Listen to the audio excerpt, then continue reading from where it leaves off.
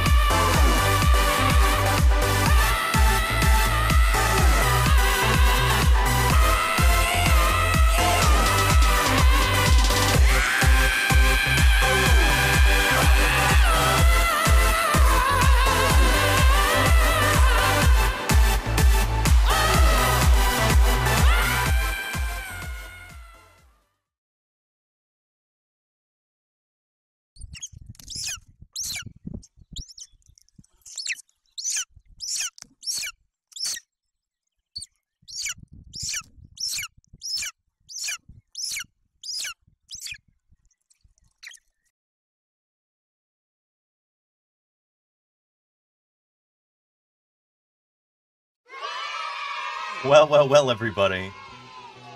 Welcome back to Paleontologizing. And a very happy Thursday BIRDSday to all of you. I'm so glad you're here. We're going to have a fun, laid-back stream today. Going to have a lot of Q&A, a lot of discussion of birds and their theropod dinosaur origins. Should be a good time. I'm glad you're here. If anybody's here for the very first time, then allow me to introduce myself real quick. My name is Danny Anduza. I'm a dinosaur paleontologist. You probably know already that a paleontologist is a fossil scientist. I work on dinosaur fossils in particular. Dinosaurs are what I study, what I publish on in the scientific literature, and what I excavate every summer out in the field. Check out the YouTube page if you're new here and you want to see our recordings of live streams from last summer in Wyoming and Utah, digging up at least 3 new species of dinosaur. One of which not only has not been described, but we literally discovered it out there in Wyoming last year. So I was pretty excited. Nowadays, I stream full-time here on Twitch. This is how I make my living, believe it or not. Doing science outreach 5 days a week. Answering your questions, trying to bring fossil science to the people. That's what the word paleontologizing means. I made it up, but it's supposed to be taking paleontology and making it a verb. We're gonna paleontologize here. We're gonna do some paleontologizing. Not just a recitation of facts, but trying to show you how paleontology works, how we do it, how fossil science is performed. That's what this is all about, and I'm glad you're here for it, everybody. We're gonna see who's here. I'm gonna scroll up to the top of chat, do some greetings, say hello to everybody, and then we'll get into some paleontologizing. We've got some fossil news to discuss before we get into Thursday BIRDSday. We've also got Metazoa. And if anybody here has got any questions at all, now is the time to ask them. While I'm rattling through all these names and greeting everybody. Everybody's got questions about dinosaurs, or about the history of life on Earth, and the changes that our planet has undergone in the past, 4.5 billion years. About 3.9 of those billion years, we've had life on this planet. We can study that through the fossil record. You've got to have questions about it. Everybody does. Do not hesitate to ask those questions. That's what these streams are for, you know? Who have we got here? Claire Burr and Kodali and Matt M33. I think we're our first 3 chatters today. I'm not missing anybody. But how are you all doing? It's wonderful to see you as always. Claire, I hope you're having a great day. I appreciate you more than you know, Claire. It's good to see you. We've got Baja Smancer and Niffler. We've got Sandwich Nom Nom, Rosand. Our closed captions are working. Beautiful. We've got Phoenix the Archaeologist and Bojangle Jenkins. Howdy, howdy. We've got Neilf and Bald Squirrel. Bald Squirrel, I feel like it's been a minute. How are you? Welcome back. We've got Chris TS. What's shaking with you, Chris TS? Howdy, howdy. Thing 1 of 2C. How you doing, Thing? Hello to you. I am Morvash is here. And I am glad that Morvash is here. Welcome back. We've got Rusty Guy. Howdy, howdy. And what is this? A dove emote. I love it. From Wildlife Cam. Good stuff, Rusty Guy. Very appropriate for Thursday BIRDSday. Sloppy Salamander, hello to you. How you doing? Paleo Lord, what's shaking? I'm glad you've returned. Hope you're having a good day. We've got... who else? Golganek. How are you doing, Golganek? Howdy, howdy. I dig those Claire Burr emotes you've got. Good stuff. Claire Burr does stream, everybody. So if you want to support Claire, go follow her and think about subscribing. She does so much work for this community.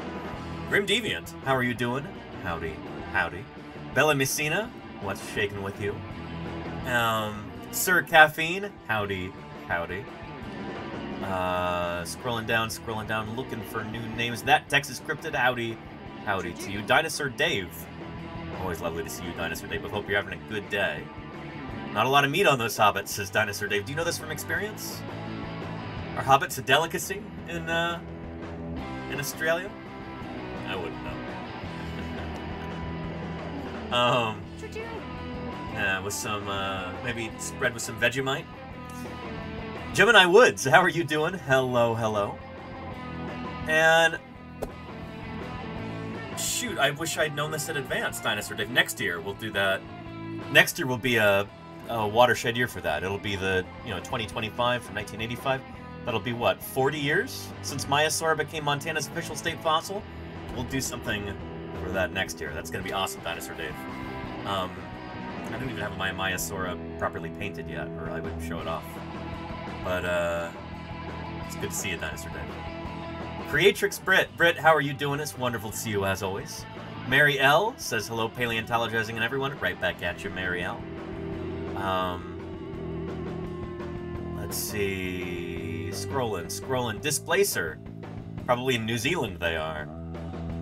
You think hobbits are traditional delicacy in New Zealand? Could be. Miss Vet says, are those butterflies? What do you mean, Miss Vet? I'm not sure I understand. Yeah. Oh, Claire is clarifying. Oh, it's right there in that word. Now these are ginkgo leaves. Yeah, not butterflies. Gotcha, Miss Yvette. Anyway, it's good to see you. And Hugh Fun, how are you doing, Hugh Fun? Howdy. And Lenina needs to stream again soon too. Yeah. I think I still have my my notifications set, so when you go live, I get notified, Lenina. That's a rare thing. I'm not following that many people, and I'm certainly not... I don't have notifications on for hardly anybody. But for you, I do, Lenina. Yeah. Tommy Ploticus. How are you doing? Hello, Tommy. And HD says, a nice Hobbit, lettuce, and tomato sandwich when the Hobbit is nice and lean. Ew.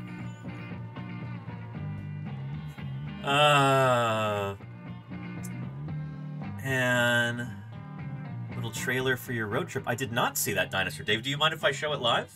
And I've got my mustache hairs are going up my nose. Ugh. But yeah. Oh, not now, obviously. Okay. Oh, go for it if you want. Yeah, we can take a look. And Indo says, nice Allosaurus top skull. What do you mean?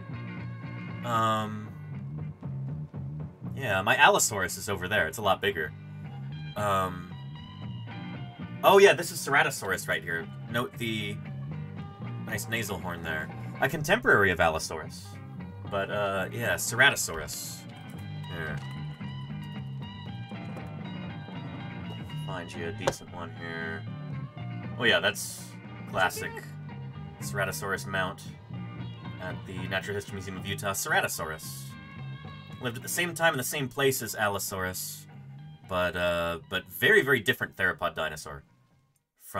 It's not a Tetnuran theropod, it's a Ceratosaur. It actually lent its name to an entire group of theropods.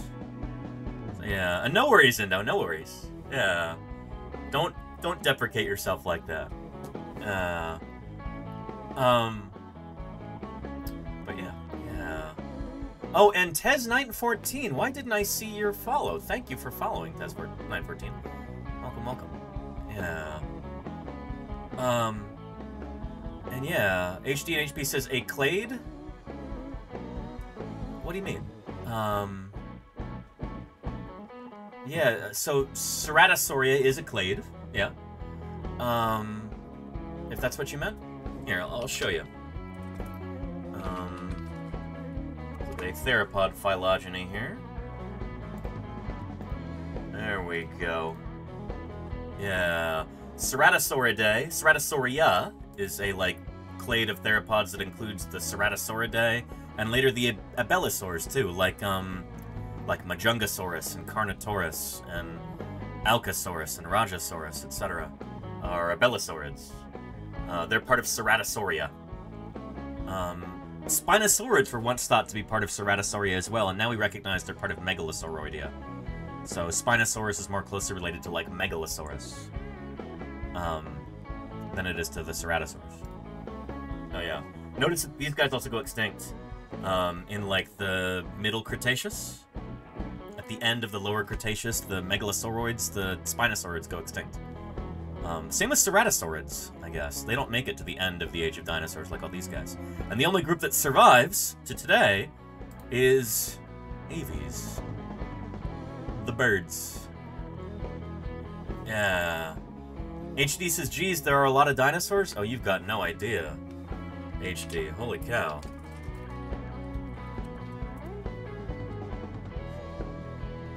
Yeah, here, take a look. Try to scoot this over. There we go. A lot of these aren't going to be valid, but there are so many different dinosaur genera that have been named. This is just the A's so far. Not the Oakland A's. The letter A's. There's C, and it just keeps going, you know? Yeah. Let's see. So, there's a lot of dinosaur names. Hope there won't be a quiz. Oh, not this week. Maybe next Friday. Yeah. 200 years of dinosaurs? Exactly, Indo. Yeah, as we were talking about a couple days ago. We were talking about Megalosaurus, you know? Yeah. So, yeah. Yeah, get into the J's, the K's. Yeah. Probably 2/3 of these are not valid. Anytime you see notes afterward, there's some sort of an asterisk. This is either a non-dinosaur or it's a junior synonym of another dinosaur, etc. But, even so, we've got a lot of valid dinosaurs, too. Yeah. And there you go. Venice Line, yeah. Yeah, Wikipedia is remarkably, Just look at that thing. It's not gonna be friendly to us.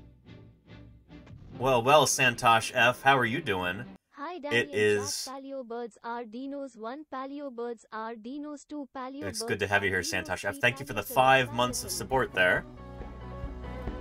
I really appreciate it. Excellent.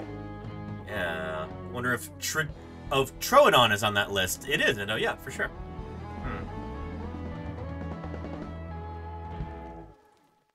In fact, it's right here. Troodon. Yeah. Troodon. Bingo. Yeah. Yeah, cool critter, Troodon. Hopefully at some point we can interview my old undergrad advisor, who's an expert on Troodon. Turtles and Chill? If the Earth is only 2024 years old, how can dinosaurs have existed millions of years ago? Checkmate. Danny Turchel hug Turchel. You got me, Turtles and Chill. You got me. No one has ever made that point before. I'm so utterly wrecked. It's good to have you here, Turtles and Chill. How are things? And how are the turtles and the fishes? I hope everybody's doing well. It's great to see. If any of you are not familiar with Turtles and Chill, you're missing out. Yeah, in fact, we've had a mention of turtles here. I think something unusual is happening. If the camera were attached to the desk, I could shake it and do you like to... Anyway. What time is it? Holy cow.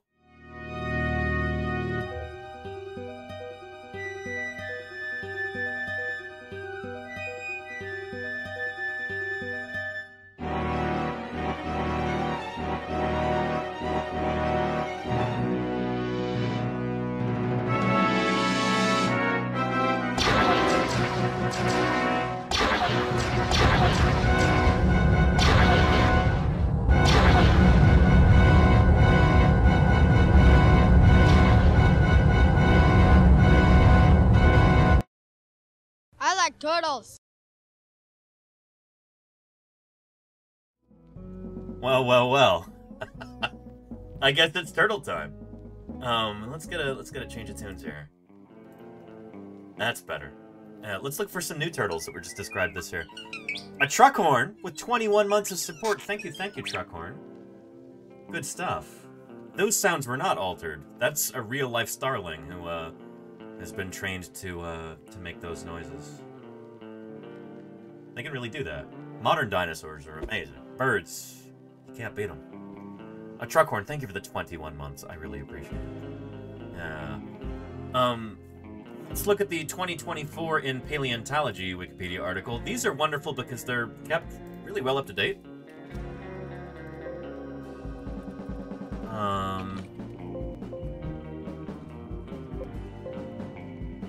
Yeah, interesting. Oh, here, I'm gonna do reptile paleontology. There we go. Turtles. Already this year we've got several new turtle species that have been named, it seems.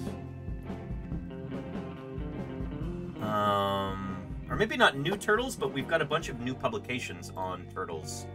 Fossil turtles. And I recognize some of these names too. Tyler Leeson, he's a turtle guy. My mentor at the University of California Museum of Paleontology, she's a turtle person. Turtles and mammals. But yeah, turtles are really, really important in dinosaur paleontology, not dinosaur, in vertebrate paleontology, and paleontology in general. Because they evolve really quickly and they're pretty diverse. Once turtles first show up during the Mesozoic, during the age of dinosaurs, they quickly become a really important index fossil. So let me see if actually I can find you a passage from that book. Michael Novacek writes about this in his fieldwork autobiography, one of my favorite books of all time. But he talks about a colleague of mine, Howard Hutchinson, who's I'm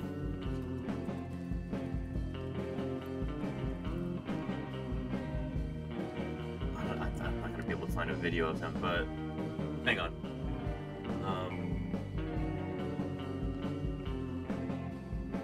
Let's find that book. It's right here. Time Traveler by Michael Novacek. Excellent, excellent book. And then I use this as an example. I know we talk a lot about dinosaurs on this channel because dinosaurs are what I study, that's what I publish on, what I dig up. And I try very hard not to be too much of a dinosaur chauvinist. Dinosaurs are just the tip of the iceberg when it comes to paleontology. Most paleontologists do not study dinosaurs. Let's see, Howard Hutchinson, 146, 148.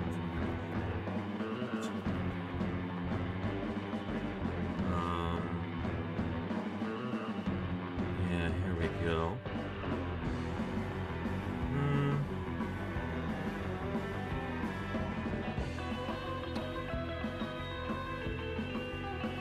Let's see.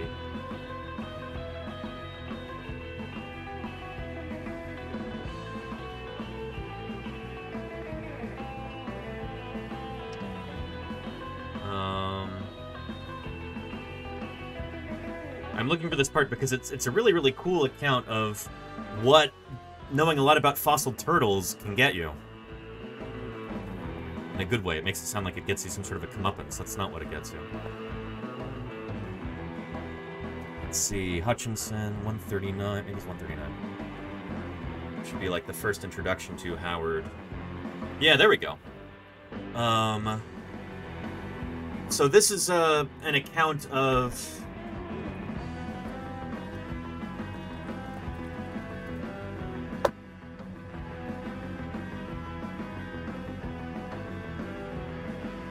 this guy, Michael Novacek. We're kind of imagine him, you know. The opportunity to go out in the field and work with a professor from UCLA who was a paleontologist.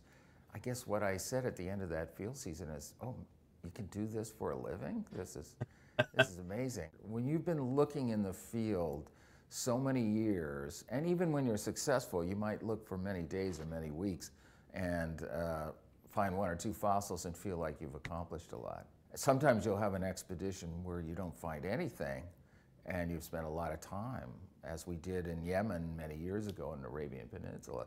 We hardly found anything there, and after much, 6 weeks of work. So after all that work and all those years, to really strike it big, you're a little skeptical that you've actually accomplished this. Anyway, Novacek is a brilliant writer, I think very, very underrated. His science writing is some of the most engaging and accessible, and there's like a certain tone that he has that's very approachable and very unpretentious, so that when you're reading this kind of a book, you don't even realize how much you're learning during that. It reads like an adventure novel, but it doesn't try hard to be too adventurous. It's not exaggerated. It's just he's got a very understated way of saying things.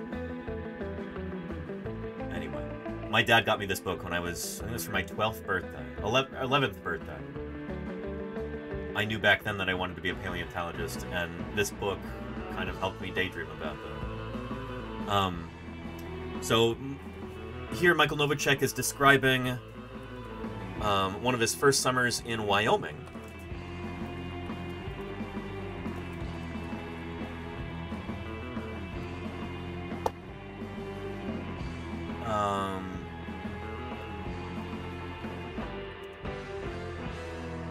And I can't find an image of Howard, but anyway, he's describing Howard Hutchinson here. He says, among our crew is Howard Hutchinson, a reserved, bearded man in his late 30s. Howard's a bit older today. Howard was a consummate collector and an exacting paleontologist. He was not a professor at Berkeley, although he certainly had the expertise to qualify him for the job. Instead, he was a museum scientist in charge of taking care of Berkeley's superb vertebrate fossil collection of 135,000 specimens. He was not at all anxious about this status or desirous of changing it. For an excruciating several years, he had worked earnestly but glacially on a PhD dissertation on the taxonomy of fossil shrews. In the meantime, he fell victim to various distractions, including turtles. These lowly creatures left their shells everywhere, through every fossil-bearing rock formation in the Cretaceous, Paleocene, and Eocene. But most of these shell pieces were nothing more than shards, from which it was impossible to recognize the species that once had that part in the mosaic of its shell. Undaunted, Howard mastered the rare skill of identifying not only the part of the shell from which a little fragment had come, but also the species, or at least the genus, to which the animal had belonged. In this way, he had established a sort of turtle shell timescale. He could often tell you were in the late Cretaceous or the Middle Paleocene by the kinds of turtle shell bits found in the rock that you were standing on. This talent put Howard much in demand, and he was constantly being asked to join expeditions in faraway places, including the islands of the Arctic, to provide his expertise on turtles and their place in time. Howard's popularity and his opportunities to travel taught a good lesson to those of us who dreamed of being chosen for international expeditions among dozens of fledglings claiming an interest in dinosaurs or early hominid fossils. Such expeditions need real experts, not just enthusiastic glory seekers. The romance and triumph would come in due course. Howard also had other consummate interests, especially sci-fi and horror books and movies. As we sat around the campfire under a sickly yellow half-moon, he terrified us with a scene-by-scene retelling of Night of the Living Dead, one of the most classically gruesome movies of all time. The point is, turtles can be your ticket to the big time. So can fossil gastropods, mollusks. So can lots of other fossils like this that might not seem like the most exciting, they may not get all the glory, but they're really important scientifically. I've had the opportunity to work with Howard a little bit in the laboratory here at the museum in Berkeley, and he's a very modest guy, very quiet, very intent on figuring stuff out. And it's just a pleasure to spend time with him. Partly because I know all these cool things that he's done. And, yeah. This is Time Traveler, Lenina. Yeah. Time Traveler is the name of the book. Maybe my favorite book of all time.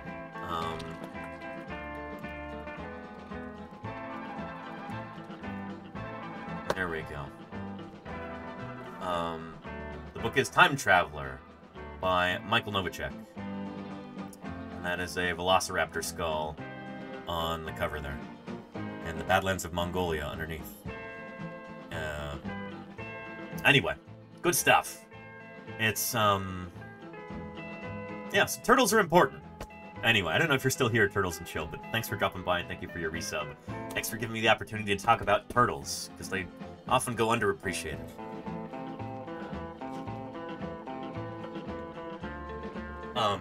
I really like the blurb on the back of this, the paperback version.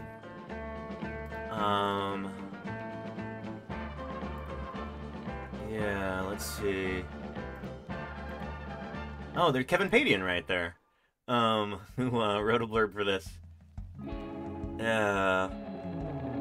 But let's see, where's the back cover of the paperback? Somebody wrote in a little blurb. It's like, if you know a young person and you would like to see them get into science, get them this book. And I couldn't agree more. You know, for somebody like in their early teens, maybe, someone you think might have a burgeoning interest in science, and you'd like to see them take that further, you want to help inspire them, get them that book. It might do the trick. It could change their life. The world might gain a scientist from that. Anyway, hello, Trooper2112. How are you doing? Welcome back. Yeah. Here, let's continue with that, actually. Let's see what else Novacek has to say here. You're a little skeptical that you've actually accomplished this. It doesn't quite seem to be believable. I do love the vast openness and the beauty of a desert. I'm a desert kind of person. Me too. You know, I always say paleontologists don't like trees because they block the view. You know, they hide the rocks. So deserts are great places. And Mongolia, especially where I'm working now, is fantastic. And we've actually worked there now over 20 seasons. So we've been there a long time.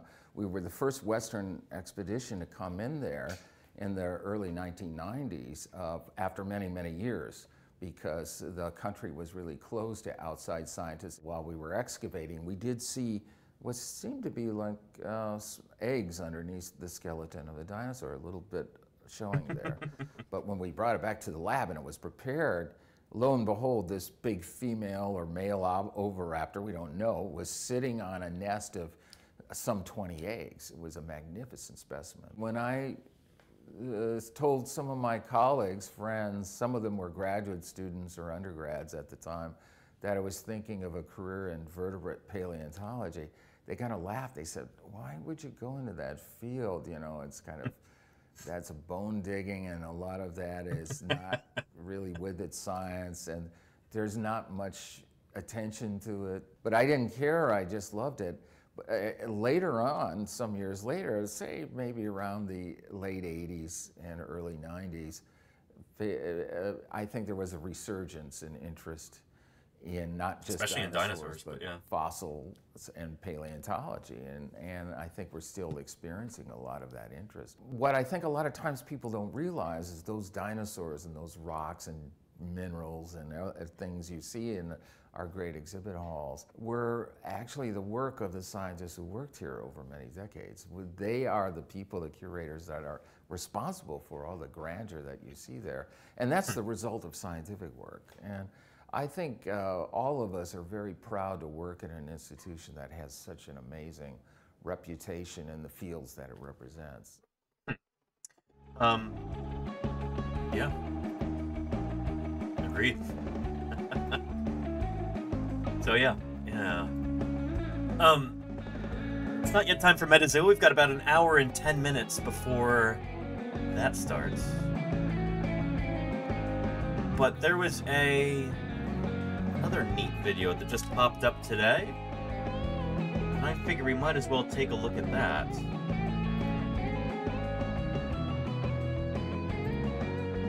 I try and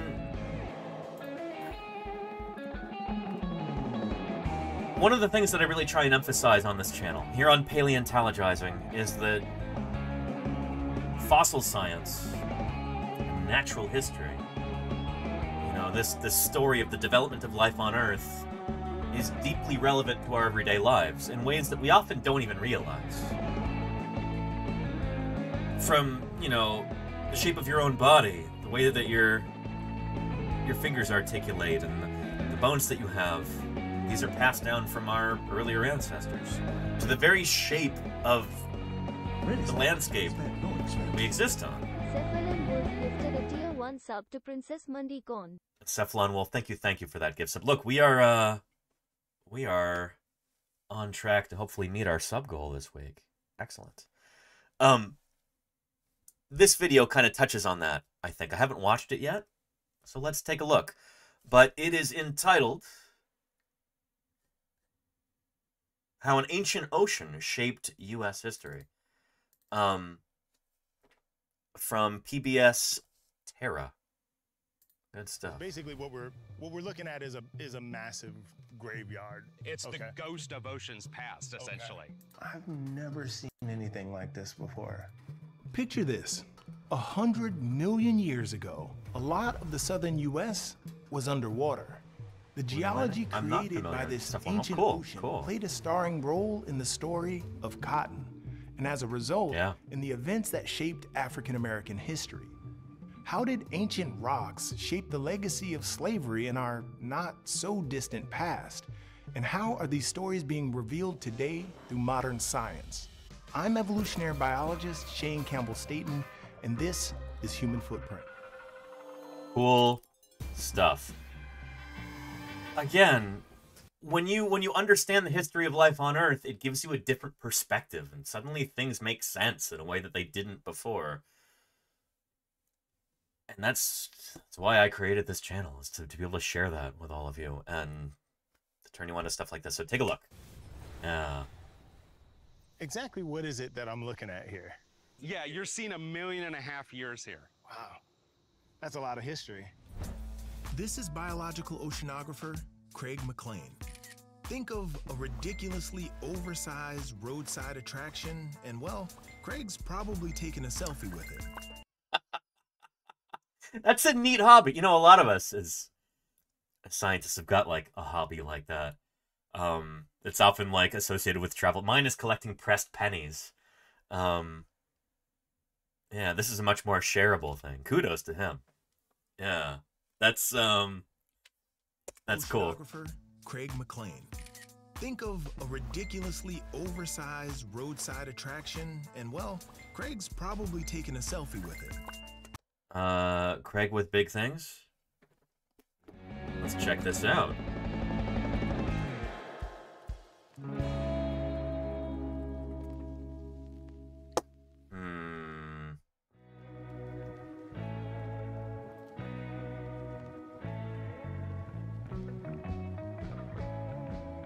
Yeah, there we go.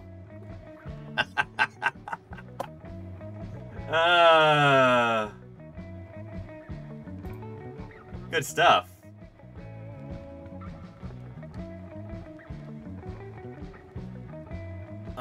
Oh, and here's one from this video.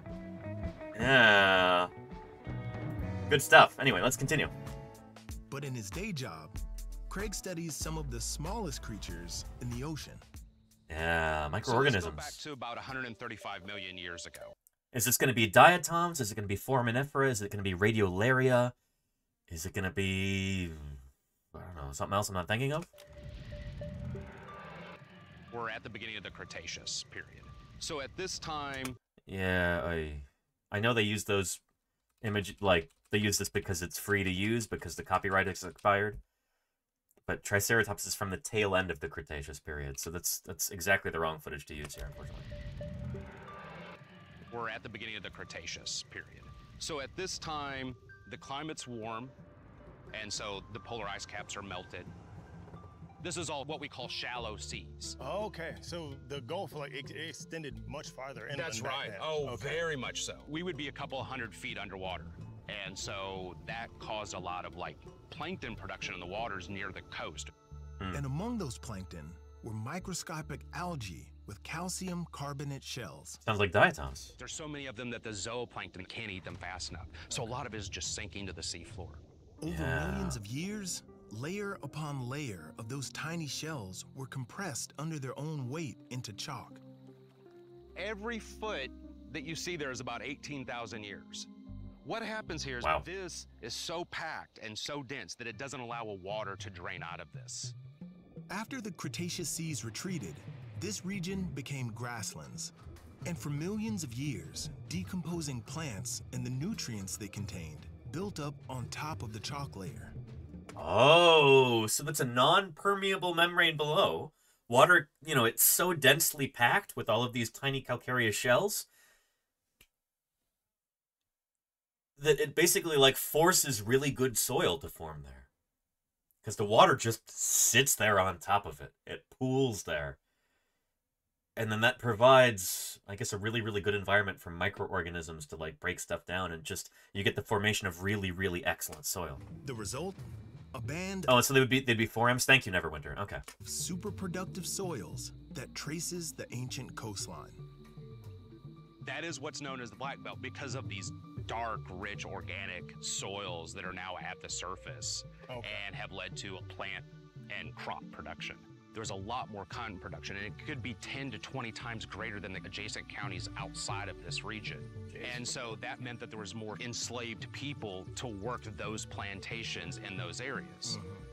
It's kind of hard to wrap my head around thinking about, you know, the events of African American history being shaped by like deposits of millions of years of dead microorganisms. Yeah. That's crazy. The planet may have set the stage for what would happen next, but the story of cotton was written by people and the decisions they made.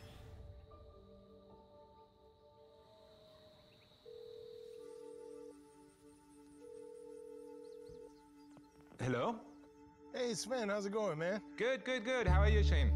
Even on sabbatical in Florence, Italy, Sven can't stop thinking about the roots of global capitalism. He's written Wow, this guy must be so tall. Look at the size of that coffee cup compared can't to him. stop thinking about the Look at that. He must be a giant. roots of global cap. Did you see that? He must be 20 feet tall. Wow. Global capitalism. He's written an award-winning book on the subject, and at the heart of the story is cotton. You walk into a store and you can buy a t-shirt for a few dollars. You can buy a pair of jeans for a few more dollars. You know, it's almost like the air we breathe. But this white, fluffy fiber, once we start looking into its history, that allows us to understand how the world in which we live in today came into being.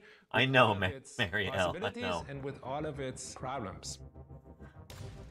By the late 18th century, the French Caribbean colony of Saint-Domingue, present-day Haiti, was the world's top producer of raw cotton. But in 1791, enslaved African workers revolted and overthrew the government, essentially bringing cotton production to a halt. This is one of the only, like, it might be the only large-scale slave rebellion in history that actually succeeded. And there are people all over the, I don't know, there are various, like, fascist parties around the world that talk about reinvading Haiti to this very day, because they're still salty about this.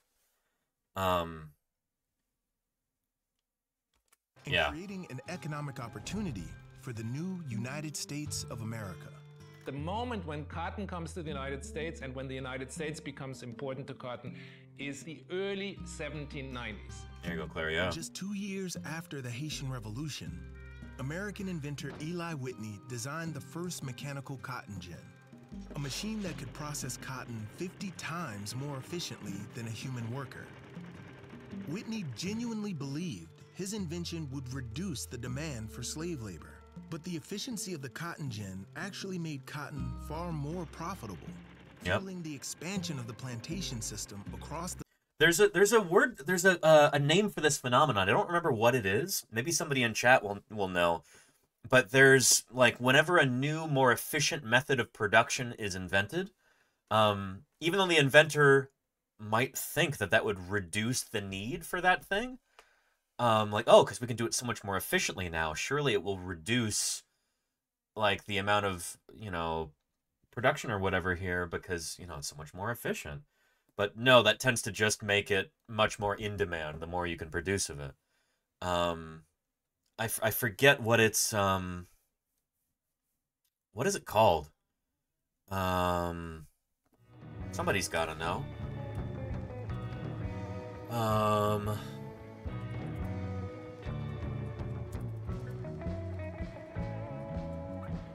Phenomenon by which more efficient production increases demand.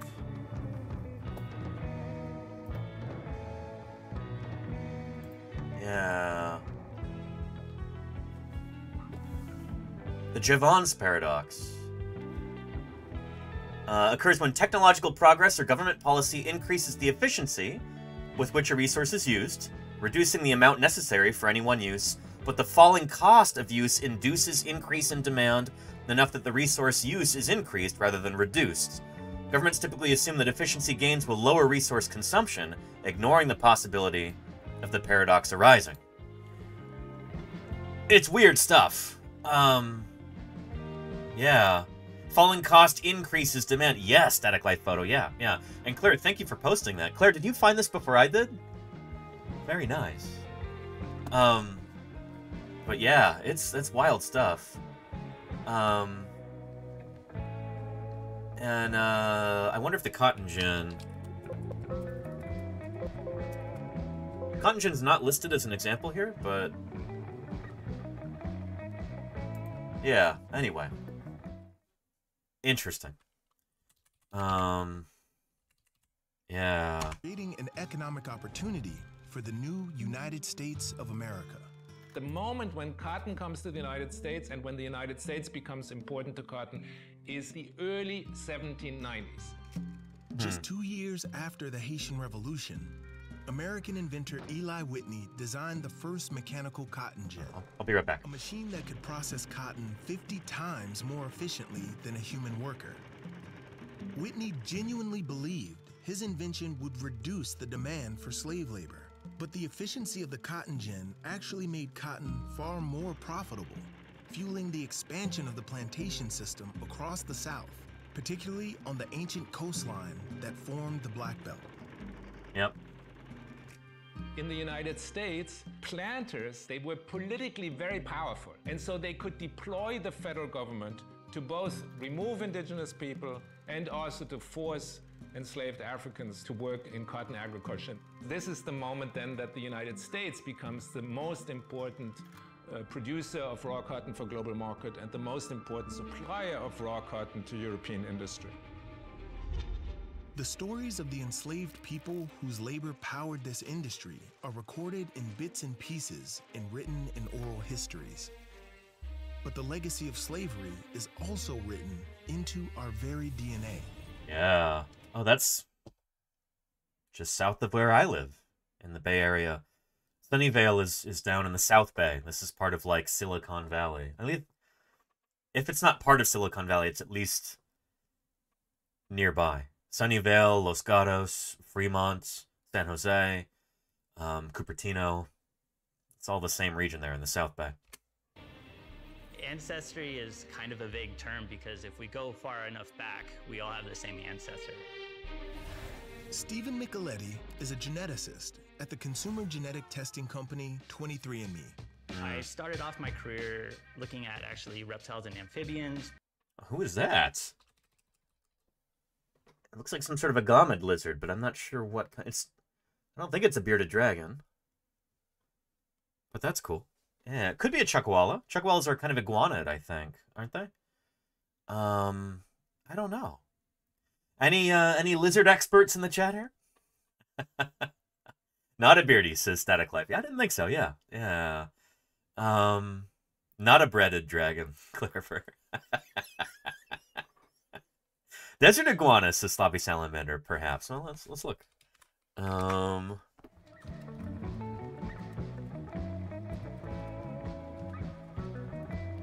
desert iguana, not desert iguana, and it doesn't... Yeah... The color looks very different.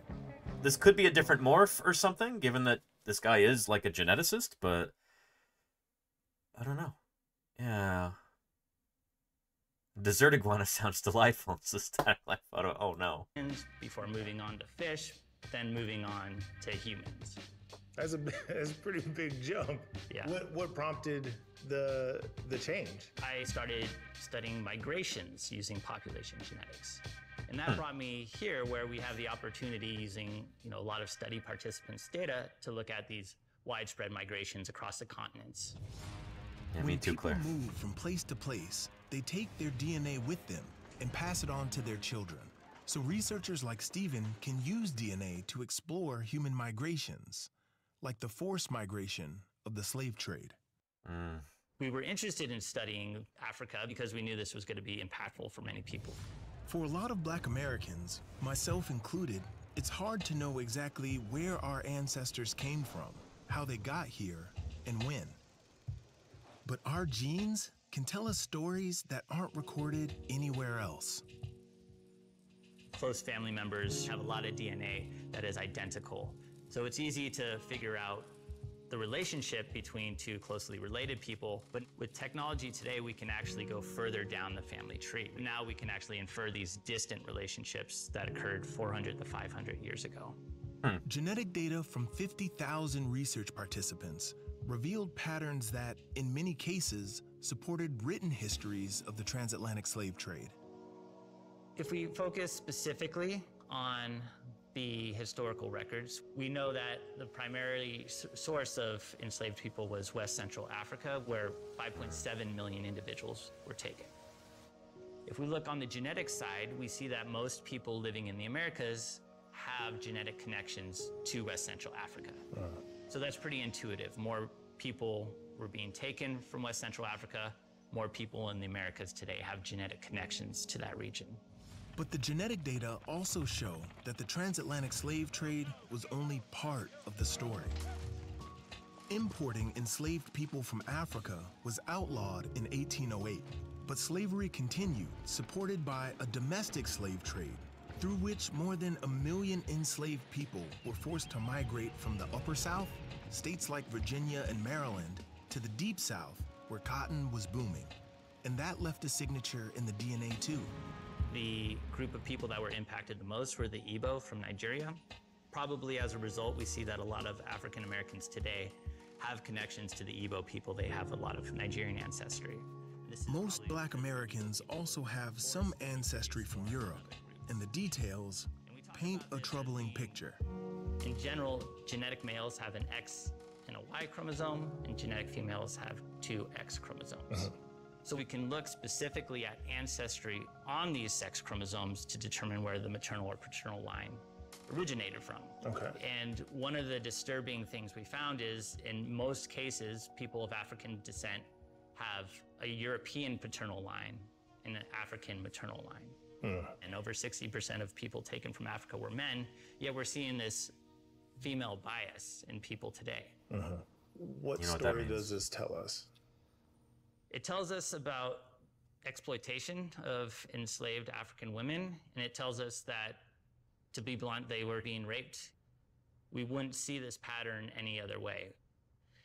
And we know that slavers were taking advantage of enslaved women.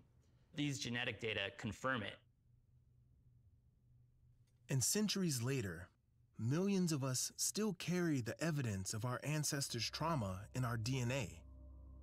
For Stephen, delving into his own family's DNA came with some unsettling discoveries too. Let's start by looking at the ancestry composition report. And this is actually for my grandfather, who recently passed away. We found that his maternal haplogroup, which is his maternal genetic line, actually assigned directly to this L3F1B. This is uncommon among 23andMe customers, but we know that it's very frequent in African populations. And for me, what this means is, I know his grandparents came from the Carolinas. It's likely that somewhere along the line in our family history, we had a slave owner, and at some point they reproduced with likely an African enslaved woman. And we have African DNA in our genome because of this. Now, when you saw these results, like, did this sort of change your understanding of yourself in any way? This is telling the tale of my family's history that I didn't know about. And it is deeply disturbing. I welcome diversity in my genome. I think that's great. I just don't like how it got there. Yeah. I can understand that. Our heavy identities stuff. certainly aren't determined by our genes alone, but they're not disconnected from our genes either.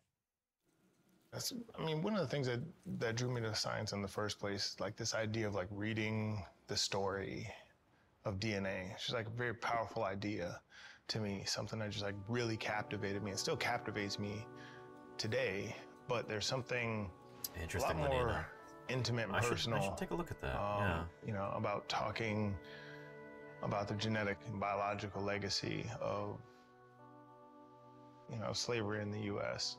And all of those things are intertwined, right? Both culturally, but literally intertwined in the fundamental building blocks that make up my cells. In our double helices. It's just closer.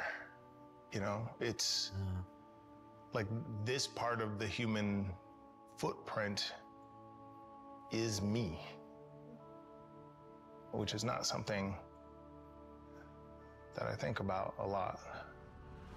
Of course, DNA isn't the only way you can still see the legacy of slavery. It's also part of our politics.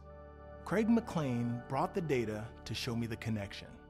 So this is a geologic map. The different colors here sort of represent different types of rocks and rock formations. We've talked about geologic maps many times on this channel before. I've seen reproductions of this particular one here, kind of showing that broad swoop like that. And this, you'll see what it corresponds to here. Formations, right? And what you can see here is that this green band is what that sort of limestone chalk that we were standing on. This is what eventually becomes the belt. That's right. That is the sort of chalk deposits that begin the black belt. Okay.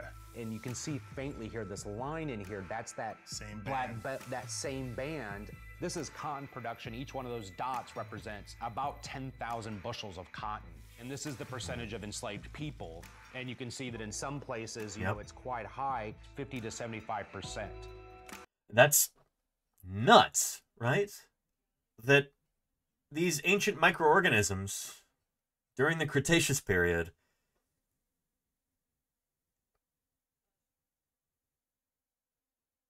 these today are reflected in the history of slavery in the American South and in people's genomes today. I mean, that's wild, right? When I talk about paleontology being relevant to everyday lives in ways that we don't even realize, this is what I'm talking about. You know, throughout that band. And of course, as you go further north and further south, those percentages really begin to drop off. This is harder to look at than I thought it would be. I can imagine so. Yeah. So where do we go from here? So this is more recently, and this is the black population by county through the South. It's the same band over and over It's again. the same. So once those enslaved people were freed, a lot of them stayed in those same regions. How do these demographics then translate into politics? Okay, so this is the 2008 presidential election. And so it's that same band, right? African Americans on average typically vote Democratic, and so in these cases, although that's kind of declining today, we can talk about how the Democratic Party has really kind of flubbed that recently. But yeah. in a sea of Republican counties, they're Republican dominated. These counties often vote primarily Democratic. This is crazy. This is crazy. Right, and it continues to play out. So this is the recent 2020 election. Wow. So it continues to play out over and over and over again. I've never seen anything like this before. The patterns Craig is showing. Yeah, Finder Keeper. Yeah, that reversal there. The Southern strategy with Nixon, I think it was. Me only appeared after 1965, when the Voting Rights Act was signed into law. There we go. This is exactly what Finder Keeper is saying here. Yeah. I've seen anything like this before.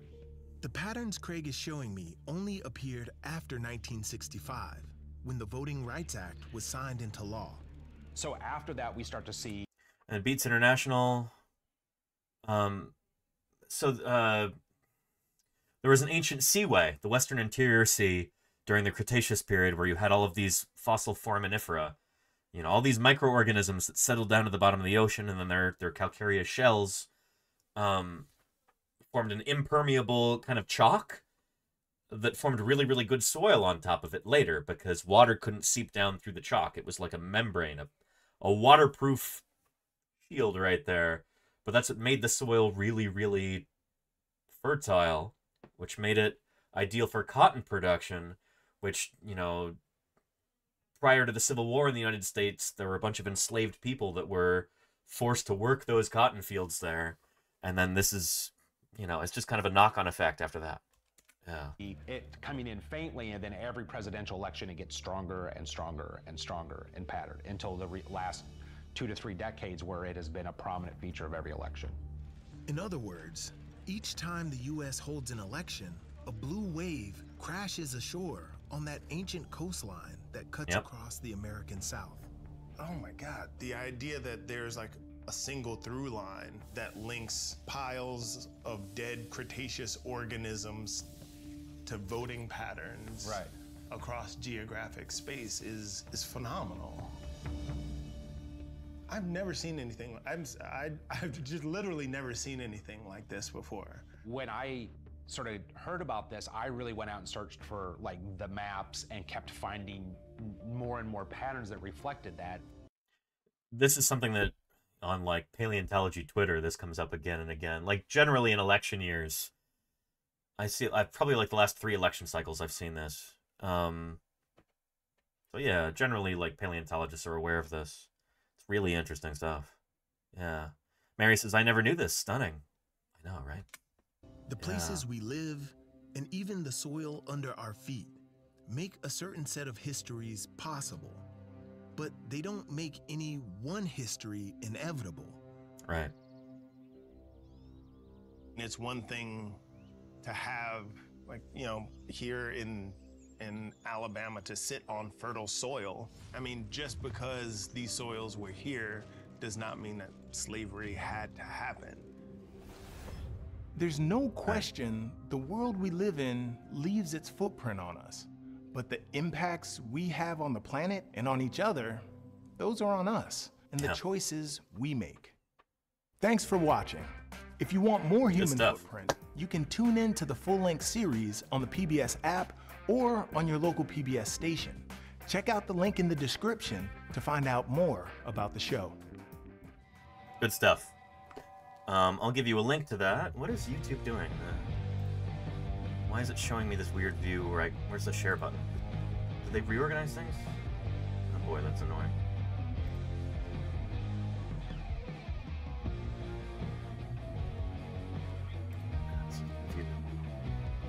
It's like either there's a bug or they just reset the UI while we were watching.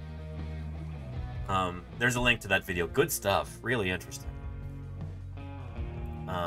And let me see if I can find the thumbs up button here somewhere so it'll continue to recommend things like this to me.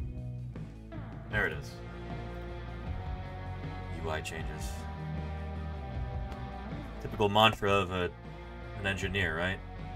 If it ain't broke, it just doesn't have enough features yet. Hello, Moon Pie. How are you doing? We're getting a cat visit here. We'll see if... Do you want to come up here, Moon Pie? Come here. Anyway, thank you for... I know that's not like the most fun, cheery thing, but this is important to talk about, and that's as harrowing as it is, that's a beautiful example of how geology and paleontology, the ancient past, shapes our lives even today. And so I hope you got something out of that. You know? Yeah. Come here. Come here, Moon Pie. Yeah, come here. There you go. Yeah. There you are.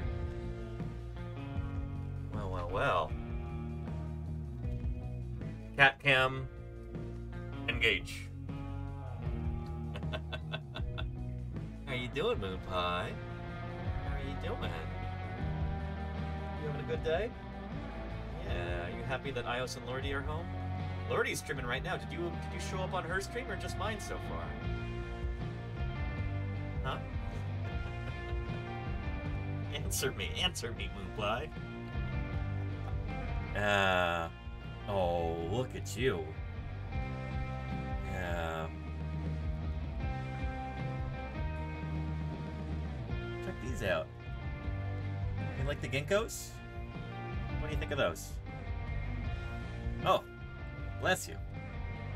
Gesundheit, Moon Pie. Gesundheit. Yeah.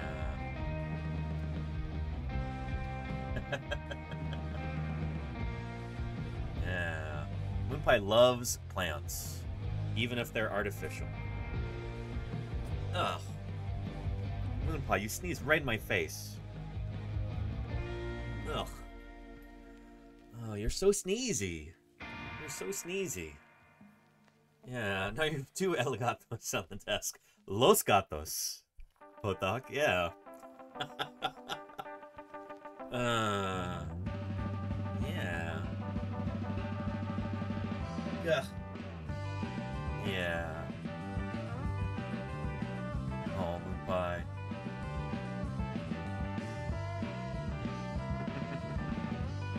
She is pretty, isn't she? Yeah. Beta Sucus. What is... That almost sounds like a Pseudotsuchian or something thing, one of two, but we can do that.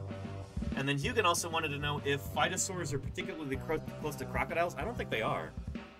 I think phytosaurs... I think crocodilians might be closer to dinosaurs than they are to phytosaurs. But I'm not 1,000,000% sure about that.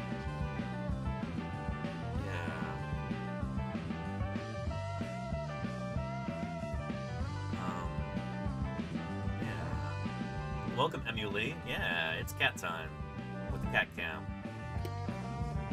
You knocking things over? Yeah. I had to keep some tissues on my desk. You got mocos on your face.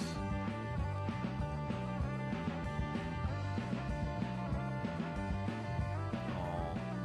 Well, let me see now. Well, I'm glad you appreciate something about this channel. Oh, Moon Pie.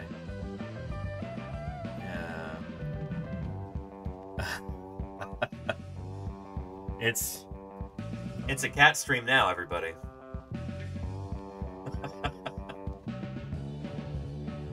Oh, Moon Pie. Yeah. Yeah. Good stuff. Good stuff. And Jerry at Rick, another Hesperornis illustration. Hi, back right. Right there. Oh, sorry, wrong one. It is indeed. Yeah, that is Hesperornis right there for Thursday BIRDSday. Yeah. Yeah. You need green cats. You can chroma them out when necessary. I can just set the chroma key color to black instead. And that way I also won't have any hair. Yeah. Oh. Get your face out of there, Moon Pie. That's ice. You don't like ice. Yeah, you don't like that. Do you want some brushing? Let's do some brushing. Huh? Yeah. Yeah. There you go. You gotta be careful with Moon Pie, because she really likes being brushed until she doesn't. And she won't let you know until she gets mad. Like, there'll be no warning. She'll just swipe with her claws at a certain point. No other indication.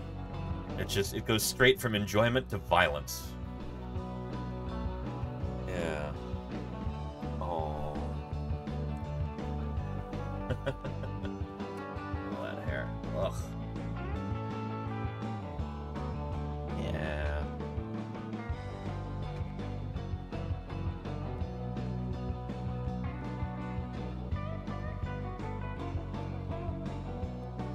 What are you looking at? You love the plants. You love them. Oh. You're purring. I assume you're still okay with this. Use your words, Moonpie. Use your words. Yeah. Oh.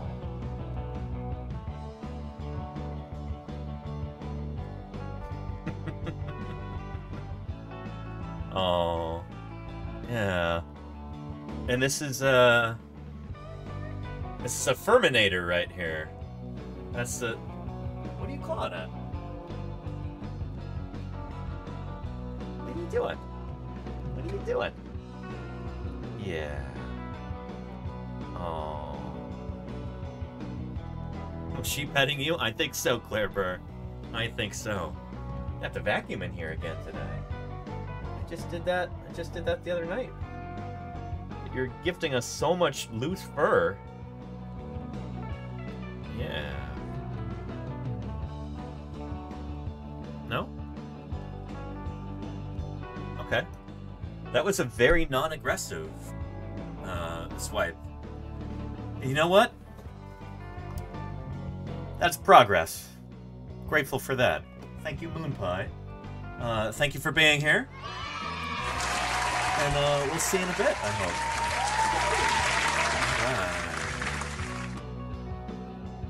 Right.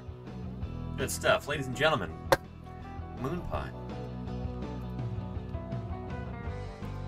We've got half an hour until we can do today's Metazoa. But, yeah. Let's take a look at Betasuchus here. For, who was it in the chat? I remembered the name. I remember the name of the taxon. I didn't remember the name of, the chatter. Let's see. Let me look. Who was that? Oh, that was Thing? Okay.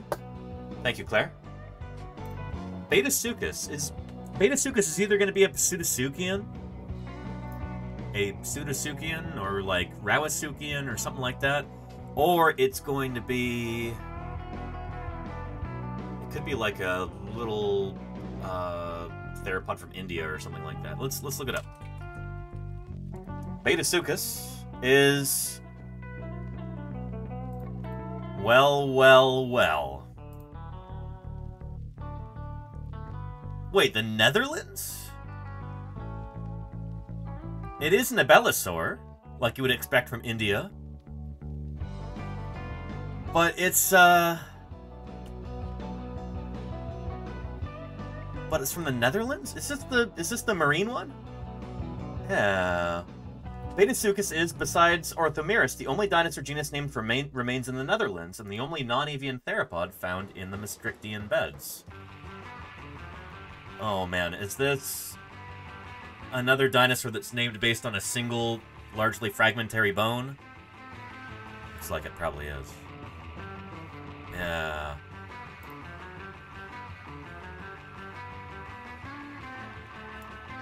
So it's fossil holotype BMNH 42997. Now NHM are 42997. It's in London, I guess. Is a part of a right femur. This is an entire dinosaur genus named based on a fragmentary thigh bone. Not the best. This is not... I'm guessing this was named a long time ago.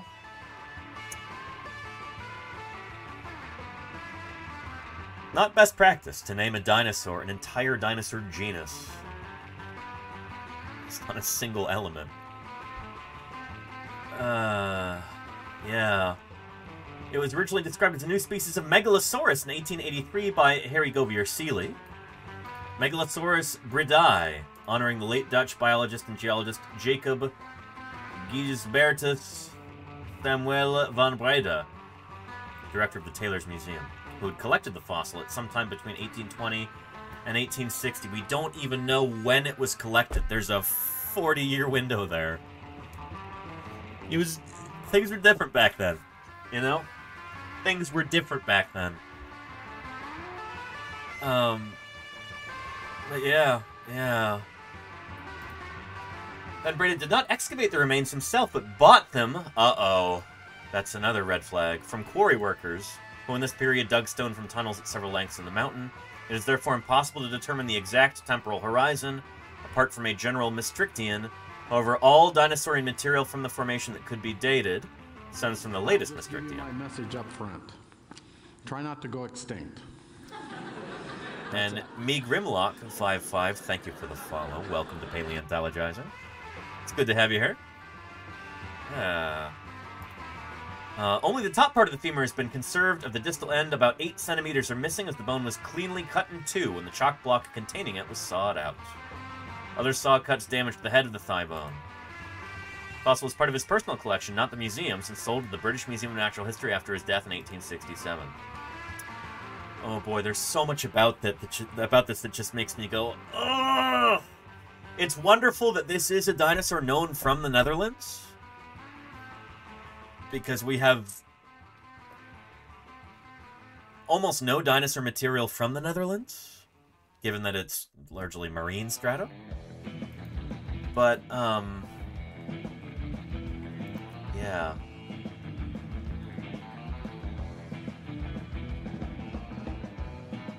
Yeah. So, some authors have considered it an ornithomimid, but Lelouf and Eric Buteau in 1991 concluded it was a small abelosaurid, close to Tarascosaurus.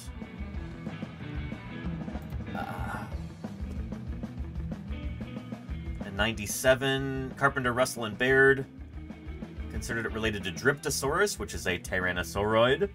That's one of two moderately well-known dinosaurs in New Jersey, Dryptosaurus and Hadrosaurus. Yeah. But yeah, not a whole lot to say about this, I guess. Maybe we can look at one of the original papers, except Lordy! Hello, Lordy. How are you doing? It's wonderful to have you here. Lordy and their 15 raiders are about to get flattened by dinosaur content.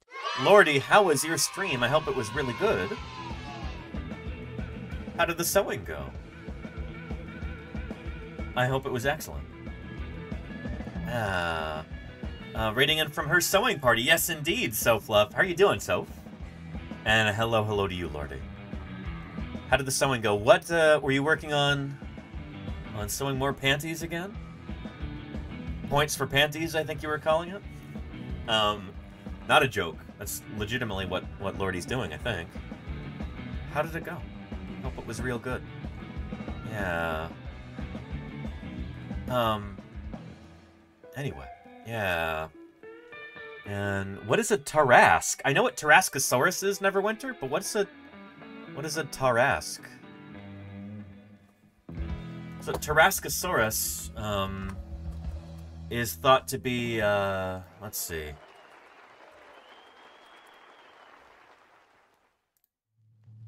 While Pod can't process the fine points. So Tarascosaurus is thought to be a dromeos, or excuse me, an abelisaur. Yeah, here. Take a look.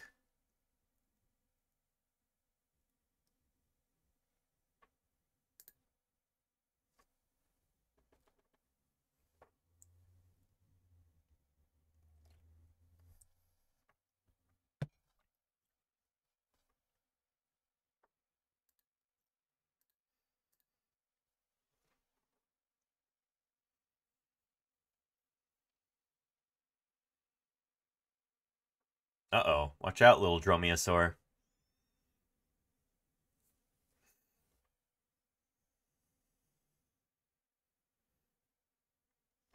This is from Dinosaur Planet, which came out in 2004, I want to say. Yeah.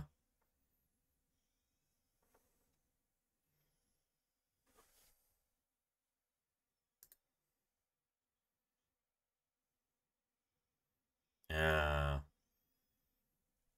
And Alzorus says he's so fluffy. I mean, they should be fluffier, really. These guys had feathers all over their bodies and, like, big, like, wing feathers. It would have looked kind of like an eagle or a hawk. Here, this is just, like, kind of a downy fuzz. There should be, like, full-on feathers, you know? You know, it should look more like this. Or like that. Or like this, you know? Birds are themselves dinosaurs. They evolved from dinosaurs that looked a lot like this. Yeah. Uh-oh.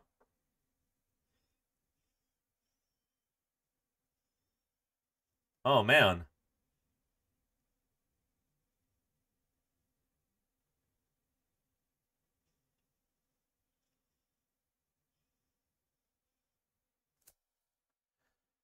Yeah, earthquake, anyway. Yeah, Tarascosaurus.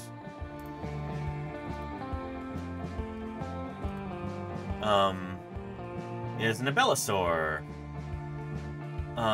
So these guys are really important components of Gondwanan faunas in the late Cretaceous. It's not a bad depiction right there. Yeah. They're cool critters. They're really cool critters.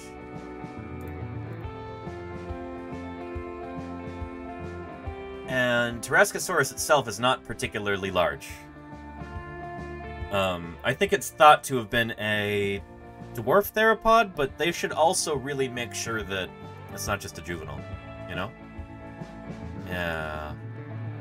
And McGrimlock says, your room is awesome. Thank you, McGrimlock. Hey. I appreciate that. Welcome, welcome to Paleontologizing here. Good to have you. Welcome to my office. Do something about how different these cameras are. I reset this recently. Does that help at all? Maybe a little. Does that blow us out here a little bit? F. 3. That should be better. Anyway, yeah. And Mark Melbourne, Nova C Odysseus has landed on the moon. It's transmitting with a faint signal. Excellent. Mark Melbourne, excellent. Good stuff. Yeah. But yeah. HD says, to be fair, she is wearing heels. Yeah, it does make her look a bit taller. Still, not a very big theropod there. Dinosaur Dave says, been playing around with creating a metazoo, but for dinosaurs with data scraped from Wikipedia. Interesting. Oh, that's going to be tricky, though, because the phylogenetic positions of different dinosaurs move around a lot. But I bet you know what you're doing, Dinosaur Dave. Yeah, yeah. Still super crude, but it works. IT takes about 5 seconds to set up. Just need to follow link to a web page, paste in the code, and click run. Oh, cool, Dinosaur Dave. Very cool. Oh, that's super neat. Instructions. Oh, cool.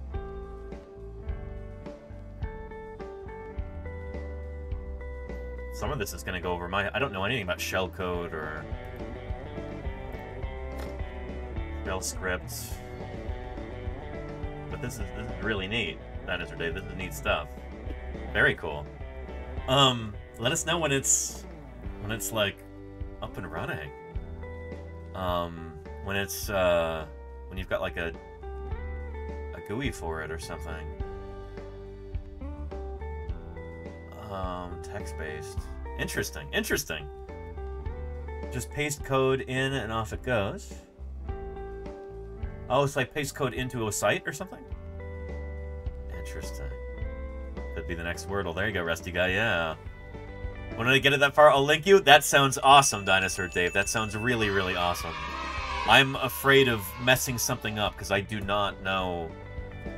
I am not a programmer. I'm not a coder. Yeah. Sites listed in the instructions. I saw Dinosaur Dave. Thank you. Maybe I'll check that out after stream today. Cool, cool, cool. Yeah. And HD says, it reminds me, where did your lava lamp go? It's in a box right now, HD. Yeah, I haven't unpacked it since I moved in here. But maybe we'll put it up for old time's sake one of these days. Here. Yeah. I know how to copy-paste Sloppy Salamander, my goodness. I promise I'm not as dumb as I look.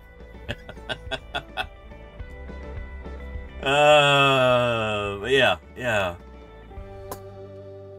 Anyway, what were we talking about? Oh yeah, Beta-Suchus. Let's see if we can find an original paper here. A lot of these are just going to be too old. They're not even linked here. But we'll probably be able to find this paper here, 1883. That'll probably be in this tome.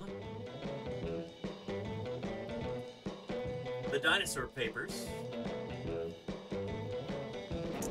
Will probably be in here.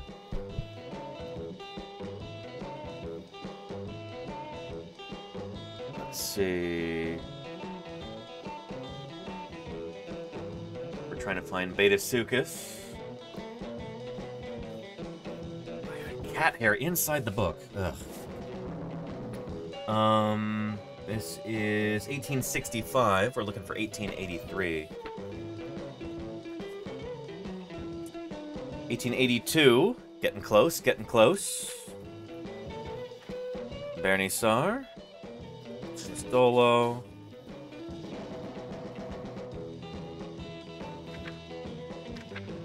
Oh, beautiful there. Iguanodon.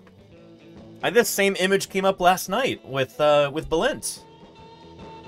We were talking about this critter here, Iguanodon, how the tail is broken right there. Like, the tail literally, the tail is broken.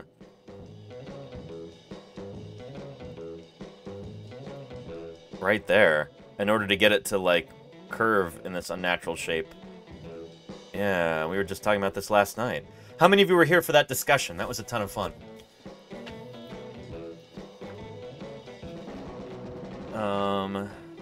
Come on. 1887, too far. Actually, this paper might not even be in here.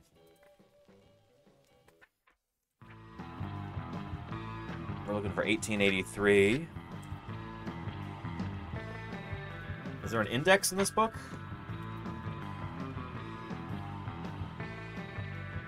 Yeah. It's rudimentary, but...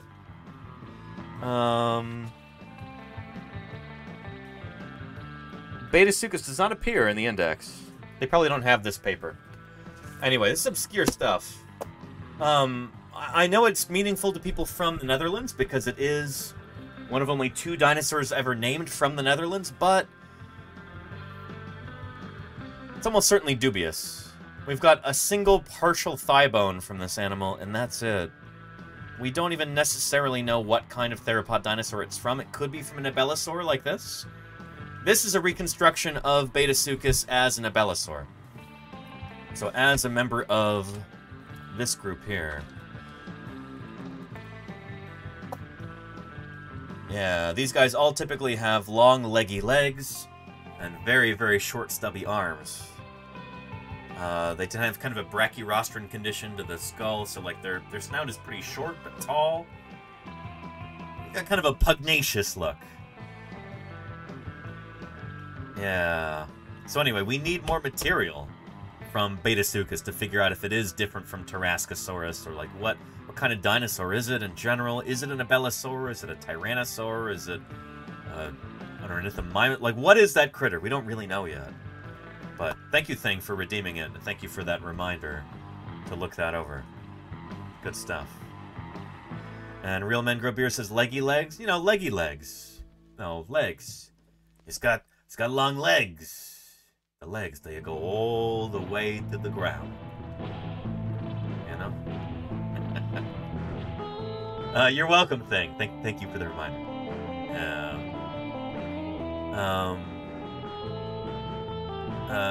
Champsasuchus. Alexander, I like that. I like that. Yeah. Why not Suchosuchus? The crocodile. Yeah. Yeah. Anyway, good stuff.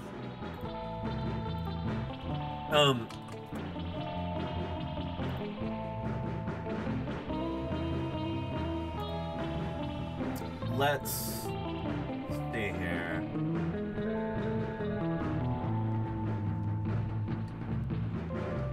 Let me see if there's anything else, you know, given that Betasuchus was originally named as a species of Megalosaurus back in the day. Let's see if we can find any Megalosaurus videos from this past week. Let's see here. Yeah. So search Megalosaurus, sort by time. And we get this. February 1824. So we did a big stream about Megalosaurus just the other day on the 200th anniversary of its discovery.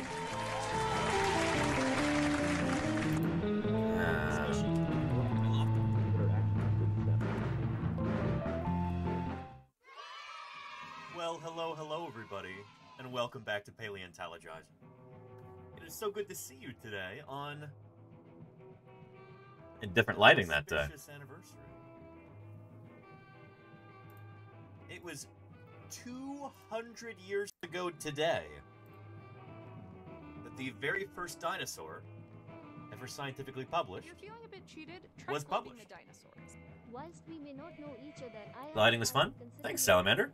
Yeah. I appreciate that, Hugo. Likewise. Thank you for. We can do all kinds of cool and fun things with lighting here.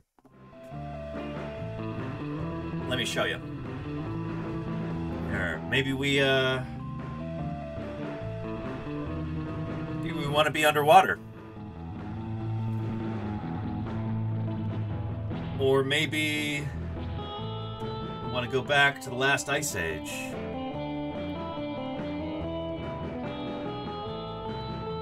Maybe we'll experience a sunset.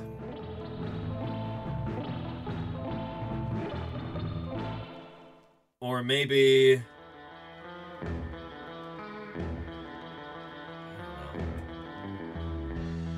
something like this. Or maybe something like that.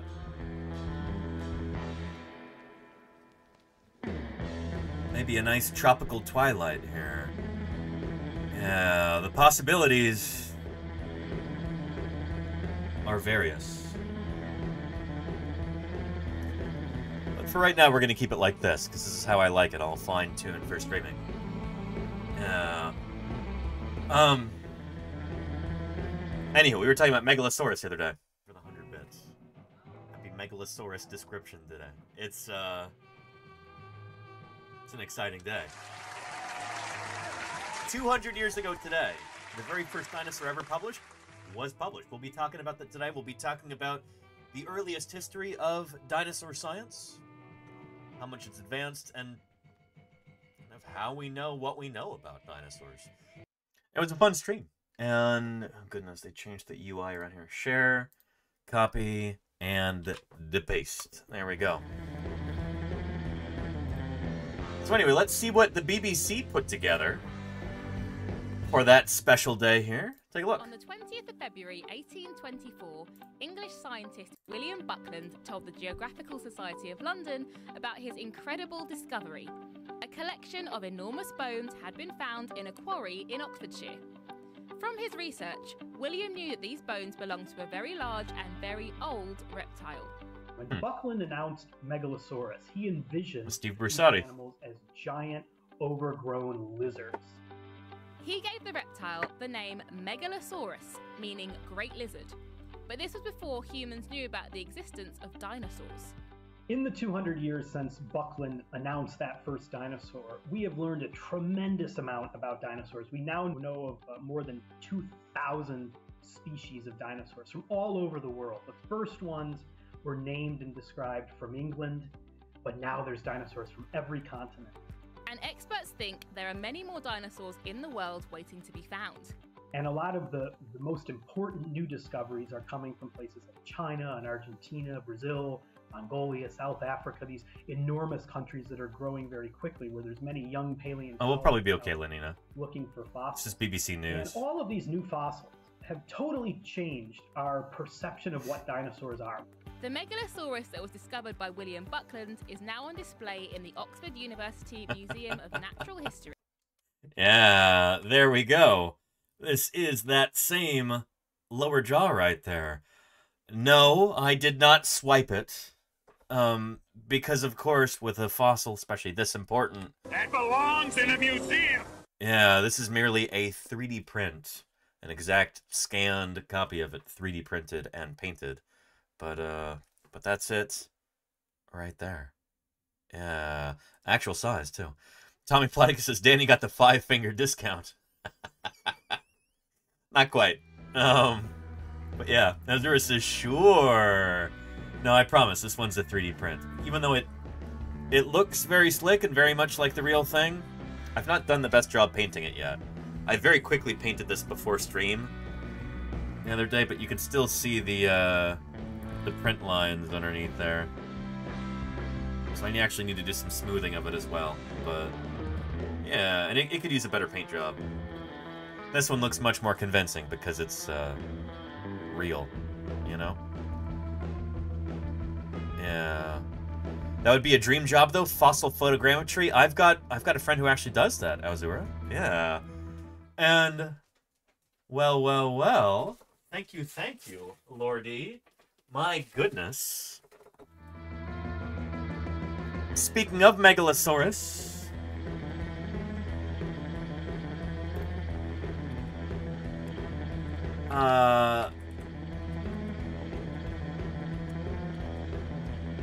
where was that? Species of dinosaurs, but now world waiting to China and Argentina quickly with fossils have totally changed. William Buckland is now on display in the Oxford University Museum of Natural History. A reminder of where...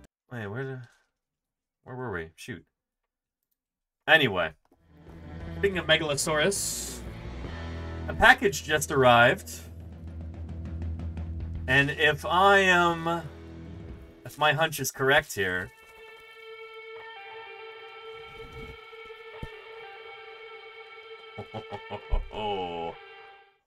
ho. You ready for this?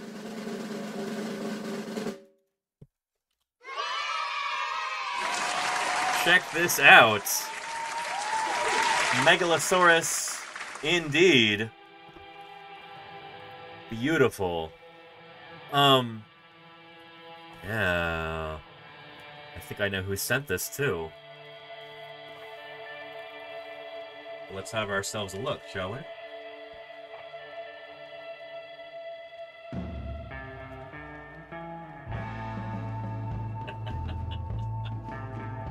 Well.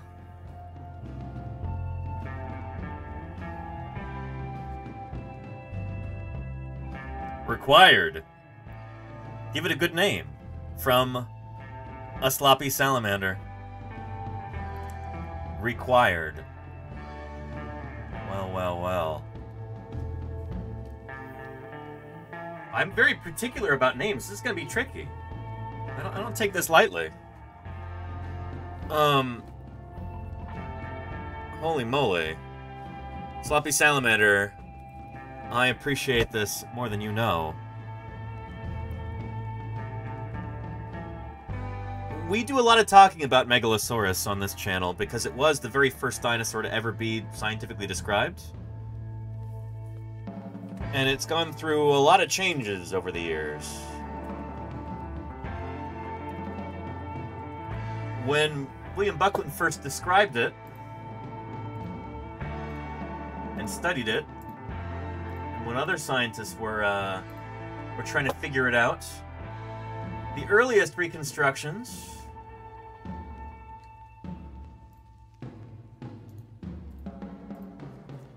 looked like this. This is originally what they thought Megalosaurus looked like, because they only had a very small handful of fossils. Basically, all they had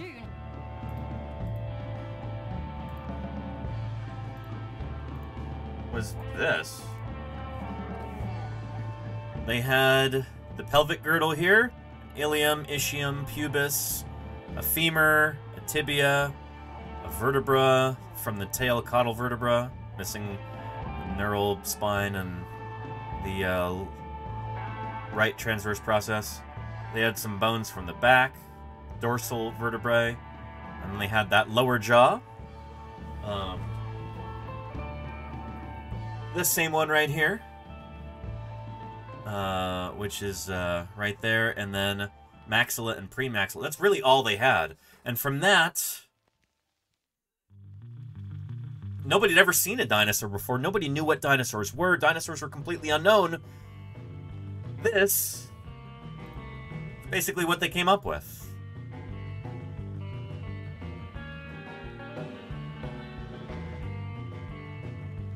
And Brian Kinney for life. Hey, welcome, welcome. It's good to have you here. Yeah. And good afternoon to you too. Fall on the blinks. Welcome, welcome. We've been talking about Megalosaurus this week. When I try and show people what Megalosaurus looks like today, what we now understand about this animal, I always find myself returning to this particular image. There's a company that makes these exquisite dinosaur models, and models of other extinct vertebrates as well. It's called PNSO, and this is their Megalosaurus here. And now, Sloppy Salamander has very generously purchased this off the wish list for me. And so, let's open it up. Edward, the Megalosaurus. Why did they think it walked on all fours? Because they knew that it was a reptile back then.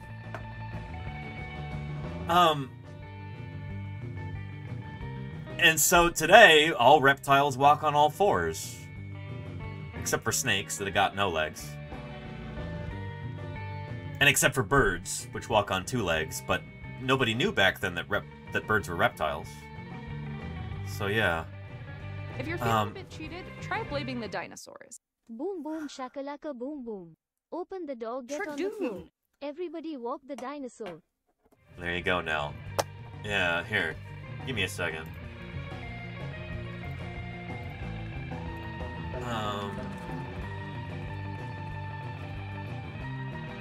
Yeah.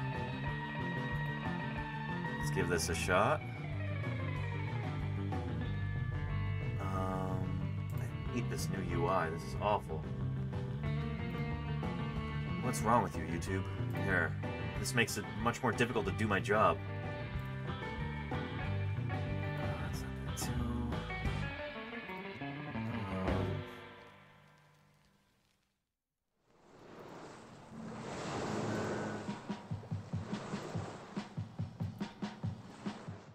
There we go.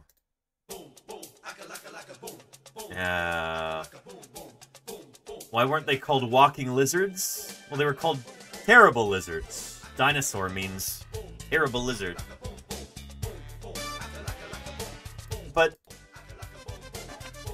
the cool thing about this back then is even with such limited fossil material, people like William Buckland, Gideon Mantell, Richard Owen,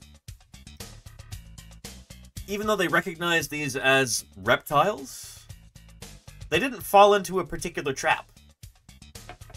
They didn't think that these animals had sprawling limbs out to the side, even though all reptiles, except for birds today, have got limbs that go out to the sides. They've got a sprawling gait. So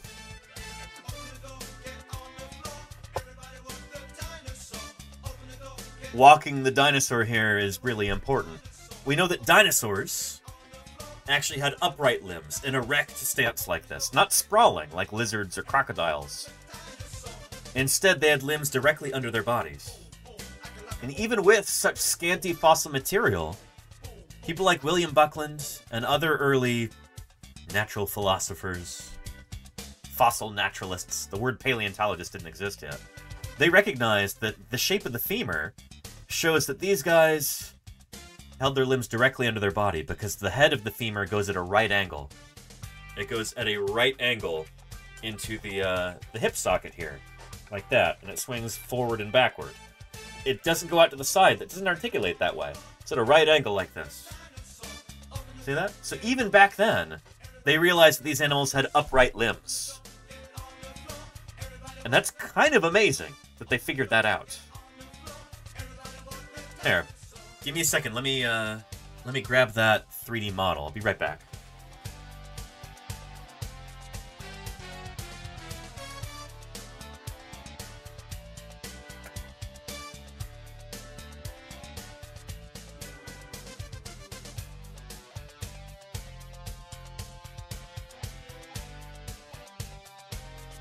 There it is. So when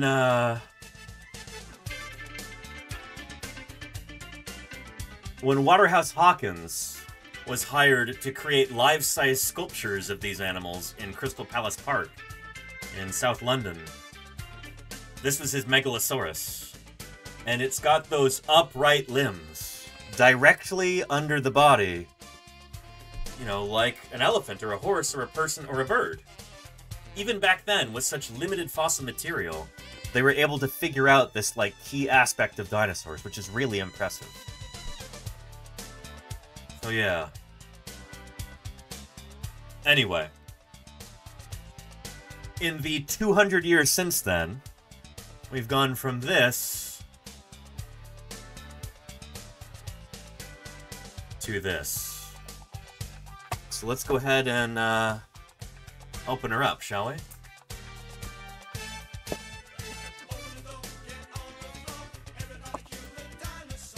Yeah. This is pretty extraordinary stuff. These are some of the best dinosaur models you can get. PNSO does phenomenal work. Phenomenal work.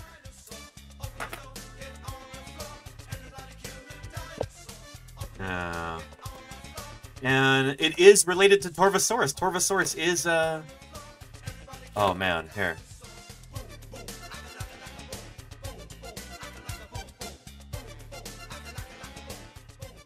Torvosaurus is indeed a megalosaur here.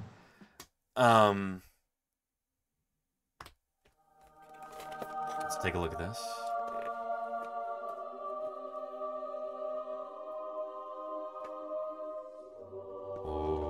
Fantastic.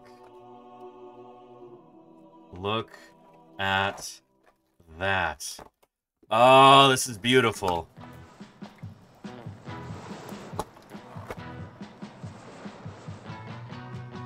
Yeah, in situ. There you go, Mwamla. Yeah. Oh, man. Look at that. Absolutely exquisite. Look at the paint job on it. Not just the detail in the sculpt, but we've got an articulating jaw as well. Yeah. Look at that.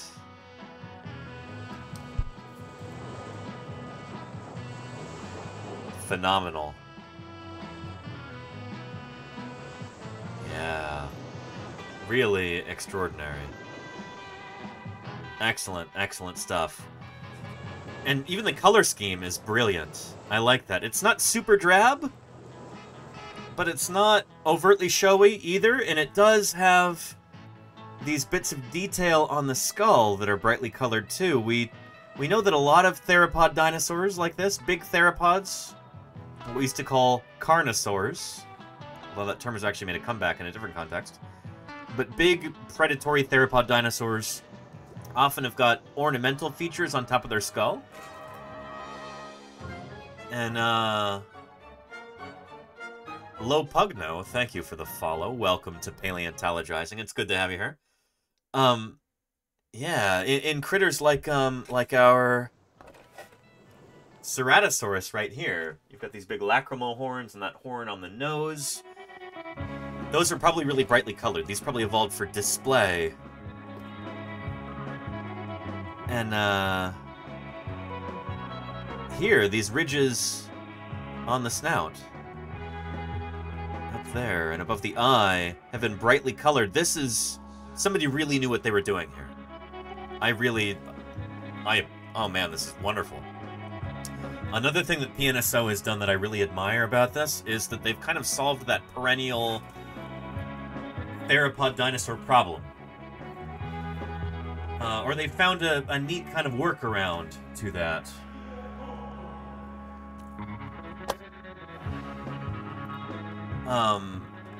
Let me know if you think you know what I'm talking about here. And show you visually. Show, don't tell. Let's see. Yeah, this will, let's look at some Tyrannosaurus toys to help illustrate this. Theropod dinosaurs walked on 2 legs. All of them, as far as we know. And with a lot of theropod dinosaur plastic models and toys, you've got to find a way for them to stand on 2 legs, which usually means bringing the tail down to the ground, almost like a kangaroo, to get it to balance properly and keep it from falling over. You see that here. You see that here. Here it's done less clumsily, but still it's happening with this Allosaurus from Safari Limited. You see it here. You see it here. Ugh, that one's not very good. You see it all over the place. Like, in order to get it to stand on 2 legs, they make it, like, kind of perch on the tail there. That's not what PNSO does. Not only is their stuff really, really well balanced, so that you can actually, make it stand on its own 2 feet like that. Oh wait, that's upside down. Shoot. I turned it so it wouldn't be, and it still was.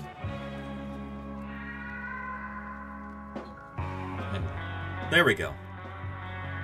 Not only does this stand on its own like that, which is superb, but they've also provided a neat little stand for it as well. Just in case that part fails, we've got this. PNSO branding right there. Nice. Little translucent stand you can put under the chest of the animal to help support it. This is good stuff. Really good stuff. Yeah. So thank you, Sloppy Salamander. Now, anytime that I want to talk about Megalosaurus, I've got a physical model that I can show off. We're trying to talk about what this animal would have looked like in life. And this really is a superb model of Megalosaurus. It's really, really excellent. And here, let's take a look at that lower jaw there. Like in our fossil 3D print. Yeah. There it is there. And there it is there. Good stuff. Good stuff. Thank you again, Sloppy Salamander. Holy cow. Excellent. Yeah, in fact... There we go. Thank you again, Salamander. I really, really appreciate this. And, this will help with my mission of science outreach and education. When I'm going to... You know, when I go do events to talk to kids about dinosaurs and I bring a bunch of these 3D prints with me. 3D prints like this. And like this. Now, I can bring this with me as well. And, it's really gonna help. It's really gonna help. So thank you for that. Holy moly. excellent stuff, and I really, really appreciate it. Holy cow. But yeah. And Trappy, that's a pet peeve of mine. The whole, like, shrink wrapping thing. Dinosaurs are not mammals. They wouldn't have been big and flabby. They're birds. They're not mammals. Yeah, I don't know. It's used as a gotcha so many times. Oh, shrink wrapping, shrink wrapping. Like, that's what the fossils actually show us. I know that people on the internet say otherwise, but they don't know what they're talking about. You know? Yeah, I don't know. I'm not jumping down your throat about this, Trappy. It's not about you. It's just, it's a trope that bugs me, you know? It's more this, like, Reddit nonsense. Yeah. Alexander Morrison says, look to crockheads, for example. There you go. Yeah. Yeah. Anyway. Nell says we should get Danny a pet chicken to bring and show the kids a living dinosaur. Yeah, yeah. And Charlie's Dragon, yeah, well, shoot, Ellie Kish's art was often very much shrink-wrapped. It's... That could be frustrating. Here, let me put this back to where it was. There we go. And,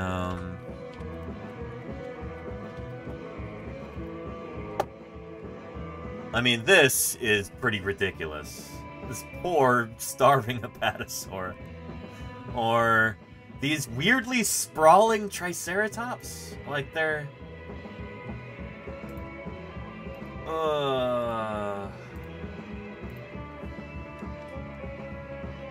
Yeah, Ellie Kish, God bless her, did not know what she was doing.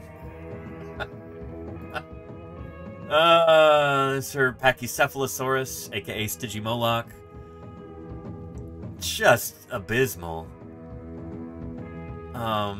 So yeah, if anybody could be rightfully accused of shrink wrapping, it would be Ellie Kish, I think.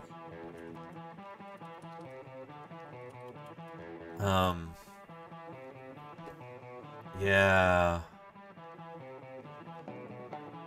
Lenny says they're doing push-ups, the Triceratops. Or something. Yeah.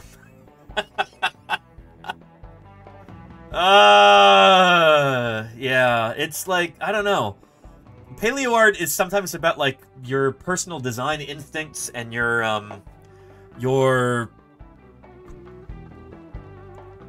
artistic sense.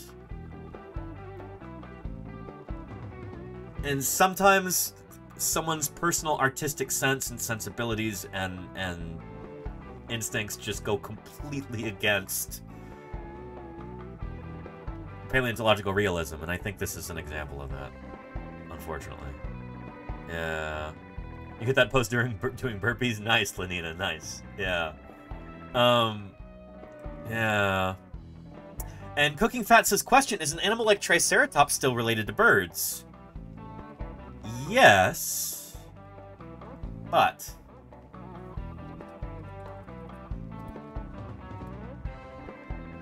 all dinosaurs are related to birds.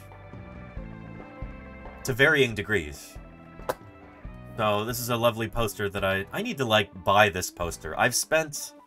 In fact, maybe I should do that right now.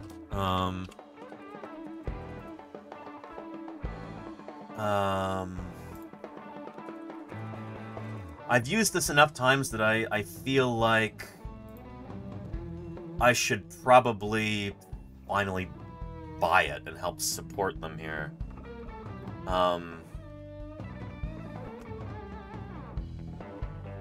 Yeah. Here, I'll give you a link, first of all. Add to cart. Excuse me. Oh, it's a little pricey. We do checkout later. Anyway, I don't want to get too sidetracked. What is a dinosaur and what isn't? So, dinosaurs begin here. In order to be a dinosaur, you have to evolve from a dinosaur ancestor. That's kind of what it's all about. Birds are living dinosaurs. Triceratops is kind of on the opposite side of the dinosaur family tree from birds. So it's definitely not one of the dinosaurs that's most closely related to birds. Triceratops didn't have flight feathers. They didn't have that semi-lunate carpal bone or stuff like that. They didn't have a lot of the features that, shoot. Uh-oh, what did I just do? That was weird. I broke OBS for a second. They didn't have a lot of the features that,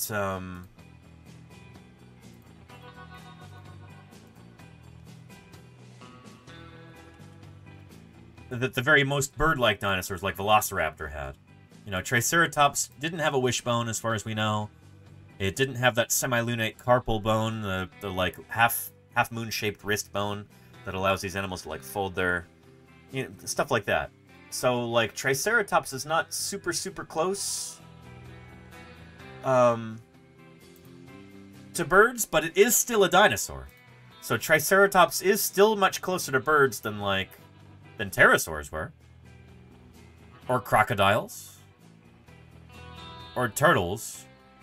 But it's not nearly as close to birds as, say, I don't know, Spinosaurus. Or T-Rex. Or Velociraptor. Or troodontid dinosaurs. Or Archaeopteryx. They're much closer to birds. Does that make sense? I hope that answers your question. Yeah. But yeah. Yeah. Anywho.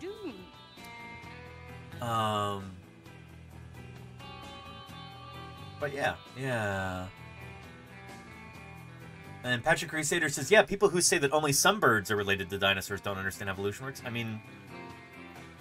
all birds are equally related to dinosaurs, because all birds evolved from a single dinosaur ancestor.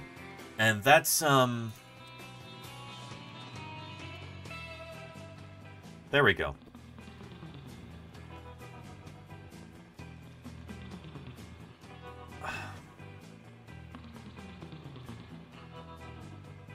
Since we think that, well, we kind of know that all birds evolved from a single species of dinosaur, that means that all birds are equally related to dinosaurs. It's not like certain birds evolved from certain kinds of non-avian dinosaur.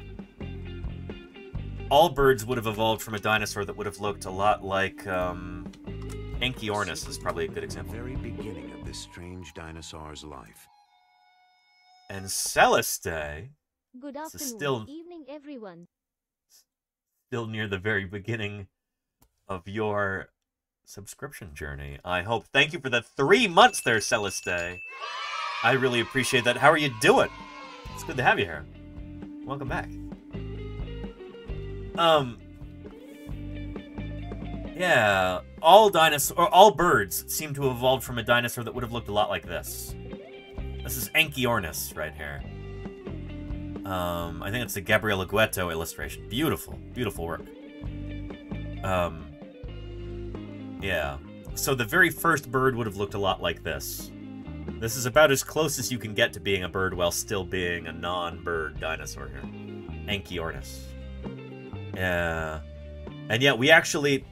You see in these illustrations, you've got the same general color pattern no matter which one you're looking at.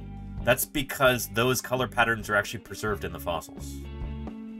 Which is really neat. We've actually been able to figure out the coloration of this animal based on its fossil remains. It's pretty astonishing. But this is the kind of thing we can do nowadays in paleontology. In dinosaur paleontology, if we have well-preserved enough specimens. And some of these are among the most beautiful dinosaur fossils ever found. Exquisitely well-preserved. Look at that! Look at that! Not only is it a complete skeleton, but it preserves soft tissue, it preserves fossil feathers. Gorgeous! Yeah. And Netherfire says, how is color preserved in a fossil? Let's talk about that, actually. Because when we're talking about creatures like Megalosaurus, we don't have a complete skeleton for this animal. Nor do we have soft tissue or skin or feathers from it. But for some dinosaurs we do, like Anchiornis.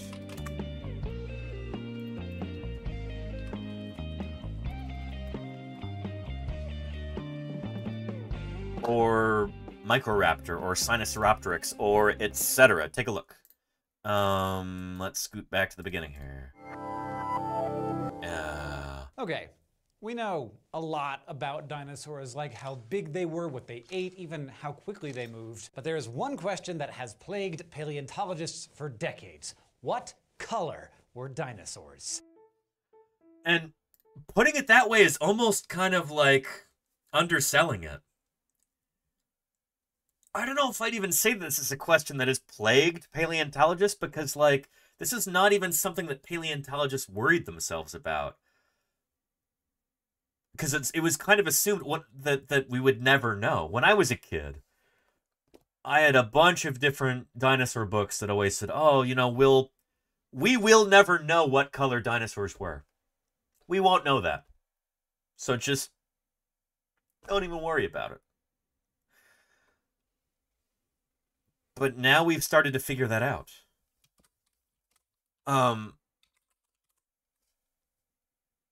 Yeah, in fact, this just came up the other day in this video here.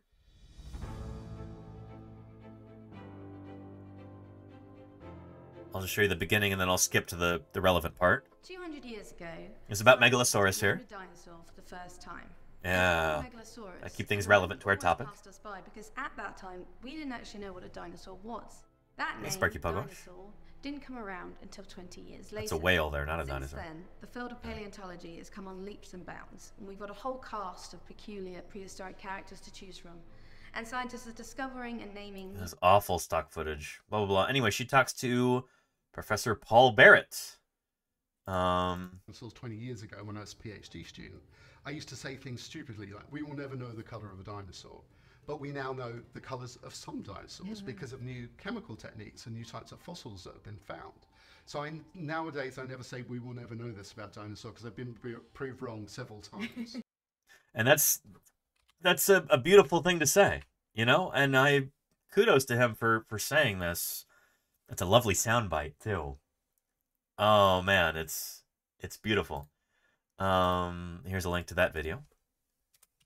Yeah, there you go. But let's get back to what color were dinosaurs. It might sound superficial, but trust me, it is not, because until we understand their coloration, we'll never be able to fully imagine dinosaurs. We won't know what they really looked like, of course, but we also won't be able to study things like camouflage or display behavior. And we will never know the full extent of just how wrong the Jurassic Park movies are. Thankfully, in recent years, a more complete picture of dinosaurs has come into focus. And it is in Technicolor. When you picture a dinosaur, the colors that come to mind probably vary depending on how old you are. For much of the 20th century, for instance, dinosaurs were always depicted in drab colors. Gray, green. Inyanza says, nah, Jurassic Park is peak. Jurassic Park itself, well, Jurassic Park series is pretty good. Jurassic World is where it takes a major U-turn and just gets worse and worse, honestly. Green and brown. That's because back then, most experts thought that dinosaurs behaved like overgrown lizards, so they probably looked like that too. Starting in the 1970s, dinos started to be portrayed as having things like spots and stripes and flashy colors, but not a lot of that was actually based on science. Then came a major breakthrough from an unexpected place. It wasn't a dinosaur, but a fossil squid. Yeah. In 2006, while a graduate student at Yale, paleontologist Jacob Vinther was studying a fossil squid with preserved ink sacs. Those are the little organs where squids store the defensive inks. And when Vinther studied them under a microscope, he saw that the sacs were filled with tiny spheres. Other paleontologists had seen these little blobs before, but they thought they were just fossilized bacteria. But to Vinther's eye, they looked like special structures that help give animals color, melanosomes. Melanosomes, If you've heard yes. this before, it's probably because you have them. Lots of animals do. Yeah. Melanosomes are responsible for all of your body's coloration, from your skin to your eyes to your hair. Each melanosome contains some type of melanin, which is a natural pigment. Does. Yeah, and know, based right? on their density and distribution, they can create different colors. Now I know what you're wondering. What in the name of Charles R. Knight does a Jurassic squid have to do with dinosaurs? Well, you know what else has melanosomes? Feathers. Experts can look at the feather of a living bird, like a cardinal or a crow, and see what kind of melanosomes make that feather's color. For example, long, skinny melanosomes make black and gray, like the black you find around a cardinal's eyes. But if melanosomes are short and round, they make reddish colors, like what you would see on red-tailed hawks. This information can be used as a template for studying ancient animals. So living dinosaurs are basically the color key to extinct dinosaurs. In 2010, this Does that make sense? This is a lot like, you know, what we were talking about last night with Balint during our crossover stream.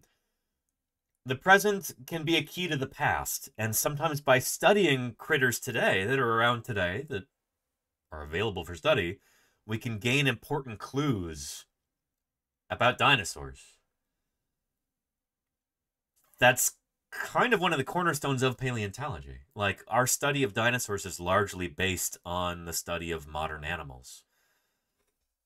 And this is another beautiful example of that. See on red-tailed hawks. This information can be used as a template for studying ancient animals. So living dinosaurs are basically the color key to extinct dinosaurs. In 2010, this idea was put to the test in a place that's famous for its abundant fossils of feathered dinosaurs, China. There, a team of Chinese and British scientists studied what might be one of the most adorable dinosaurs ever, the chicken-sized Sinosauropteryx. Oh yeah. Sinosauropteryx. Available here for Tier 2 subscribers as a 2-part emote there. Sinosauropteryx. Your favorite? Very nice, Dionza. That's a good favorite. Sinosauropteryx is, honestly, it's one of my favorites too. Largely because of what we can learn from it and for what it means for the field of dinosaur paleontology. I mean, in this video and also in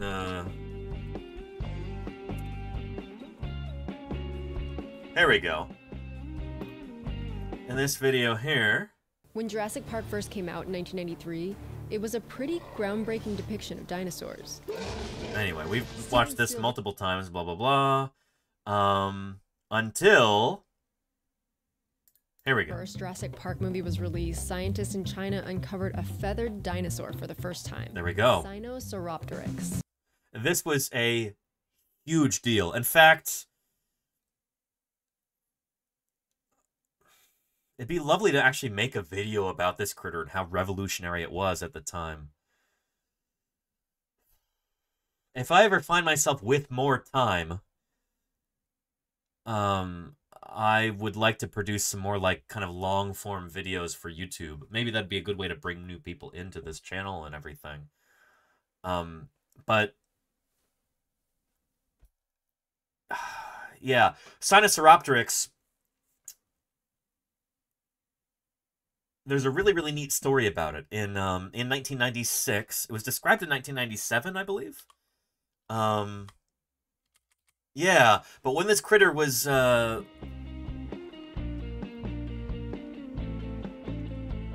when there were rumors of it first floating around, it was a big deal. So at SVP, the Society of Vertebrate Paleontology meeting, it's our big global meeting as vertebrate paleontologists. We gather from around the world, we go to this meeting, we present research, and we hang out and chill, and you know, there's a lot of camaraderie at SVP. And you hear some of the latest gossip about various aspects of vertebrate paleontology. And there was some researchers from China who were attending in 1996, and they had these photographs of Sinosauropteryx. And they were showing it to certain paleontologists, certain other paleontologists, other colleagues, and they're like, look at this. And among them was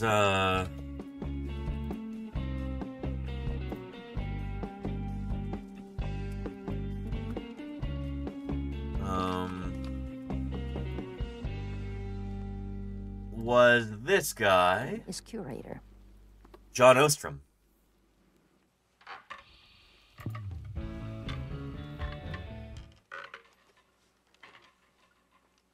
We watched this last night on Balint's channel, if you remember. I'd like to introduce you to the largest painting in the world. It portrays time over a span of about 350 million years. I promise this is going somewhere. Stay with me here. The Devonian period, back in the Paleozoic, all the way up to the end of the dinosaur era, the end of the Mesozoic. It's called the Age of Reptiles. It is a beautiful painting, Sparky Pugwash. Very, very out of date, but gorgeous as an artistic piece. Exquisite. Here is the old picture of dinosaurs. pea-brained giants lumbering through lush tropical foliage, gorging themselves on leaves and grass. For years, the stereotype was magnificently represented by this mural. Since the 40s, when it was painted, here we go. A number of discoveries have been made, and new ideas have been thrown into the debate. And perhaps one of the most important discoveries was made by me. John Ostrom. The man who revolutionized dinosaur paleontology. So here he talks about Deinonychus, about this really important dinosaur. I couldn't believe what I was looking at. Notice the extraordinarily large claws. So with the discovery of Deinonychus, John Ostrom helped challenge this idea that dinosaurs were like typical reptiles today, that they were sluggish, that they were cold-blooded, that they were stupid and antisocial, that they were...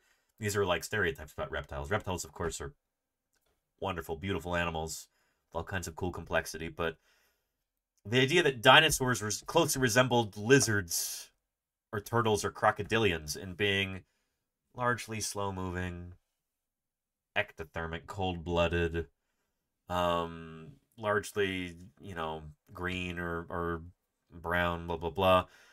John Ostrom said, no, dinosaurs are different. Deinonychus shows that. Dinosaurs like Deinonychus were active, warm-blooded, you know, intelligent, social creatures that may have hunted in packs. They were dynamic, you know, lightly built creatures that didn't drag their tails. And they gave rise to birds. That's maybe the biggest part. Ostrom said Deinonychus is extraordinarily bird-like. This animal is, it's like a proto-bird. And that helped change people's picture of dinosaurs from 1969 onwards. It took a while, but that kind of led to our understanding of dinosaurs today. I mean, there were a lot of other discoveries and a lot of other hardworking scientists who helped build on that. But back in 1996, not too long before he passed away, I think he passed away in like 2004, 2005, John Ostrom, he was one of the first people at SVP to see these pictures of Sinosauropteryx. And it's got this beautiful fringe of feathers along its back like this. And this was such incredible validation, vindication for John Ostrom. Apparently he saw this and he wept. It's like, there it is. There's feathers on a dinosaur.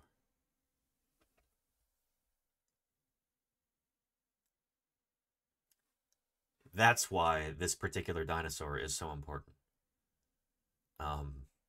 It marks a sea change in our understanding of dinosaurs. It's confirmation that, yes, dinosaurs had feathers. Certain groups of dinosaurs were feathered like modern birds, and that's basically the moment that we realized that birds evolved from dinosaurs.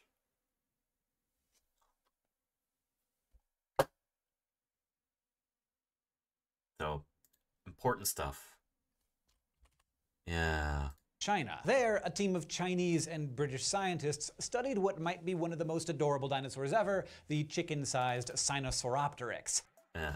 Sinosauropteryx was the first non-avian dinosaur to be discovered with structures of feather-like fluff back in 1996.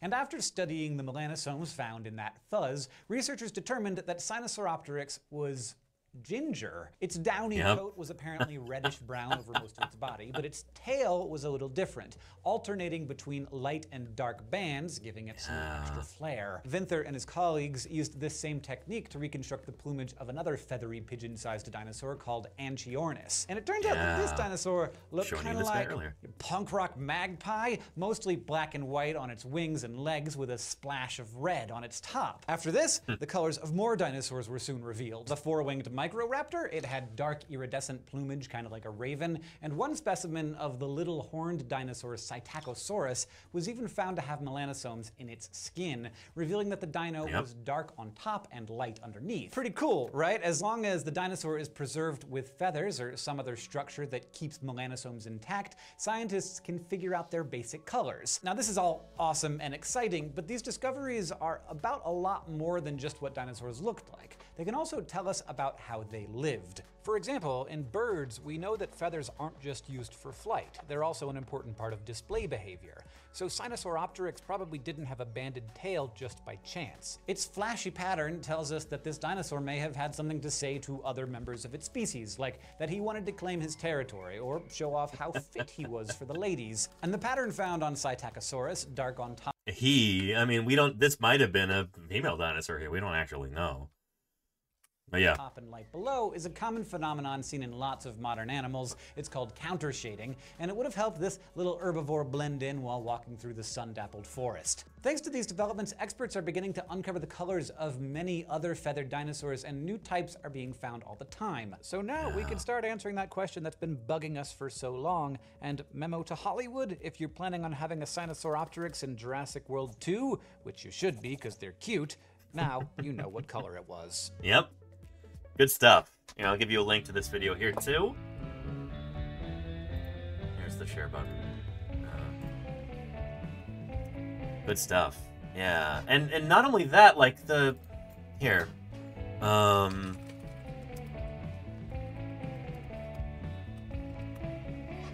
Here. Take a look at this. We've watched this multiple times, but it's really, really cool. I love this. Revealing what colour dinosaurs were was once thought impossible, but the discovery around a decade ago that some pigments can actually preserve in fossils has allowed us to reconstruct the likely colour patterns of certain dinosaur species. One of the best places to find pigments preserved in dinosaurs is the early Cretaceous G-hole biota of China. Yeah. Discovered here in the mid-1990s. Gorgeous. Look at that. Look at that. Preserved that retain remnants of the original pigment that gave the animal its colour in life. This means that we can reconstruct its colour patterns to give a better understanding of how it may have behaved and to tell us more about the environment in which it lived. One of the colour patterns seen on Sinosauropteryx is that it had a dark back and a light underside. This is a kind of camouflage called countershading. Yep. It works because... And what's really cool is they actually have... They know this is not a fluke. So they've got... behaved and to tell us more about the environment in which it lived. One of the colour... We've got one specimen right here, but that's not it. We know this is not a fluke because we have a second specimen that exhibits the same pattern right there. It works because in the daytime, sunlight comes from above, meaning that the top surface of an object is illuminated, while the underside is shadowed. In seeing this, our brains are able to recognize things as three-dimensional objects. In countershaded animals, the top surface is darker and the lower surface is lighter. This evens out the effect of shadowing, so countershaded animals appear less three-dimensional. Isn't that cool? So both predators and prey benefit from this kind of very simple, kind of all-purpose camouflage. And we see this pattern in all kinds of organisms today. Both in terrestrial environments and also underwater. There's Carcharodon carcharias, the white shark. That looks like a bull shark right there. Also counter-shaded. Dark on top, light underneath. Because sunlight's coming from above and illuminating the top, and the shadows are underneath. So if you flip the script there, if you're dark on top and light underneath, it makes you harder to see. You know? Does that make sense? We see this in a lot of modern animals, and a lot of terrestrial animals as well. Excuse me. Yeah. Would be benefit for both predators and prey. Importantly, lighting conditions vary between different types of habitat. Animals living in open areas with lots of light tend to have a sharp, dark to light transition high up on the body. So this is really, really cool too. And I wonder, it would actually be really neat to see if this is reflected in oceanic animals as well. But, yeah, depending on what kind of environment you live in, you'll have a different kind of counter shading. Like that transition from dark to light will be at a different height on your body, depending on what kind of environment you live in. With lots of light vary between different types of habitat. Animals. And Sparky Pugwart says, my doggo is dark on top and light underneath too. Yeah, most, I don't know if most, but many, many, many, many animals, maybe a majority of animals, a majority of tetrapods, let's say, exhibit this kind of counter shading. Dogs and cats and rats and, you know, lizards and snakes and many kinds of fishes, frogs, etc. All kinds of, you know, not just sauropsids, not just synapsids, but also amphibians and various kinds of, you know, lobe-finned and ray-finned fishes. They've all got the same kind of thing. Oh, and Jody Fish says skunks are the oddballs. Well, skunks are trying to do the opposite. Skunks, their color scheme is exactly the opposite because they want to stand out. They want to say, hey, you, stay away from me. I will mess you up. This is a warning coloration, so it's the exact opposite of counter shading. Does that make sense? Like, skunks evolved this kind of hey, look at me pattern as a warning. Like, this is the exact opposite incentive there. You know? Honey badgers, same way, Nyanza. Yeah. They're related to skunks. They're both mustelids. Yeah. But for most animals, they'd prefer not to be seen by predators. You know? Skunks are different. Skunks are like, hey, come at me. I will mess you up. I will spray the smelliest thing you've ever smelled directly into your nostrils and your eyeballs. You know, come at me, I dare you, says Jody Fish. Yes, I will stink you up, says Phoenix. Yeah. Anyway, yeah. In open areas with lots of light tend to have a sharp, dark There's a light pronghorn transition there. high up on the body. Yeah. While animals living in closed areas, such as forests, tend to have more gradual transitions positioned lower down. There you go. This means that we could determine the likely habitat that Sinosauropteryx was living in 130 million years ago, based on its pattern of countershading.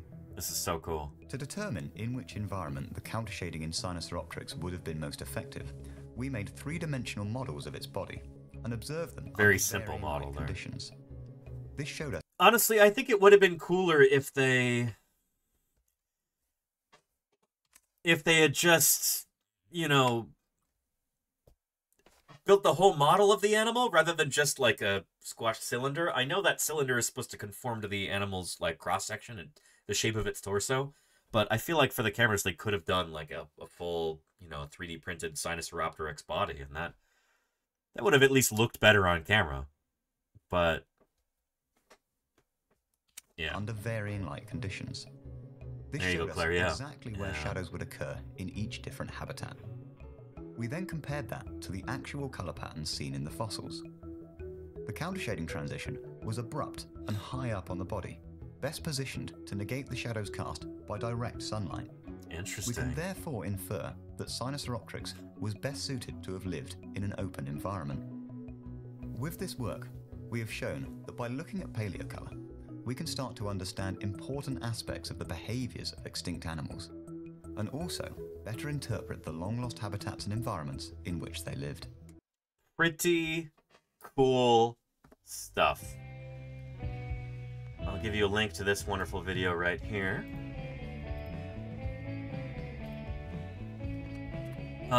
And also, I'll give you a bit of hot paleontological gossip as well. As wonderful and beautiful as Sinosauropteryx is, and there's some Sinosauropteryx emotes there in the chat. Tier 2 emotes for those special Tier 2 and 3 subscribers. I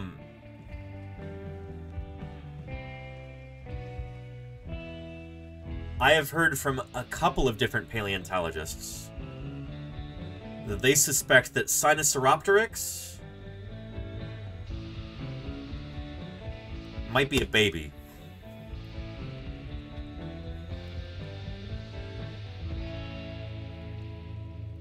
Again, you didn't hear it from me. You didn't hear it from me. Okay.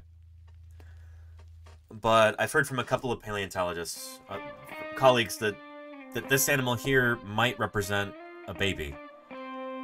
This might be the juvenile stage of something larger, like,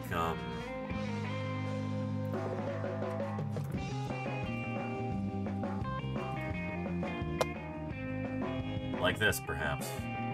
Like Tyrannus, or something like that.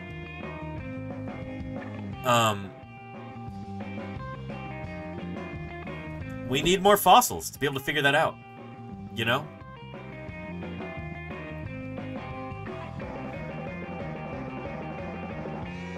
I'm not going to name names here, but, well, no, one of them is on the record at least. Andrea Cao, Italian paleontologist, thinks that certain compsognathid dinosaurs might just represent juveniles of petnuran theropods, like allosaurids, or maybe even like tyrannosauroids. So yeah. And how many specimens of Sinosauropteryx are there? That's a great question, Real Men. And Salamander, you bet. I'll say you earned that. Thank you again for your generosity.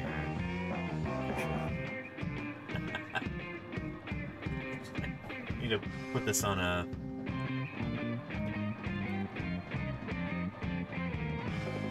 There we go. Thank you, Salamander.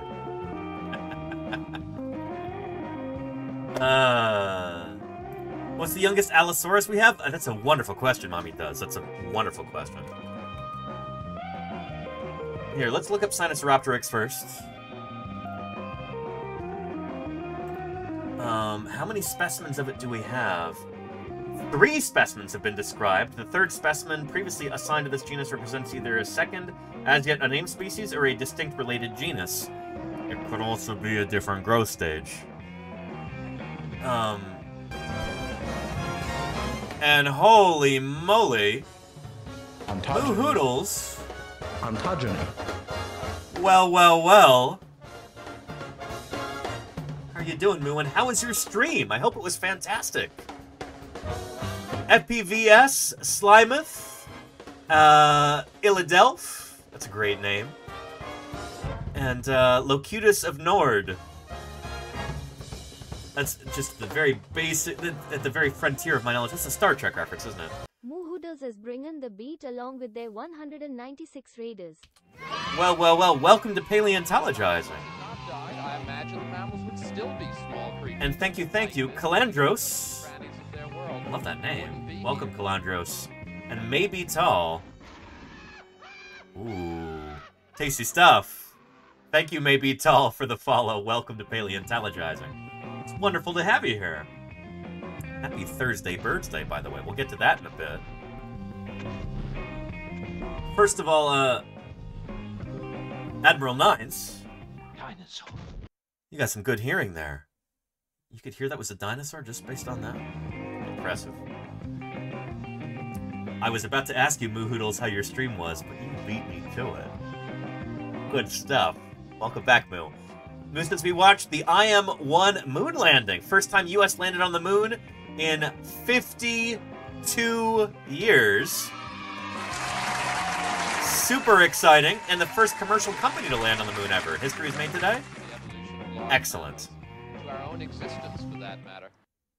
And Awkward Mancer, how are you doing? Welcome. I'll admit I was a little tempted to watch that too. But we had fossil news topics to cover and stuff, so I would not have been able to cover that as nearly as well as you could, Moo Hoodles. Someone who's well versed in those topics. You know, astronomy, space travel. If anyone who is here before watching is not aware of Moo Hoodles, go give her a follow right now, or at the very least, check out her channel. She does science communication full-time, and she was also on our science panel at TwitchCon this past October. Here we go. No, you're all good. I also do video games, like from Yeah, there's Moo right there. Good stuff. I'm really hoping to like apply my degree into the field someday, but you know, I just graduated, so Yeah.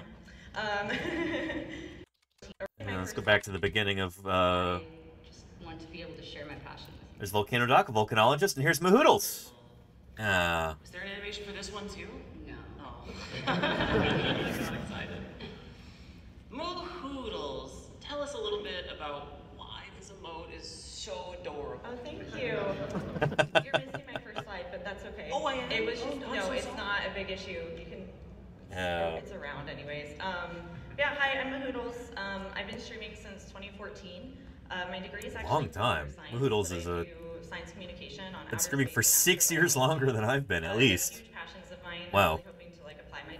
Yeah. To another edition of Lifestyles of the Large and Extinct. And chaos was. I just recently learned what that was. That's a video game term for the version of heaven. Welcome to Paleontologizing. And Hugo Blah, thank you for the follow. Welcome to Paleontologizing. Anyway, Mahoodles, go follow her if you're not yet doing so. But yeah, I'm also, I have ADHD, so I'll be like checking notes on my phone to make sure I don't forget everything ever. I didn't even think to put notes on my phone. Moo was much more prepared than I was. Maybe inspire some women or talk them up to join us doing science communication on Twitch and even just getting into STEM fields. I think it's super important. You are like so welcome and so important to be here, so thank you. Also, my stream, like I said, is mainly on astrobiology. I do current news on, you know, outer space. This is my little spiel. Follow Mahoodles. Sometimes I also talk about this is our pitch. And conservation and programming as well. So hence my emotes. Sharks are just my favorite animal, and you know, make them space sharks. Why not? Good stuff. Anyway, if any of you are here for the very first time, then welcome to Paleontologizing. And let me introduce myself real quick. My name is Danny Anduza. I'm a dinosaur paleontologist, and I'm here on Twitch trying to do some good old-fashioned science outreach, you know? Talking about natural history, talking about the fossil record, talking about extinction and evolution, and why it's relevant to our everyday lives. There's a dinosaur. Susie.exe. Uh-oh, don't open that file. Who knows what that's gonna do? Susie, thank you for the follow. Welcome. As a dinosaur paleontologist, I work on dinosaurs. I study dinosaurs. I publish on them in the scientific literature, and I dig up dinosaurs during the summers. This past summer, I was out in Utah and Wyoming. Do you think dinosaurs are put together correctly? The bones? You're smart. What do you think? Forest of Wires. Oliver. I never. Thank you for the follow. Welcome. It's good to have you here. Yeah, this past summer, I was out in Utah and Wyoming digging up dinosaurs live on Twitch. Hello, everybody. Spainimation, Shreyank. Hey, thank you so much for the raid earlier. I really appreciate that. A Cornica, Kajuf Salem's lot. Howdy. Not the Brain, Brannington. Welcome, everybody. Yeah, here on Paleontologizing, I try and bring fossil science to you. To not just tell you how paleontology works, but to show you. This is the best way I know how to do that with live dinosaur digs during the summer. So as a dinosaur paleontologist, I study dinosaurs. I dig them up when the time is right during the summer out here. It's very hot today. It's supposed to be up to 105, 110 Fahrenheit. That's like, what, 41, 42 degrees Celsius, something like that. So yeah, we've got these wonderful shade tarps over the quarry. Sparky Pugger says, nice hat, thanks. That's my sun helmet.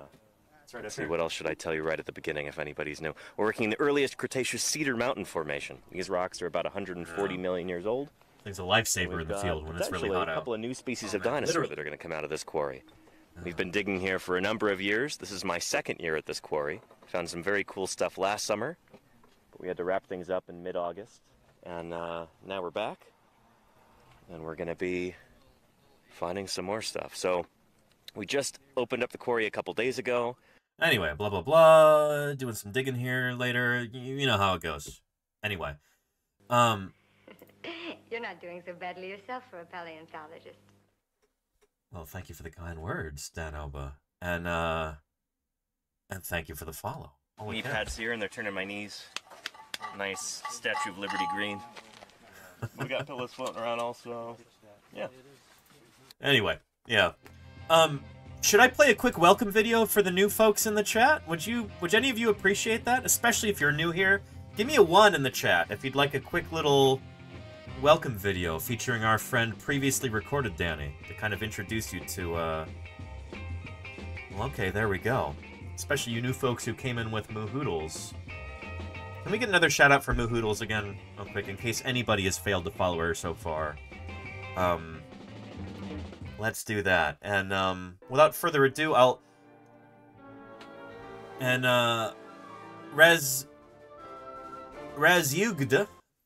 Rezyugda, thank you for the follow.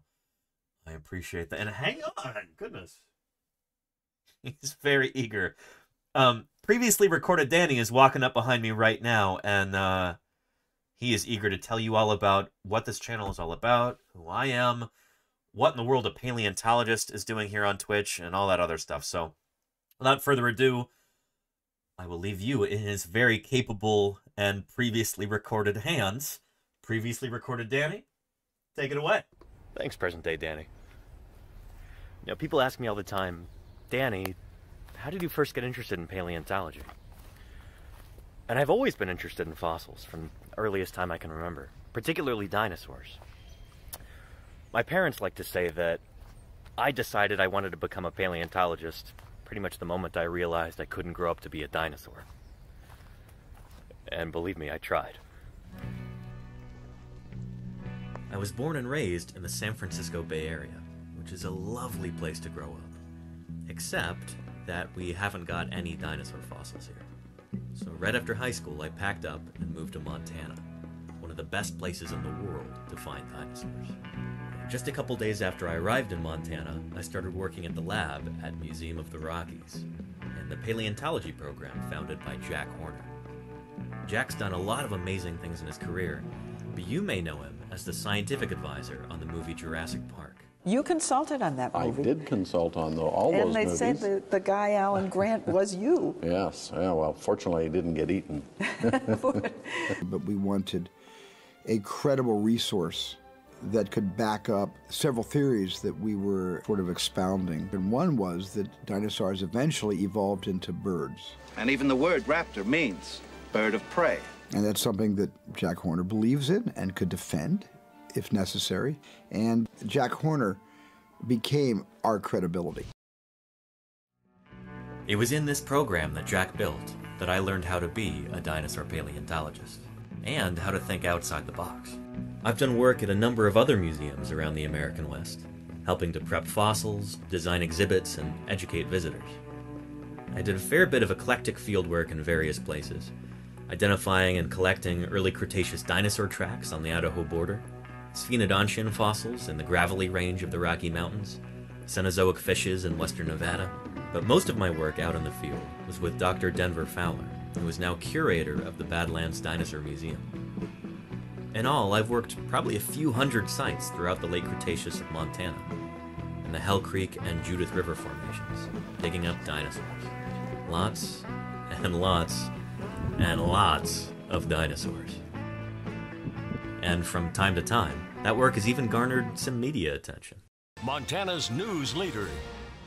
5 paleontologists are excavating what looks to likely be a new species of armored dinosaur. We found its head, we found parts of its armor and plates, and so it should be a new species. And much like my fieldwork, my research focuses on dinosaurs. I'm particularly interested in their behavioral functional morphology. All these bizarre anatomical features that certain dinosaurs had, I want to know what they used them for. Right now, I'm working on a study on spinosaurs. Alright, but don't ask me too much about that because it's still a project in the works and I can't give away too much just yet till it's published. But anyway, a couple years ago I realized that things were definitely headed downhill in Montana. So I packed up and headed back to the West Coast. And I've become kind of fed up with all the bullshit in academia, so I found myself another job. I am now a teacher in early childhood education. And let me tell you, it's been a natural fit since day one. Now, given that I get to design the curriculum, my students now know more about biology, classification, and the history of life on Earth than most adults do. I've been helping raise a new generation of young scientists. Then, coronavirus hit. In mid-March, when all the schools shut down in San Francisco, I started holding classes over Zoom, and we picked up right where we left off. 1, 2, 3. I love digging in the dirt with just a pick and brush. Finding fossils is my aim, and so I'm never in a rush, because the treasures that I see are rare and ancient things, like velociraptors' jumps or Archaeopteryx's wings, and all the kids who wanna see them lining up at our museum. I am a paleontologist. That's who I am, that's who I am, that's who I am. I am a paleontologist. That's who I am, that's who I am, that's who I am. That's who I am, that's who I am, that's who I am. That's who I am, that's who I am, that's who I am. I realized that I really enjoy teaching remotely. So back in May, I decided to try streaming on Twitch. And here we are. This is my passion, and now I get to share it with you. And what could be cooler than that? I believe that scientists ought to be public servants. Ultimately, it's our job not just to make scientific discoveries, but to teach the public about them. That's exactly what I want to do here. Now, because of COVID-19, this will be my first summer in almost 10 years with no fieldwork. I'm trying to look on the bright side, though. It's not all bad. At least I have more time for outreach, and I've got plenty of cool stuff to work on. And if you could throw some support my way by subscribing, I'd be incredibly grateful. So anyway, if you are new here, you should be pretty well clued in by now. And I'm glad you're here. I hope you're having a good time. Anyway, let's see what present-day Danny has cooked up for us. All right, present-day Danny, back to you. Well, thank you very much, previously recorded Danny. And of course, thank you even more to our good friend Moo Hoodles for that wonderful raid. I really appreciate it. And I hope that kind of explains things for anybody who might be new here. Keep in mind, that video I produced back in 2020. So, sorry, previously recorded Danny, you're a bit out of date there. I'm working on some new videos. Also bringing back previously recorded Danny. With an update about things. I've done a bunch of fieldwork since then. I've even live streamed it. And we're going to be doing more live streams this next summer as the channel continues to grow. Jerez. Ontogeny. Okay, convinced. All right, Jerez. Thank you for the 32 months of support. Holy moly, do I appreciate that, Jerez. Thank you, thank you. Fantastic. Yeah. Wouldn't it be future recorded Danny? I've already got some previously recorded Danny, but there will be more Danny recorded in the future. Don't worry about it. And Raz says, that was a nice video, by the way. Thank you, Raz. And, let's see, someone else said the same thing, too. Thank you, thank you. Yeah. We had some questions here also. Triceratops79 says, the video's vistas made me wonder, does New Zealand have great spots for digging up fossils? Yes. Not dinosaur fossils in particular. I think New Zealand only has a few little scraps of dinosaur fossils that have been found. But for other fossils, like penguins and stuff. As much as you can. And you can't enjoy science alone. You have to share it. And Mary L, thank you for the 2 months of support. I really appreciate that. Thank you, thank you. Yeah, New Zealand does have penguin fossils and whale fossils. A friend of mine whom we should really interview here on Paleontologizing. Bobby Bozenecker He got his PhD in New Zealand. Yeah, talking about, yeah, let me, Bosenecker. Here. New Zealand. There we go. Low Country Paleontology? No, that's... Yeah. Here. I grew up in California, started researching fossil marine mammals and associated sharks and bony fish and seabirds from relatively young deposits along the California coast. Ended my master's at Montana State University, where I specialized in fossil. That's where I went too. Montana State. And Mary L, thank you for the 200 bits. I appreciate that. Thank you, thank you. Good stuff. Preservation. I did my PhD at the University of Otago on early baleen whales, and then since University of Otago is in New Zealand.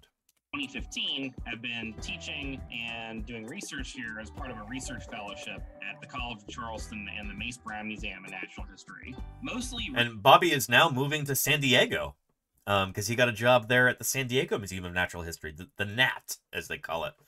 So it's going to be good to have him back in California. This is where I first met him. He grew up near Santa Cruz, I believe, which is south of where I live, because, of course, I am a denizen of the beautiful, sunny San Francisco Bay Area. This is where I was born and raised. Moved away to Montana. I do a lot of field work in places like Wyoming and Utah, but this will always be my home. Anyway. Researching 23 to If you're 30 feeling a bit million year old cheated, try blaming the dinosaurs. And thank you, Golganek, for those 100 bits. Getting a hype train kicked off there. You're very good at that, Golganek. Thank you, thank you. Fossil cetaceans representing the earliest known baleen whales and echolocated. That's a whale skeleton there, by the way. Yeah. So, you know, some people say there's no such thing as a stupid question. Is Megalodon actually extinct? You ever seen one? No. Yeah, nobody has. I never. Bobby is he doesn't take any guff from anybody. I love that about. We need to get him on here as an interviewee. You know? And sharks, yes indeed, Moohoodles, yes indeed. Fossil sharks. Which are the majority of sharks by the numbers, of course. I've never seen a picture of a live one. I've never seen a dead one. I mean, a freshly dead one. Nobody's ever caught one. Yeah. Megalodon's been gone for about 2 million years. His teeth and a few vertebrae here and there. And that tells me all you need to know. I mean, we've seen, you know, there's just a new video of a megamouth shark that came out this week. Where's the equivalent footage of, you know, the Meg? With that, then, what is the... And Harry says, I've never seen a coelacanth or a giant squid. Harry, I've seen both. Really? Shoot. Go to the... Well, you can see both of them at the Natural History Museum of Los Angeles. They literally have both. Just, they're on display.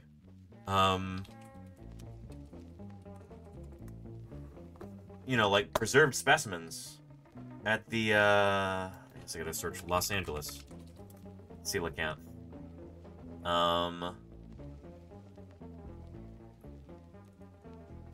Come on, weird California. But there's a coelacanth in formaldehyde or some sort of preservative liquid there at the Los Angeles Museum of Natural History. We used to call it the Los Angeles County Museum of Natural History. I don't know what they call it now. Natural History Museum of Los Angeles County, or they changed the name recently. But they also have a giant squid. Architeuthis. Where's the one on display? Anyway, they're like, we have video of live giant squid. Obviously, we don't have that for Megalodon because they've been dead for 2 million years, you know? And Slimutha, yes, we've got video of live coelacanths, and we've also got... Holy cow, what is that right there? Hang on a minute. Is that coelacanth's music playing? Well, it's Star Trek music, but nevertheless.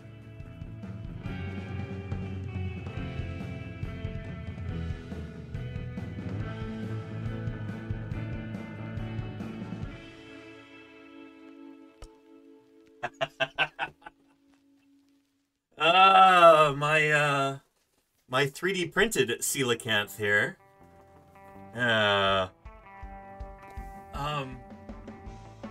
Good stuff.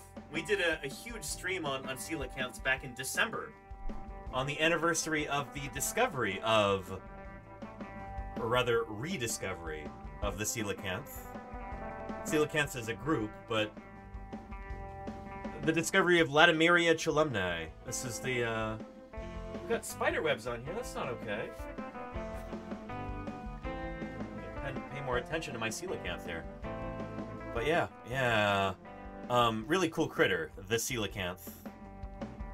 A fish that is much more closely related to you and me than it is to a trout or a tuna or a clownfish or a halibut. This fish is practically it's practically an amphibian. It's so closely related to tetrapod animals. Really cool. Yeah. We did a big stream about the coelacanth. If you're feeling a bit cheated, try blaming the dinosaurs. But does he have a name yet? Oh shoot. Salamander. Wait, hang on. Oh, Risadegu. Does the coelacanth have a name yet? No. Not yet. I'm not like big into naming things like that, unless they're like new species. But here, let me find you the coelacanth stream if you'd like to see that. Let's search in here. Coelacanth. Yeah, here we go. I even did a special cold open video for it on that day. Yeah, this is a really fun stream. Yeah, are they usually that bright blue? They're brighter than that, Dan the BC Man,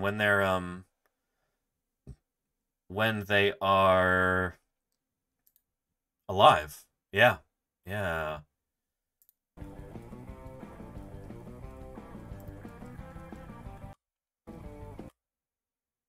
This was December 23rd. Fishmas Day. Come on, YouTube.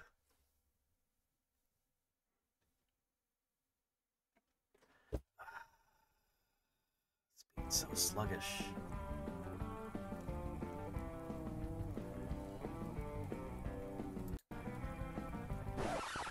There we go. And Looky Lou's still 42 months. Holy moly, look at that ontogeny there. Ontogeny? You're growing up there, Looky Lou. Still 42 months of support. Thank you for that, Looky Lou. Still, that is extraordinary, and I really appreciate it. Yeah, and Moo Hoodles, thank you for hanging out, and thank you for your raid. I really appreciate it, and thank you for everything you do, Moo. You have a wonderful rest of your evening now. Take care and keep up the good work yourself. Holy cow. Yeah. Let's get. I was gonna say let's get one more shout out for Moo Hoodles, but there it is. Thank you, Claire. Go follow Moo Hoodles if you're not yet doing so, because if you're not yet doing so, you are missing out. Here, Fishmas. I appreciate that, Moo. I was also stoked as well. Thank you. Yeah.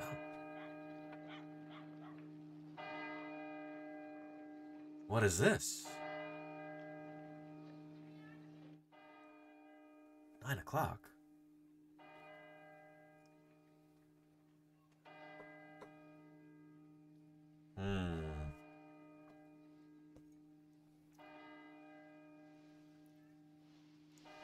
George C. Scott.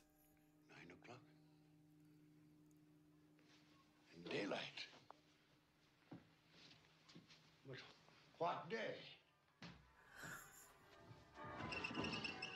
Hello, you there, boy. What? Me, sir? Yes, you, my good fellow. What day is today? Today? Why, it's Fishmas Day, of course. Christmas Day? I haven't missed it. Well, hello, everybody, and welcome back to Paleontologizing. It is so good to have you here, and a very happy Fishmas Day to you. A Merry Fishmas Day to us all. I'm so glad you're here today. I've been so excited for this stream. We're celebrating coelacanths today. Yeah. To me, Christmas will always be associated with coelacanths, and you'll find out why today. If you have never heard of this remarkable fish before, and holy cow, are you in for a treat today? Oh man, I'm excited. It's gonna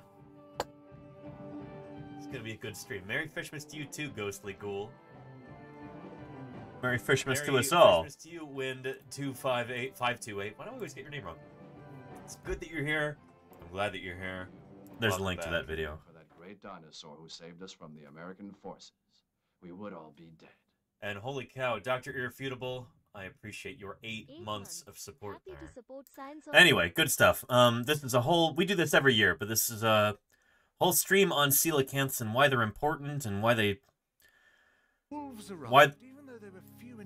why the story of the coelacanth is 94% of is so cool. The anyway. Coelacanth, and then it's a red herring. He just doesn't, you know. It could be like, oh come on YouTube, yowza.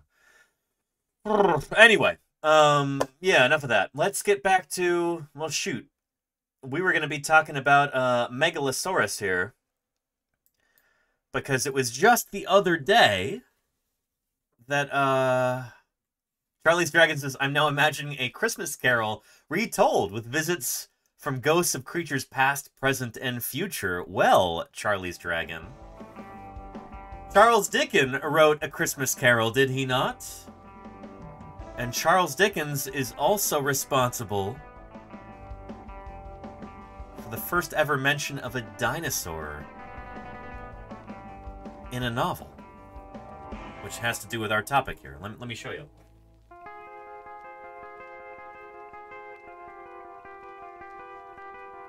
Yeah, the novel Bleak House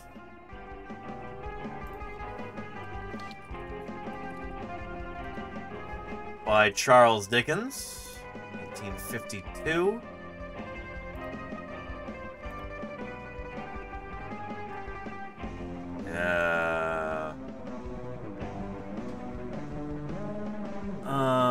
Was it the preface or was it? Hang on.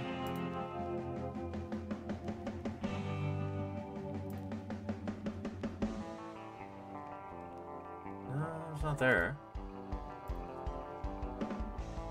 Here, give me a second here.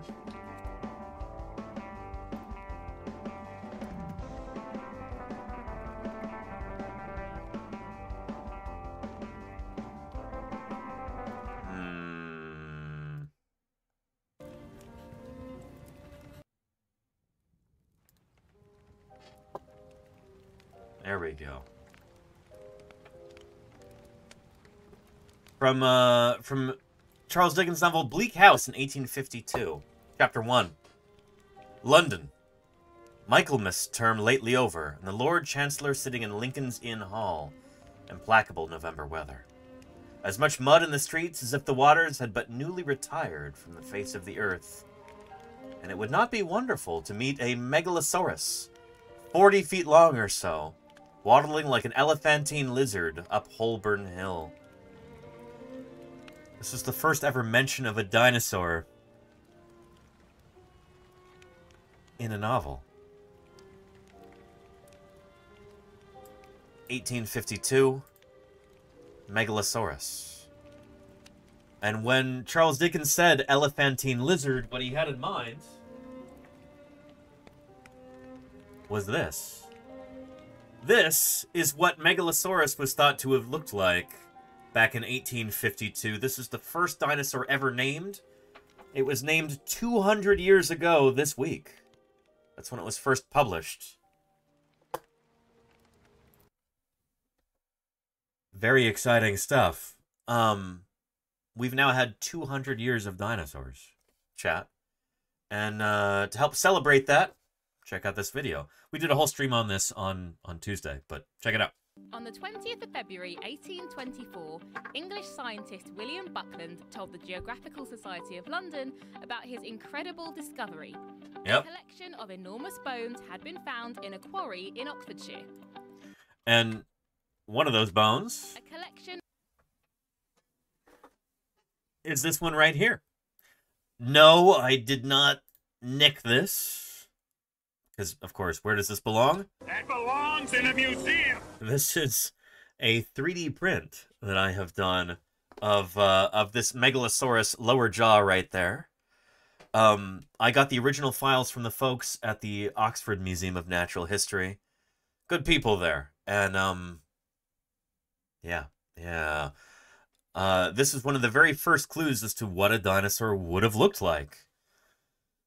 Back then, nobody had ever heard of dinosaurs. The word dinosaur did not yet exist. This is the first, one of the first pieces of a dinosaur ever published in the scientific literature. And the name Megalosaurus, which was published on February 20th, 1824, that is the first dinosaur name ever published in the scientific literature. Yeah, and it's not an iguanodon lower jaw piece. Iguanodon does not have teeth like this, Triceratops. Certainly not. No. Yeah. Iguanodon was the second dinosaur ever named in 1825, I think. of enormous bones had been found in a quarry in Oxfordshire. Yeah. From his research, William knew that these bones belonged to a very large and very old reptile. When Buckland announced Megalosaurus, he There's Steve envisioned Brusati there. animals as giant, overgrown lizards. He gave the reptile the name Megalosaurus, meaning great lizard. But this was before humans knew about the existence of dinosaurs. In the 200 years since Buckland announced that first dinosaur, we have learned a tremendous amount about dinosaurs. We now know of more than 2,000 species of dinosaurs. Planet was clumped together in one vast supercontinent. Bozocentric. Dinosaurs soon occupied every corner of that world. Thank you, Bozocentric, for the 4 months of support. I really appreciate that. Your name reminds me of there was a National Geographic article that I was reading years and years and years ago. About, it mentioned like Japanese motorcycle gangs, and the Japanese name for motorcycle gangs was Bozozuku. and your name reminds me of that, Bozocentric. I appreciate your ongoing support. Thank you for keeping me here on the air, and thank you for your support of science outreach here on Twitch. Good stuff. And Mommy Does, thank you. Darwinius, Masalay, we can talk about that maybe tomorrow, Mommy Does, if you can be here tomorrow, or I'll wait till you're here. We can talk about Darwinius from Messel in Germany. Possible, like, primate ancestor, really, really cool mammal fossil. I know about it. We'll see if we can talk about that tomorrow. Yeah. All over the world. The first ones were named and described from England, but now there's dinosaurs from every continent. And experts think there are many more dinosaurs in the world waiting to be found. Oh yeah, and definitely. A lot of the most important new discoveries are coming from places like China and Argentina, Brazil, Mongolia, South Africa, these enormous countries that are growing very quickly, where there's many young paleontologists out looking for fossils. And all of these new fossils have totally changed our perception of what dinosaurs are. The Megalosaurus that was discovered by William Buckland is now on display in the Oxford University Museum of Natural History, a reminder of where dinosaur research started all those years ago. Yep, good stuff. Anyway, Megalosaurus. A cool critter. 200 years of Megalosaurus we've now had, and of course, on the 200th anniversary of its naming, a member of this community has purchased this off the wish list for me and for this community. Check this out. This is... That's a little odd, but... Anyway, yeah, Megalosaurus right here. This lovely model from PNSO. Beautiful stuff. Holy cow. Is this gorgeous. Why is this flipped? I didn't flip this. Guess I'll go like this. There you go. Yeah. Lovely. Lovely, lovely. Oh, I know why. It's because I gotta turn it around like this. Hang on a second. Bear with me. It should go like that. That's right. Okay. And... Hang on. There we go. Now we're in business. Check out this lovely Megalosaurus model from PNSO. I had this on the Amazon wishlist. And Sloppy Salamander... Sloppy Salamander purchased it, and it just arrived today. Very, very excited about this. I can use this for outreach purposes. When I'm talking to groups of school kids, or museum visitors, or whomever, about Megalosaurus and the very first dinosaurs, they've now got this wonderful teaching tool right here. So, thank you, Salamander, again for that. Yeah. Anywho. The cool thing about dinosaurs like Megalosaurus here is that they are theropods. Theropods are a group of dinosaurs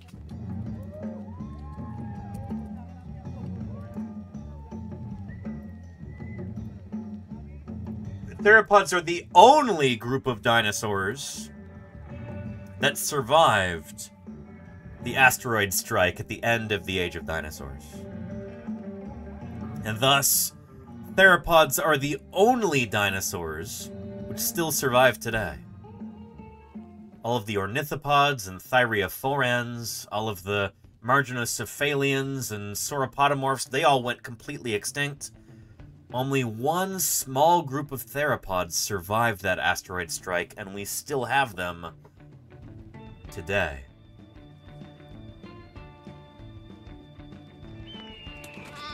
And there's one right there, stealing that sheep. Rex Radon, thank you for the follow. That video clip may have been a joke, but it is no joke that birds are living dinosaurs.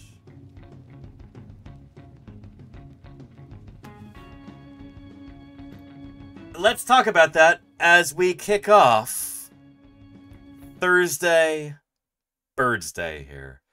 You ready for this, chat? Happy Thursday.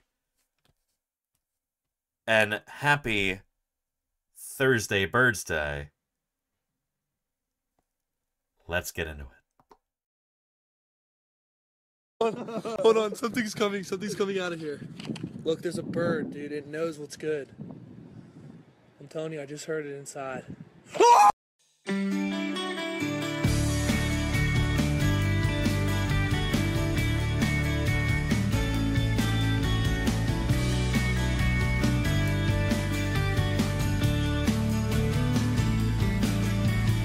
I don't care if Monday's blue, Tuesday's gray and Wednesday too. Thursday, I don't care about you, it's Thursday. Thursday, BIRDSday. Birds are all around us in everyday life. But most of the time we hardly even notice them. Thursday BIRDSday is a step toward correcting this oversight. Do you want to be part of Thursday BIRDSday? I don't know. Here's how you can contribute. Go outside during the week and pay special attention to the birds around you.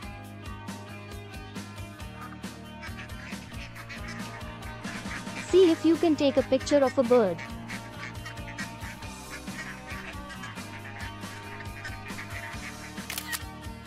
It doesn't have to be a good picture, any old photo will do. Upload the picture to the Discord and we will discuss it on Thursday. Simple as that.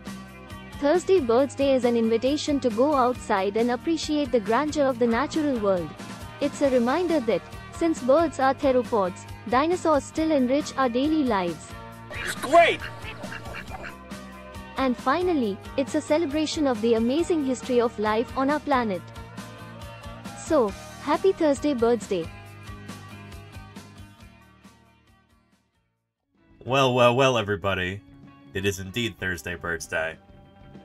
And why don't we start off with a quick little video here before we get into our various entries on the Discord from members of this community of different birds that they posted, that they photographed this past week. Why don't we take a look at this quick video first? Just to kind of begin things here. From the Natural History Museum in London. I hope this is not all like clip art images the whole time. Were the dominant land animals for hundreds of millions of years. But then, 66 million years ago, an asteroid hit Earth. Yep. Dust clouds filled the sky and blocked out the sunlight. It became much colder. Plants died, and because it was so cold and dark, new ones didn't grow very well. Large volcanic eruptions also added to the bad conditions. Most dinosaurs were wiped out.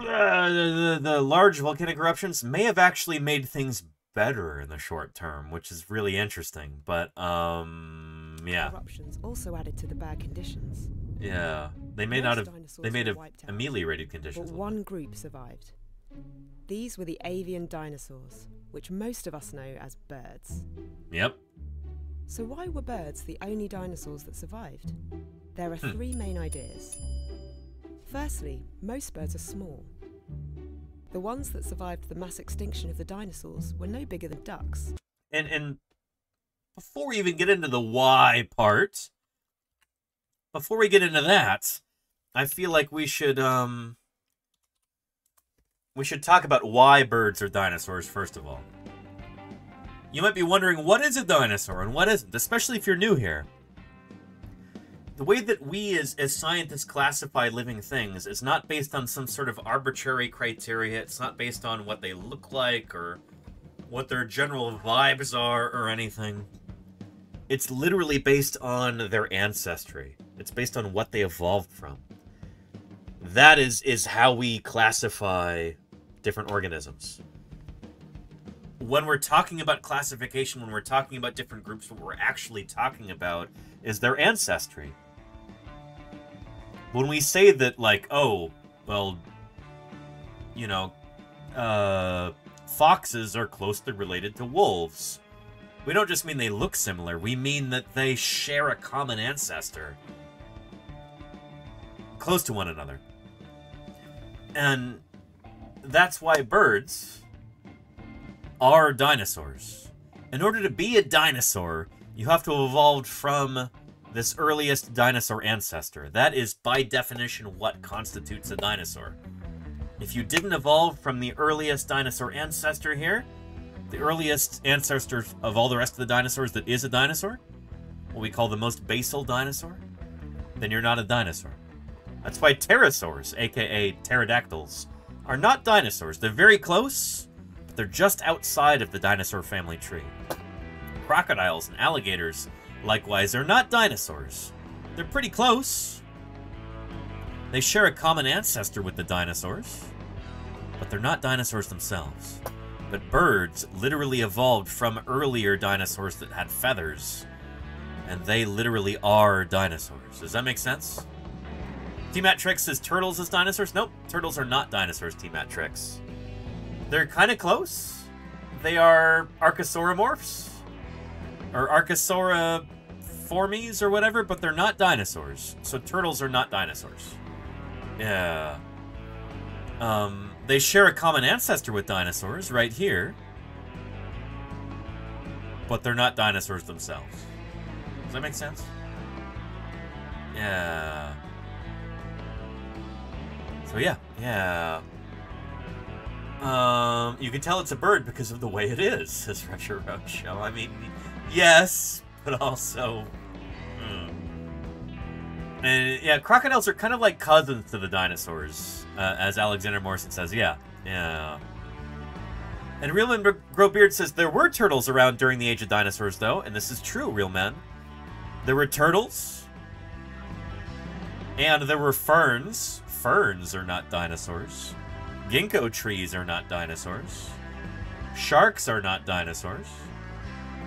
Echidnas are not dinosaurs. Spiny echidnas. Cockroaches are not dinosaurs, even though all of these critters, they lived at the same time. There were lots and lots and lots of animals that lived with the dinosaurs, you know?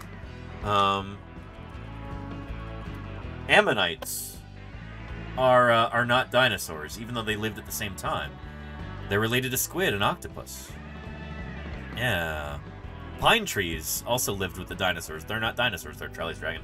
I think a lot of people in the general public, and it's not their fault, if you have misperceptions about this, it is not your fault, and I'm not blaming you for this. I'm not trying to jump down your throat about this, and I hope you understand that. Especially in American schools, this sort of thing is not taught. You know, which is really distressing to people who study this sort of thing. I don't know. As a paleontologist, I'm appalled at how natural history and evolution is, like, kept out of classrooms. And that's largely because of the influence of creationists, you know? The same people who want you to think that the Earth is only 6,000 years old, and that, you know, that Noah had dinosaurs on the Ark and stuff like that. Don't get me started on that kind of thing. But those are the same people who want to keep you ignorant of what we as scientists actually know, what the general scientific consensus is.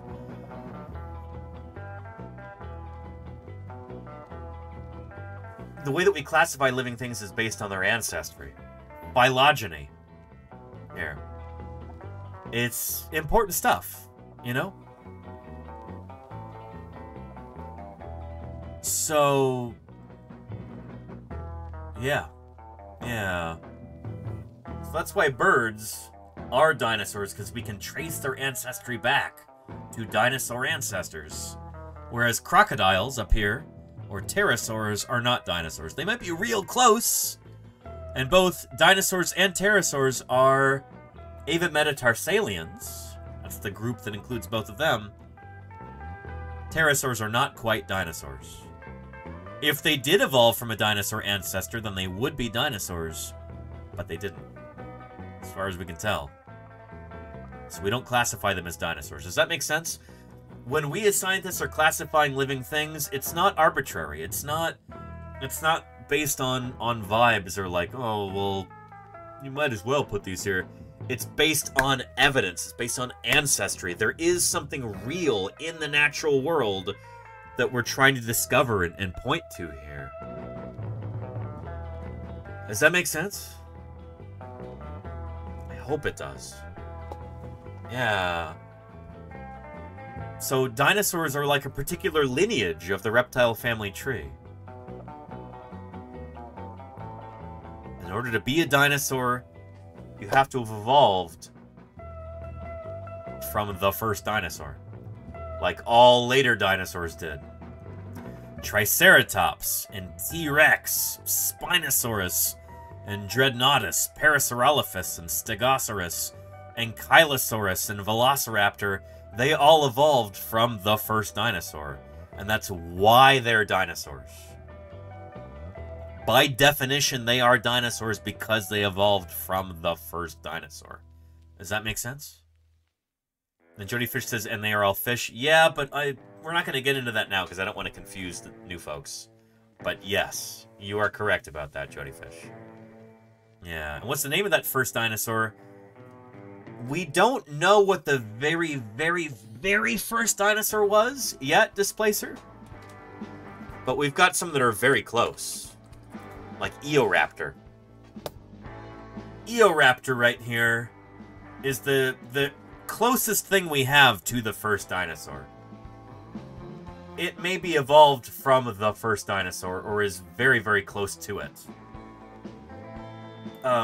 It's pretty darn close. We know the first dinosaurs walked on 2 legs, they ate meat, they were fast runners, they were small. So Eoraptor is super, super close to that one, but there's probably one that's even earlier. We just haven't found it yet. But check this out from Dinosaur Revolution here.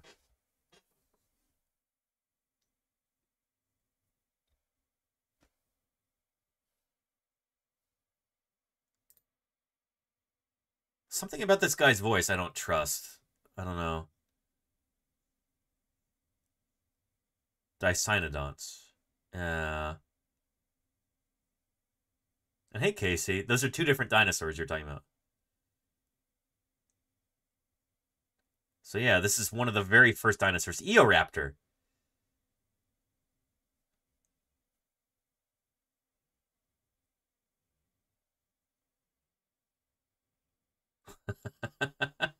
Eating bugs off that big Dicynodon's belly. Dinosaurs didn't start off big. They started off very small.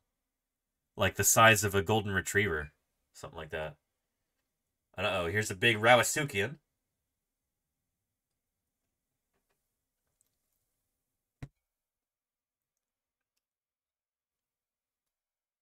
So dramatic. Oh boy. This whole series is a little bit sensationalistic and annoying. But anyway, Eoraptor, you get an idea. Now, Casey Snowart, Stegosaurus, of course, Stegosaurus looked like this. Everybody knows and loves good old Stegosaurus.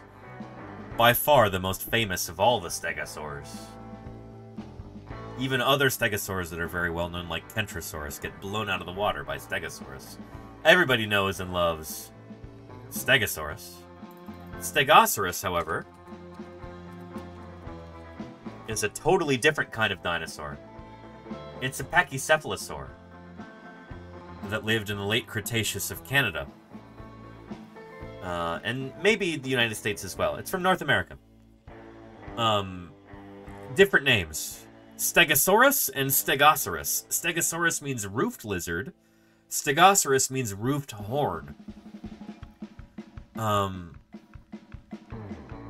So yeah. Here.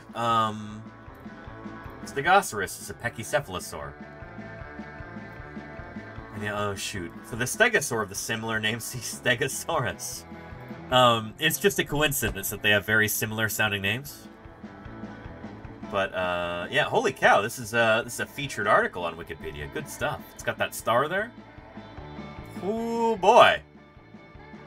The name means horn roof. Stegosaurus. Whereas Stegosaurus means roofed lizard. Yeah, totally different kind of dinosaur. They just happen to, by chance, have similar names. What you doing? So yeah. Like Baragon versus Barugon. There you go, Retro Roadshow. I can't believe I got that reference, but I did get that reference. That's beautiful, Retro Roadshow. Congrats. Yes. I know too much about Japanese giant monsters. Oh boy. It's a little embarrassing. Anyway, why are birds dinosaurs? Now you know why birds are dinosaurs, but why did birds survive when the rest of the dinosaurs went extinct? There are three main ideas. Firstly, most birds are small. The ones that survived the mass extinction of the dinosaurs were no bigger than ducks. Small creatures breed faster.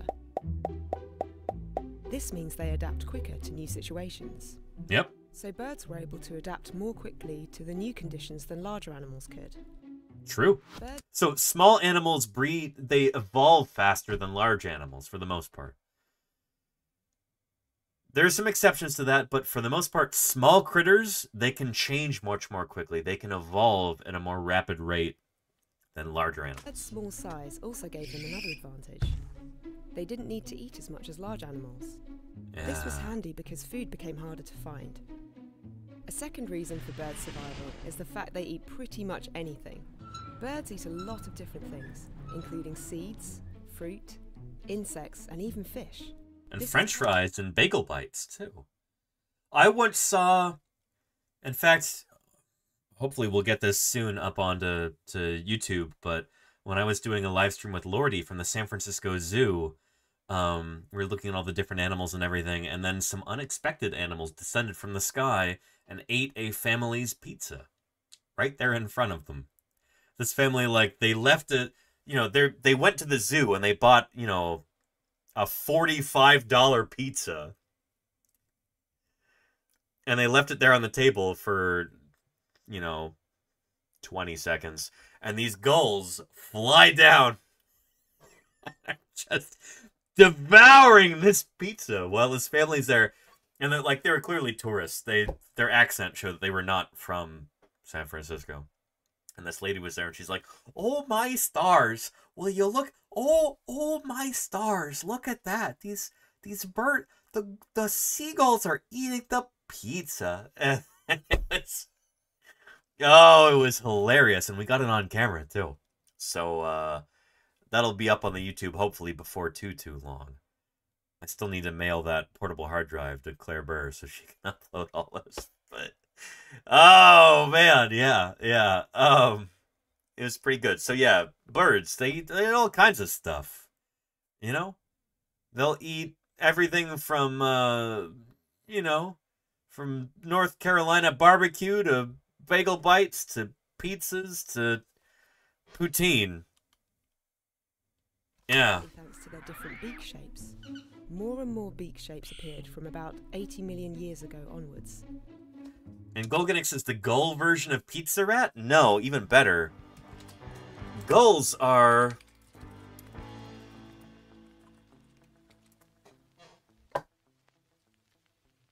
You know... Sorry, Pizza Rat. There's the new sheriff in town.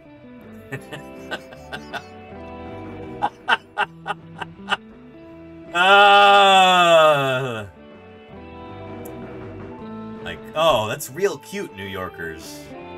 You've got a rat that eats pizza? Here's a bird that eats that rat.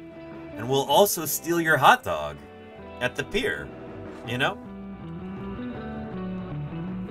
Yeah. So again, birds. Birds will eat just about anything. A second reason for bird survival is the fact they eat pretty much anything.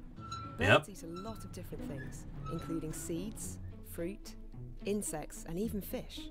This is partly thanks to their different beak shapes. More and more beak shapes appeared from about 80 million years ago onwards. Yep. A third reason birds survived is because they could fly. Flying takes less energy than walking or running to travel long distances. And you collect miles doing it. Birds could easily escape the bad conditions and find new food sources and safer places to live. Today, birds are a hugely successful group. There are at least 11,000 different species. They are very diverse. Just think how different penguins, sparrows, and eagles are. Pretty amazing. Birds are found everywhere on the planet, on all continents and in all environments, from icy Antarctica to tropical rainforests. Yep. They are incredible creatures that soar above mountaintops, survive in dry deserts, and even swim in the sea. Yep. Birds are incredibly diverse. And Retro says that flying allows you to nope danger with a bit more ease. Yes, indeed, Retro Roadshow. Oh, yeah. Here's a link to that video right there. And our bird phylogeny video that we were going to watch yesterday, and save today, I don't think we have enough time for that. So let's just get straight into different bird photos submitted by members of this community. Andy's the one has got this beautiful bird of prey right here who's eaten something. I don't know who that is, but they are feasting. It almost looks like a falcon there. Would not want to be subject to this animal's carnivorous whims. Holy cow. We'll do Metazua tomorrow, Golganek. We don't have time for it. I've got to wrap this up in like 40 minutes. So we'll do 2 Metazuas tomorrow. And Lady Fiend has got a lovely... a lovely pelican for us there. Check that out. Oh man, yeah. Birds are very much living dinosaurs. Good stuff, Lady Fiend. Good stuff. Good stuff. Yeah. And Jay Joyce says, one of 2 red-tailed hawks outside my building yesterday. An absolute prerequisite to the evolution of large mammals and to our own existence, for that matter. Datarol, thank you for the follow there. Datarol, 42 milligrams. What a great name. Welcome to Paleontologizing. Howdy, howdy. One of 2 red-tailed hawks outside my building yesterday being very loud. Well, well, well. You know, I feel like this is not very loud. Maybe I should unmute Discord here so we can hear. There we go.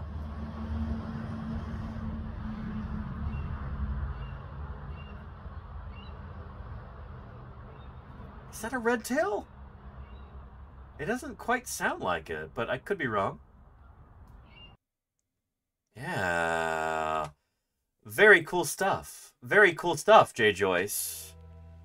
Awesome. Well, well, well. Beautiful.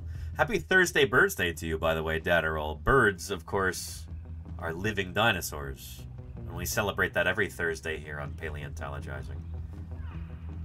Charcone's got a streak of blue and a sea of orange. That is a western bluebird. I am familiar with these birds. I think it's a western blue. It could be an eastern bluebird. Anyway, lovely shot there. Look at that.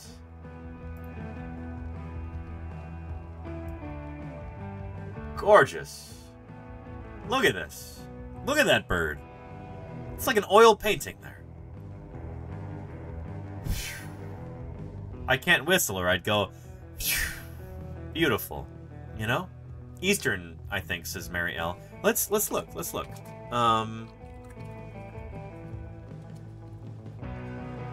Eastern versus Western bluebird.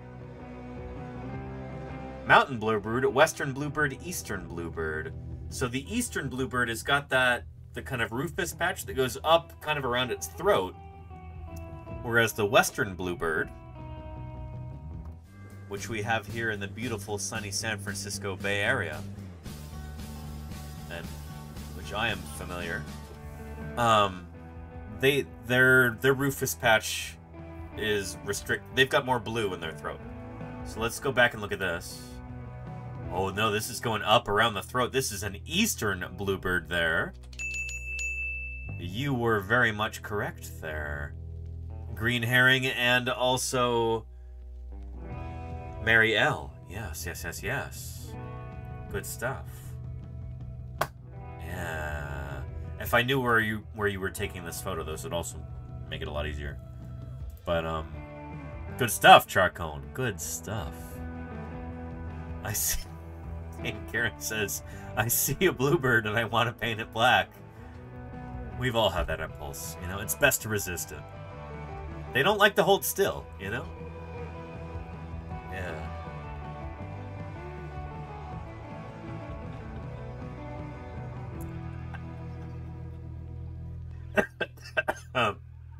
Excuse me. Which reminds me, actually. Yeah. There we go. Why do birds covers PH? What?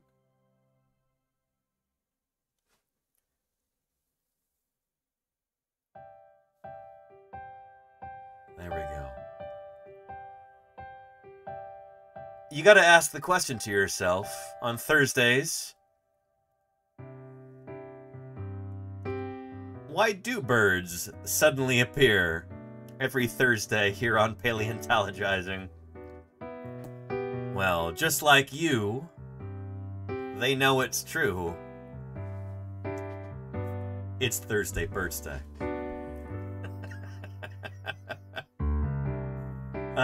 Matt Pie has got something wonderful for us, or something. Look at all these birds. Holy moly. Matt Pye says bramblings, aka mountain finches, are closely related to chaffinches. Let's check on that, Matt Pye. I trust you, but I am a scientist. We gotta verify here. Let's look at our tree of life. Bramblings. Are they closely related to chaffinches? Well, let's find out. These are just a few of the questions surrounding these fantastic animals. And Phoenix, thank you for that. In all the Holy world, cow. there are fewer than 40 full-time dinosaur paleontologists. 3 of them are leading this expedition. Phoenix, holy cow. Phoenix 90 father. Thank you, Phoenix, for those 36 months of support. 38 months. Apparently, I can't read numbers. Phoenix, I'm not a mathematician. I'm a paleontologist. But I am appreciative of your continued support, Phoenix. That's wonderful. Good stuff. Let's protect our fossils, because if they're removed, America loses them forever. And Grooby, thank you for the Prime sub there, Grooby. Thank you for that. That is excellent. Holy moly.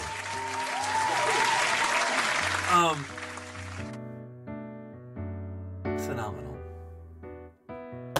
Here, what were we talking about earlier? Matt Pye says bramblings, aka mountain finches, are closely related to chaffinches. Let's check our tree of life here, and well, what do you know? That is indeed, that's some science right there.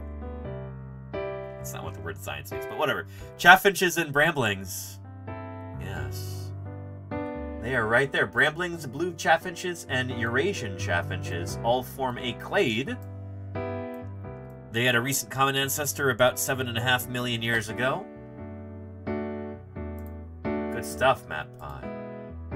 They usually live in Fennoscandia/Siberia, but often winter in Central Europe, where they spend the night in huge forest dormitories. Several millions of individuals on a few hectares. I visited one last week, and it was very impressive. A couple of birds of prey seemed very interested as well.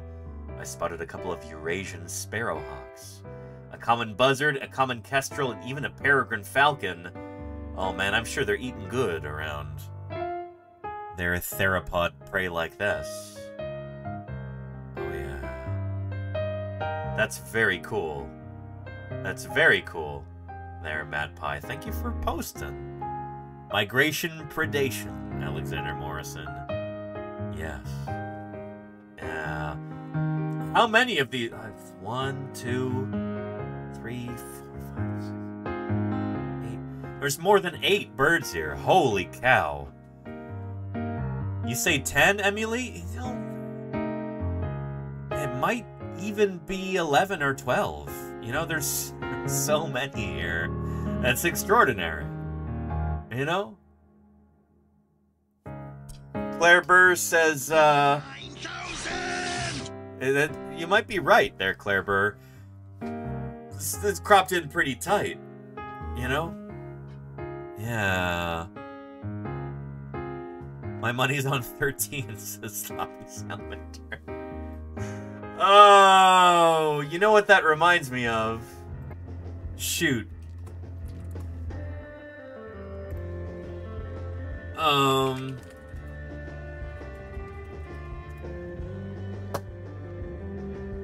Oh no. Oh no.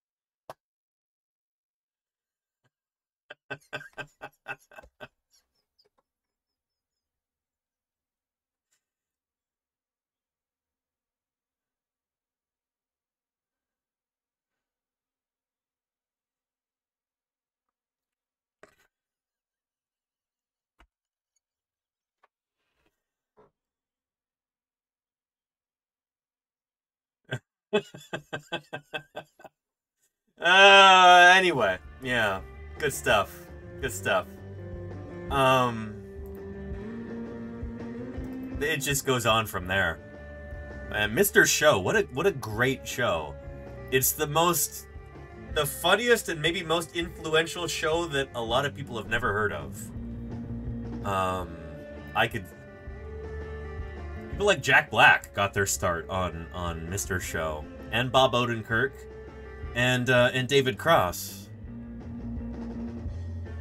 You've never heard of it for sure, Casey Snowart? Holy cow! I mean,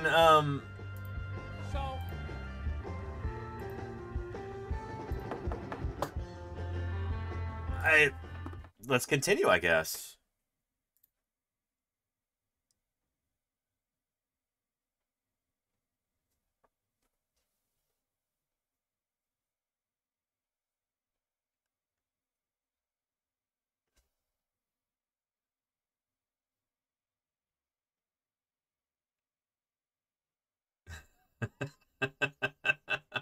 Oh no, Sis Mary.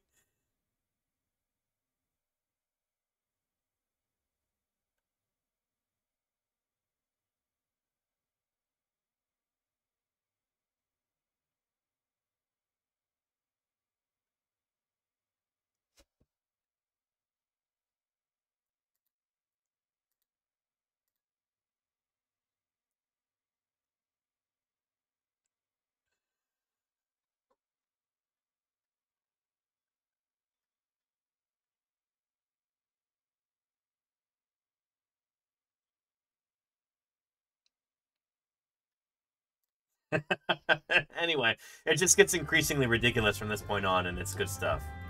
If you've never seen... Oh, here. Shoot. I'm just gonna give you a link. We're not gonna watch it. But,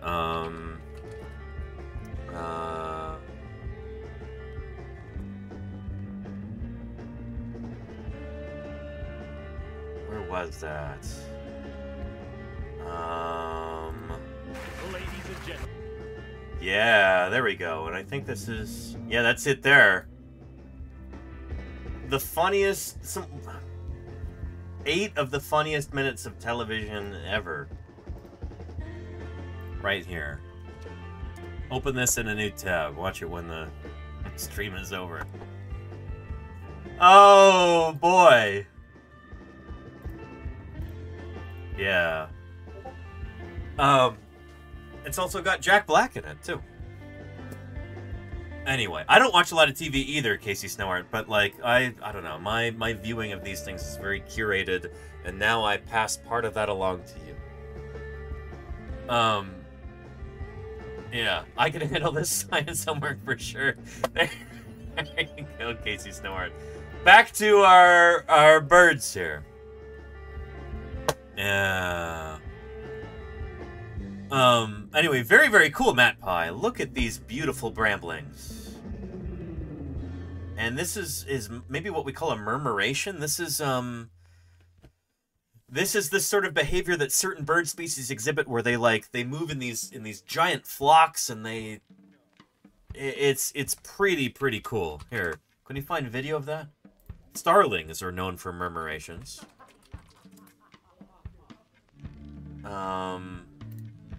Yeah, check this out.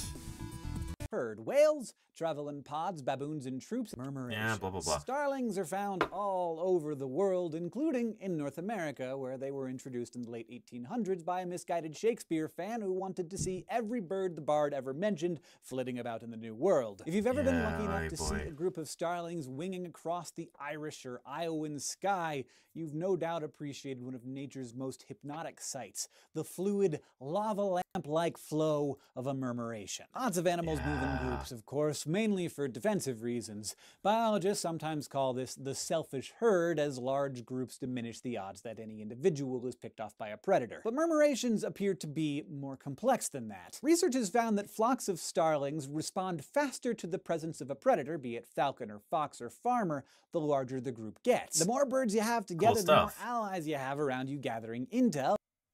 And here's what that looks like, because we're kind of pressed for time a little bit. Check that out. Just extraordinary.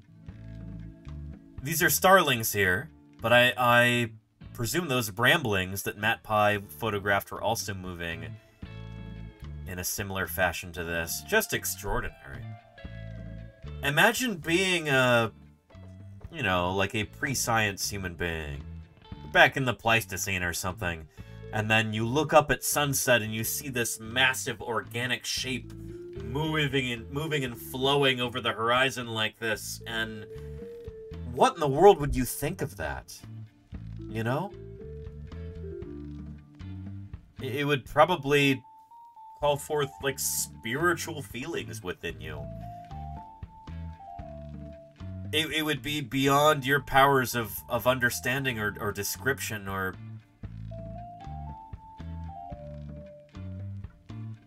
You can see why animism was so popular for so many years. Ah! And I don't know if murmuration is just for birds. I'm not sure, Timmer's Crutch. I'm not totally sure. An omen or a blessing, says Alexander Morrison. Surely something important here. Something of note, of importance, you know? Yeah. Anyway, very, very cool stuff, Matt Pye. Very cool. Thank you for posting. Tarquin says, I saw a crow on the grass at my college campus digging in the dirt. Oh, I like digging in the dirt with just a pick and brush. But this bird's just using its claws and beak, presumably. It would use the beak to tear out chunks of grass, presumably looking for food. Super creative.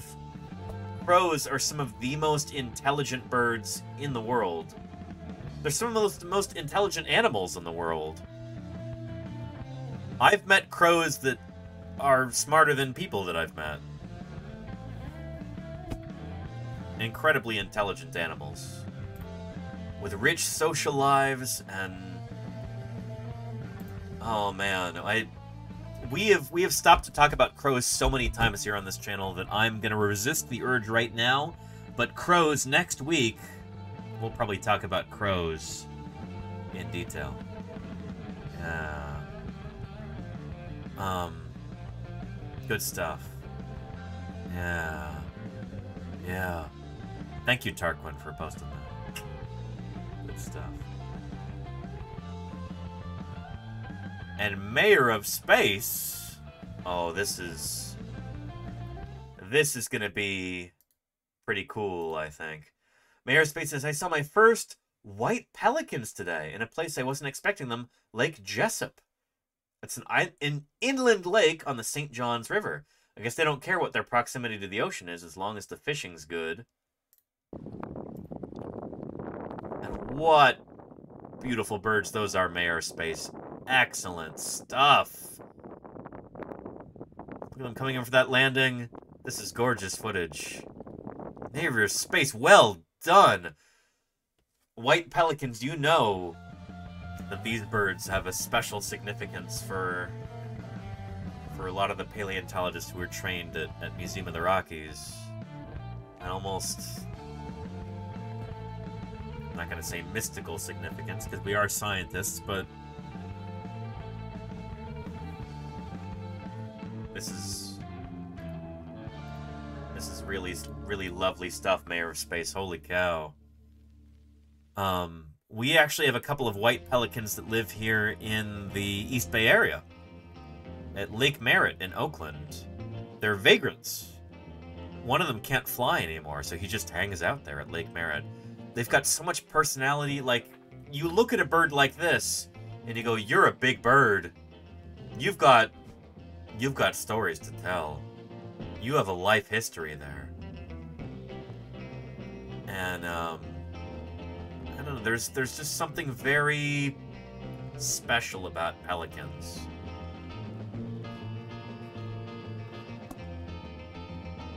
They're very cool. They're very cool. They try to eat large things like capybaras. That's Claire Burr.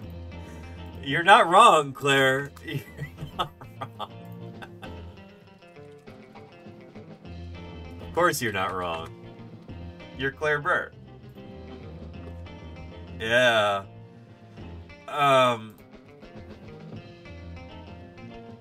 Yeah.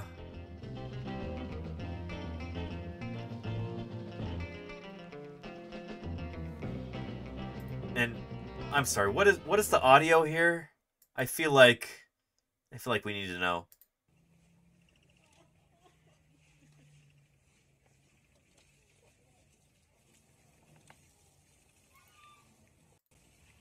They ask you how you are, you just have to say that you're fine when you're not really fine, and you just can't get into it because they would never.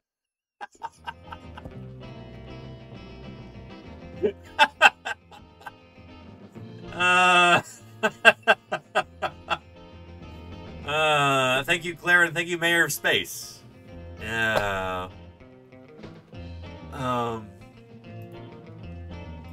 Good stuff. From the Dinosaur Dave, we've got, who are these? Who is that? Kind of lovely Australian bird here. I'm not from Oceania. And I don't know who this is, but that lovely yellow eyeshadow there. Who is this, Mayor of Space? Oops. They did this bathing thing about 15 times. This is a different kind of bird. Different kind of bird here.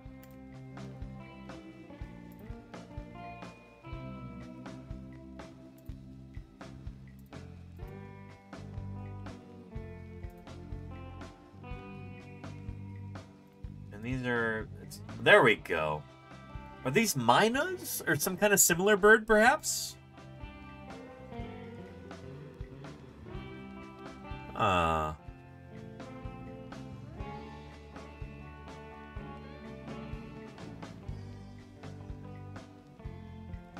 Miss Creation says noisy minor.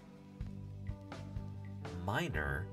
I was going to say Myna, M-Y-N-A-H, which sounds like an Australian pronunciation of minor. Oh, I got some miners over here.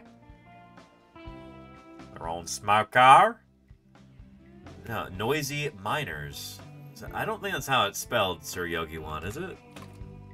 Here. Let's go back to our tree of life here. And,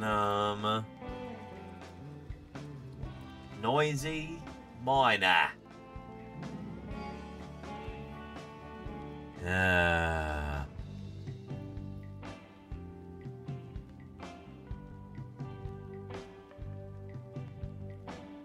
Oh, good on ya. Noisy miner. Manarina. Melanocephala. Yellow-throated miner. Black-eared miner. Bill miner. Good stuff. That seems to be that seems like it might be a good match there. Yeah, that critter, yeah, it makes sense. Dinosaur Dave, this is lovely. Thanks for posting. That's what it is, says Dinosaur Dave. Well. Ding, ding, ding. Sorry, wrong button. Ding, ding, ding. Hold on to your butts. Wrong button again. Ding, ding, ding. Yeah. Anyway, mynas are a different kind of bird.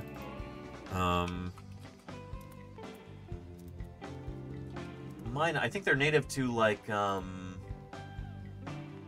India, I want to say. Mynas are way over here. Holy cow. Yeah, common myna. They are related to, I don't know what, but I know they're invasive in certain places like Honolulu in Hawaii. Oh, they're a pest in Australia too, Mark Melbourne. Interesting. Presumably they're from the Indian subcontinent, right? Native to Asia. There we go. They've adapted extremely well to urban environments. Well, way better than I have. Good stuff. I'm used to sleeping in a tent, you know, digging for fossils. They're probably better at living in an urban environment than I am. From Sri Lanka, really, Miss Yvette. Interesting. Huh. They roll out eggs in steel nests, so they're nest parasites? Timmer's Crutch? Uh-oh. Yeah. Anyway, let's scurry on forth from these miners, not miners. Although in Australian English, might be difficult to distinguish. Miner from miner. There's a subtle difference there. Miner versus miner.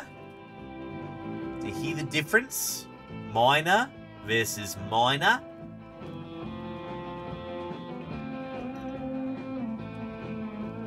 Continue.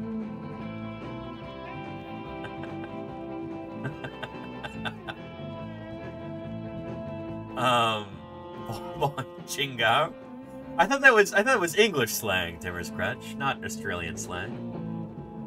It gets confusing because Australians also famously speak English, but it's not English.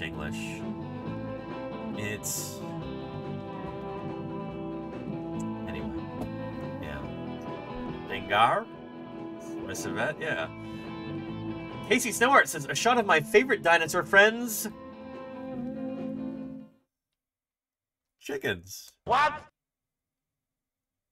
Chickens. What? No, chickens. There you go. Yeah. This little all-female flock is one that I volunteer with at a local history park run by our studies museum. Pictured here are two of the Polish hat ladies dining on some kitchen scraps. Or the Welshammer hen. Using all my creative prowess, I have donned the Polish girls. The names Fancy and Fancy Brown, respectively, while the Welshammer is nicknamed Peanut. Oh, these are gorgeous, Casey. Fancy Brown is front and center, showing off her impressive and slightly gnarly leg spurs for fight. Interestingly, hens will grow these when there is no rooster present to protect the flock. Really? That's like a plastic thing? Like that's something that's... They'll develop especially when... Interesting. Our dominant hen, not pictured, even likes to do her own little mangled version of crowing when they are first let out in the morning.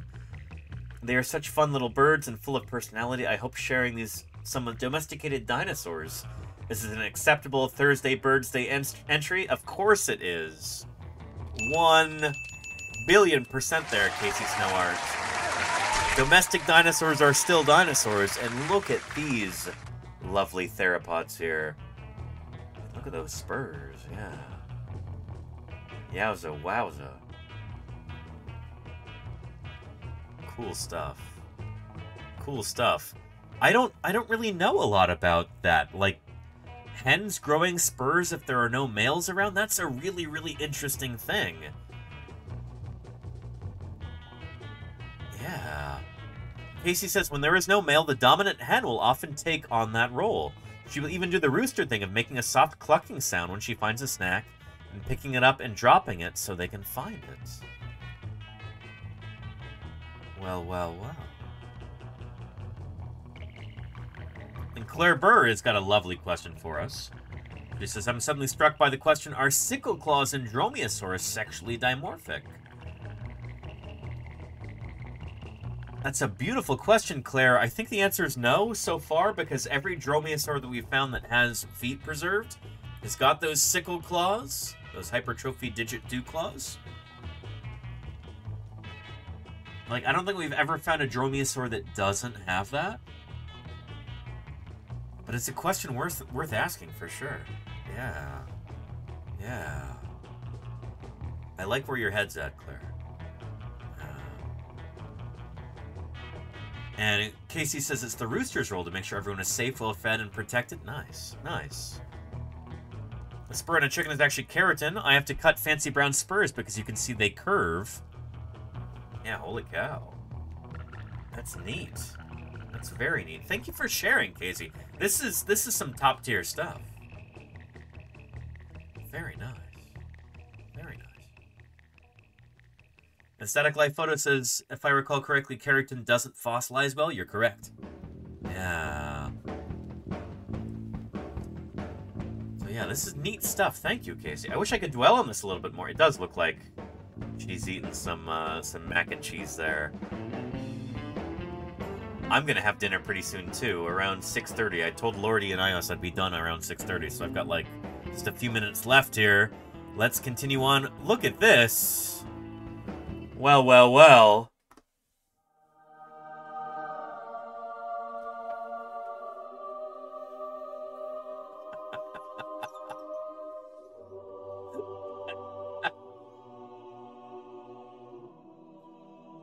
That's a peregrine falcon right there.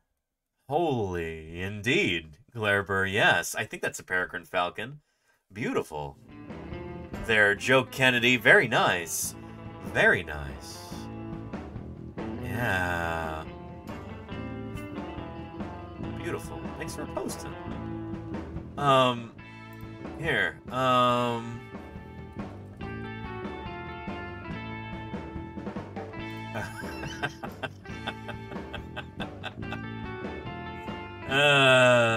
Yeah. That would make the pub cooler with a raptor on that. Absolutely, Clareburr. He just has like a giant ornery bird sitting on his head. And like any of the bishops or cardinals get too close and it just goes, "Argh!" Snaps at them. That's a change they must make. You know? Kennedy says, I heard it calling and the neighbor spotted it. Very cool, Kennedy. Very cool. That's fantastic. I love it. I love it. Velocipastors, says Dame Karen. Yeah, oh boy. Yeah. Lovely, lovely.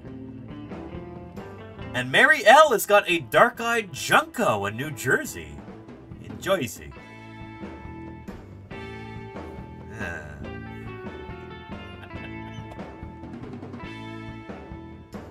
Mr. Soprano, that sounds like some very Eastern philosophy. Well, I did spend my whole life in Jersey. Dark-eyed Junco in New Jersey last week after an unexpectedly heavy snowfall. Love their little pink bills. Dark-eyed Juncos are...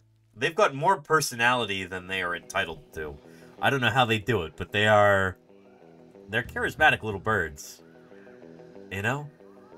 Yeah, good stuff. Good stuff. Yeah. Very cool. Love their little pink bills. I don't feel like they have pink bills where I live. The dark-eyed Juncos in East Coast. Dark-eyed Junco. Junco, there we go. It is pretty pink. They don't have... I don't feel like they have pinkish bills where I live.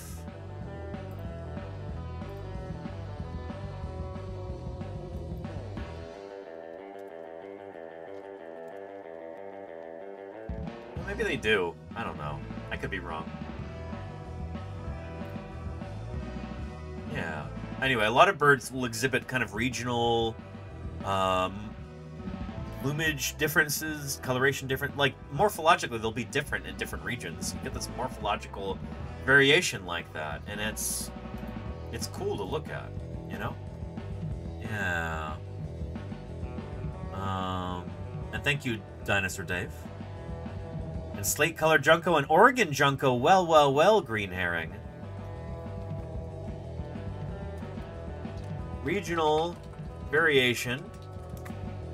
Junco.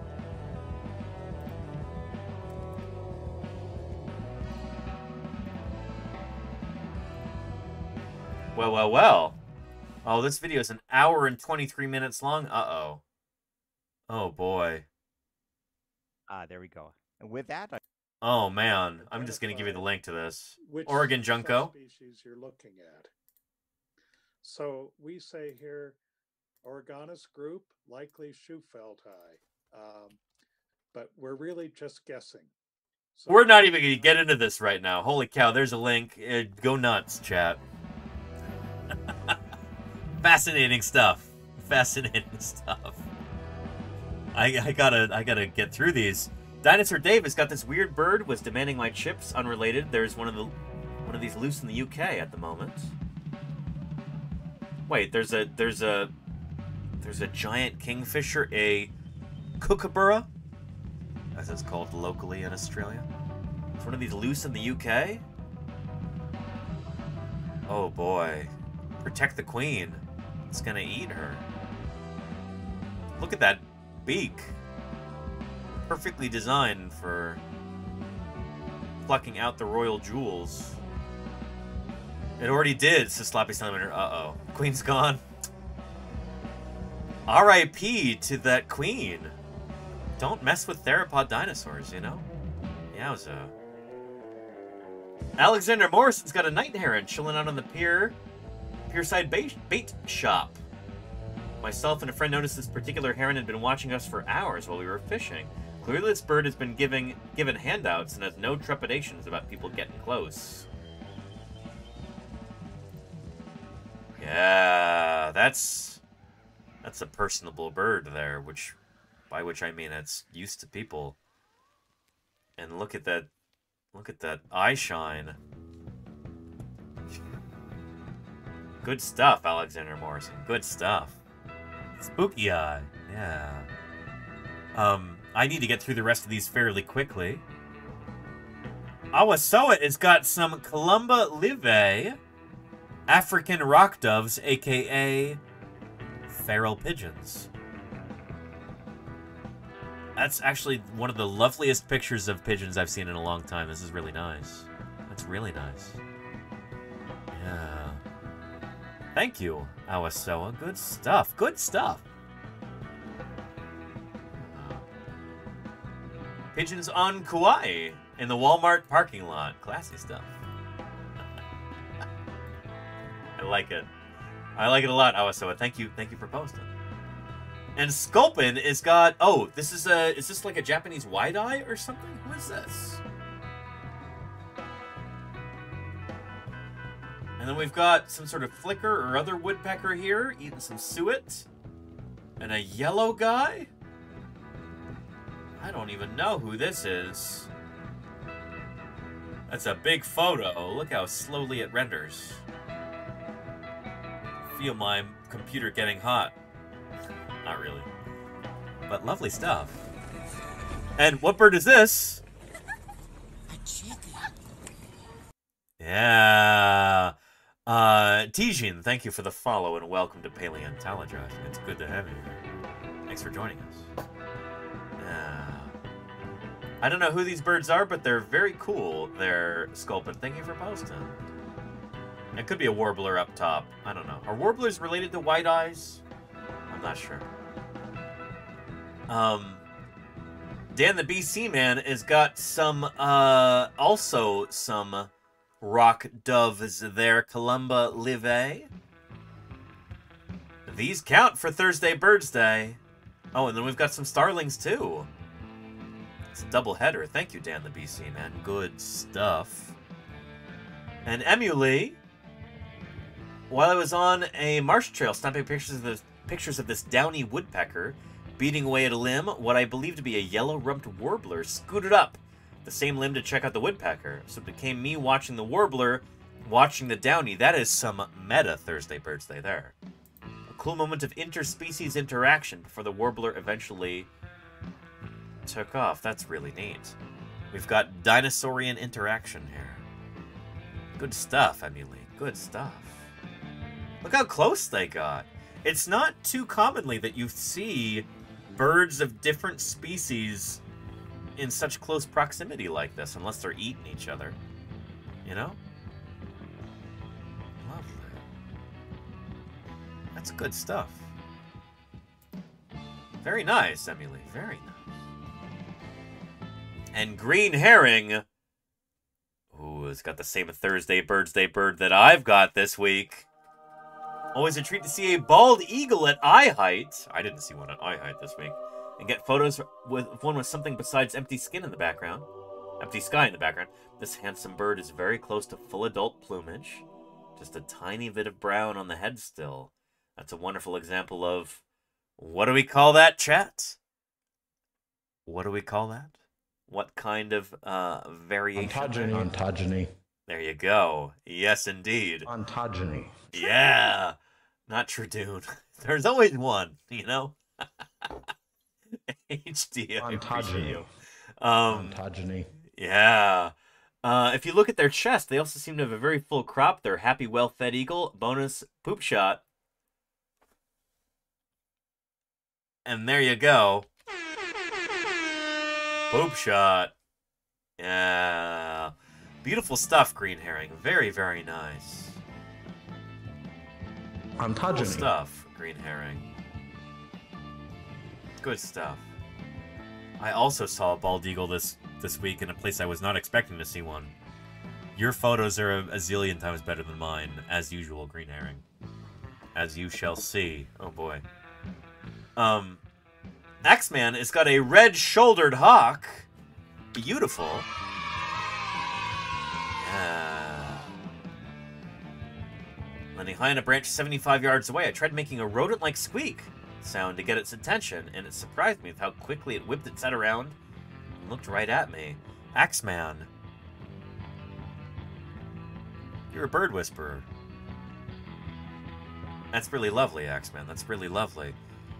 Red-shouldered hawks have got to be more common than I realized. I thought these were rare birds. I thought red tails were... But people are getting photos of red-shouldered hawks left and right. Maybe these guys are making a comeback. Very cool, Axeman. Very cool. Yeah, playing a dangerous game. It's Sloppy Salamander. And a Northern Shrike, J. Joyce. Yes. Oh, a.k.a. Butcher Bird. Murder Fowl.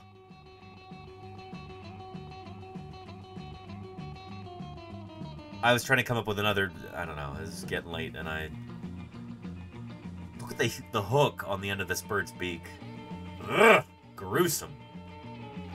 And what is that? Dr. W, that's beautiful, green herring. I love those emotes. Stabby. Yeah, shrikes. Look at that.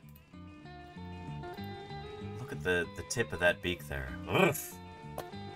So these are birds which will kill small vertebrates and invertebrates, and then they will later skewer them sometimes on sharp twigs or barbed wire fences and stuff. Just like leave a dead mouse just impaled on a barbed wire fence, and then they'll come back and eat it later. It's these birds are hardcore. Oof. Yeah.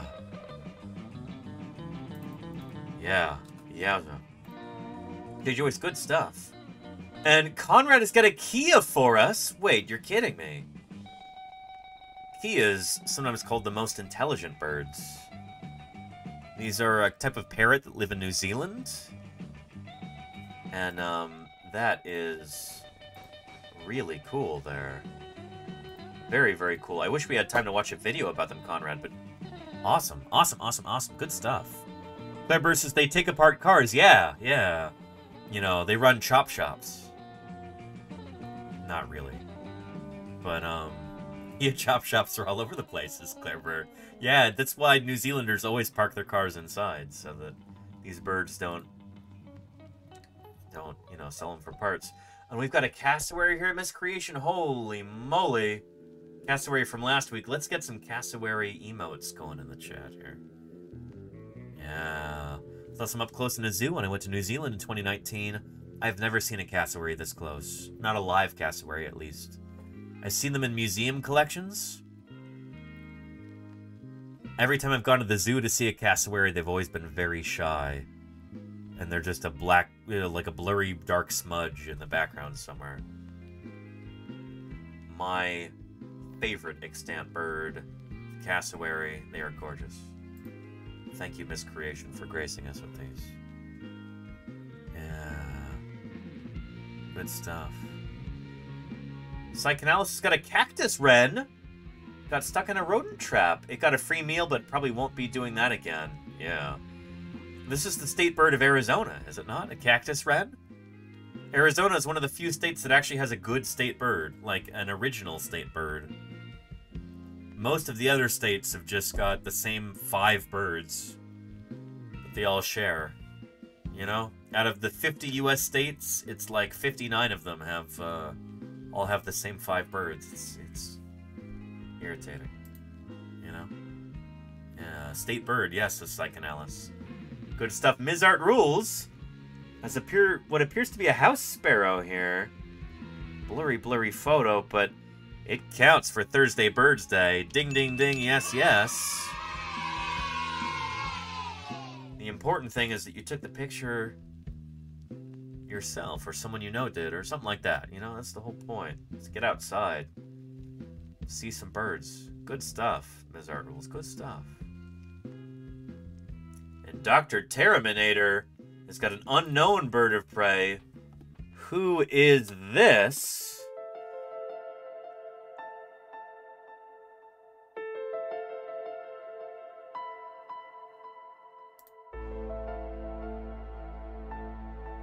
I'm not well versed enough in my birds of prey to know what that is. But I want to believe it is, I don't know. Green herring or other accomplished birders in chat? Any ideas?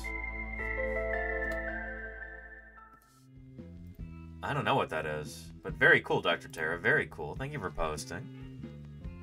Cooper Socks, is Marielle? Could very well be. Kind of smallish. Fast flap, yeah.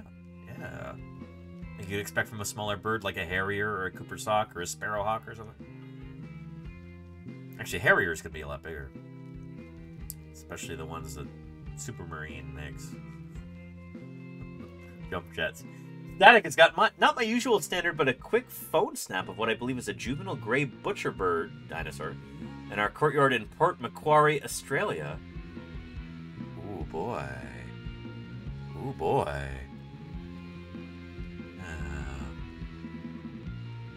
Eating something there. Good stuff, Static. Good stuff. Thanks for posting. Rhea's got a black-capped chickadee for us. Well, well, well.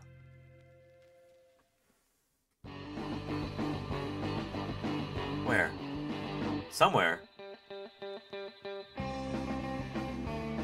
Is this a jump scare thing where it's just gonna go Rawr! No?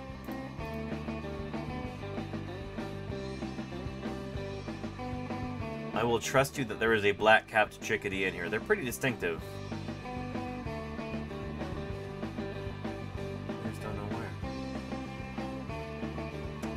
But good stuff, salamander. It's not visible, but it's singing. Well, let's unmute this site. Oh yeah, that's a chickadee. Let's pump up the jams here.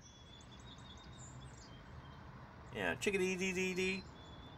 The number of D's in their call actually corresponds to like what they're feeling emotionally and like what level of danger might exist. If there's a predator that they spot, they will actually, they'll actually announce that with the number of D's in their call, apparently. That's what I've read, anyway. Yeah. You hear a white-throated sparrow, says Mary L? Interesting. Okay. Huh. You'd know better than I would, I bet. Anyway, we gotta continue. I'm sorry I'm rushing through these, but I gotta eat dinner pretty soon. We've got stuff going on tonight. Thing says, went to a pet store a few weeks ago, had to visit with this canary. Oh. Yeah. You're beautiful. Very yellow.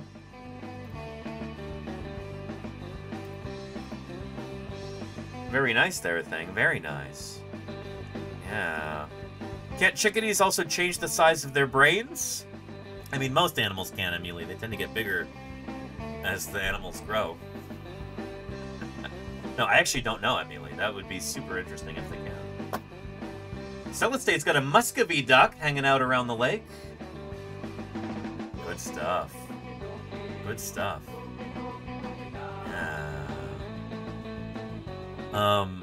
Lovely Celestate. We talked about Muscovy ducks a little bit last week. And a turkey vulture here from Neilf.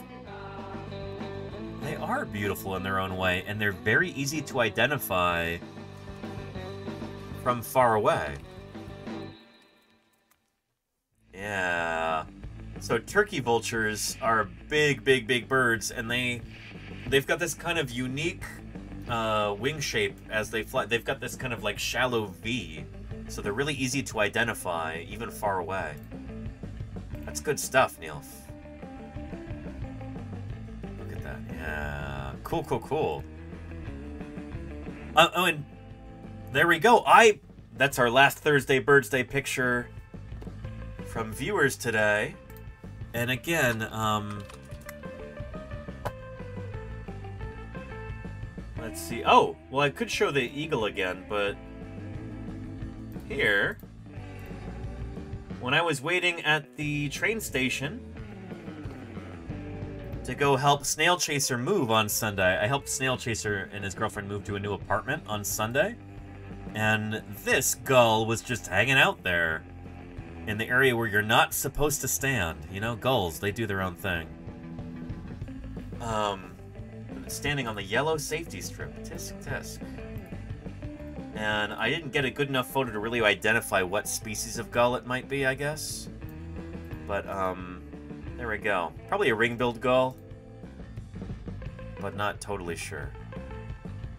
Yeah, they're very punk rock. Yes, indeed. Yeah. You know, like we saw last week.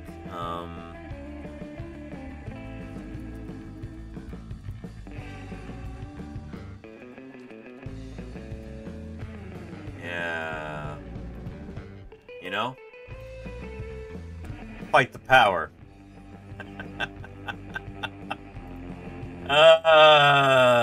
Good stuff, good stuff. Yeah. Anyway. Gulls. Gotta love them. Anyway. With that being said and done, it is now time to wrap up our stream for the day. Let's have an Archaeopteryx right here to go under our credits. And,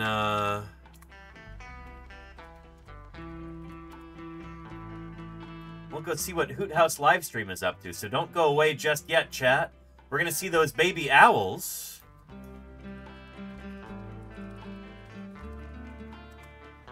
And continue Thursday BIRDSday. My, they're getting big. 1, 2, 3, 4, 5 of them.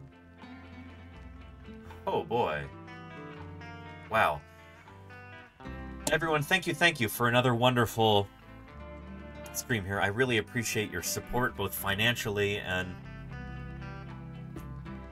in terms of viewership. Thank you to the subscribers and resubscribers, to the followers and the cheerers, to the raiders and the moderators, and even you quiet lurkers. You still bring up those numbers, and that makes a difference. It really does. We'll be streaming again tomorrow at 2 p.m. California time. Probably. I will be streaming tomorrow. There's a chance I might be a little late. I've got an important museum meeting tomorrow. I'll try and get back in time to start our stream at our normal time. We might talk about marine reptiles tomorrow and that David Attenborough documentary from the BBC about that brand new giant pliosaur from the Jurassic of the UK. But until then, everybody, you take care of yourselves and let's go check out some baby owls here. Watch them being fed by their parents. Hoot House Livestream. I'll see you there. Take care.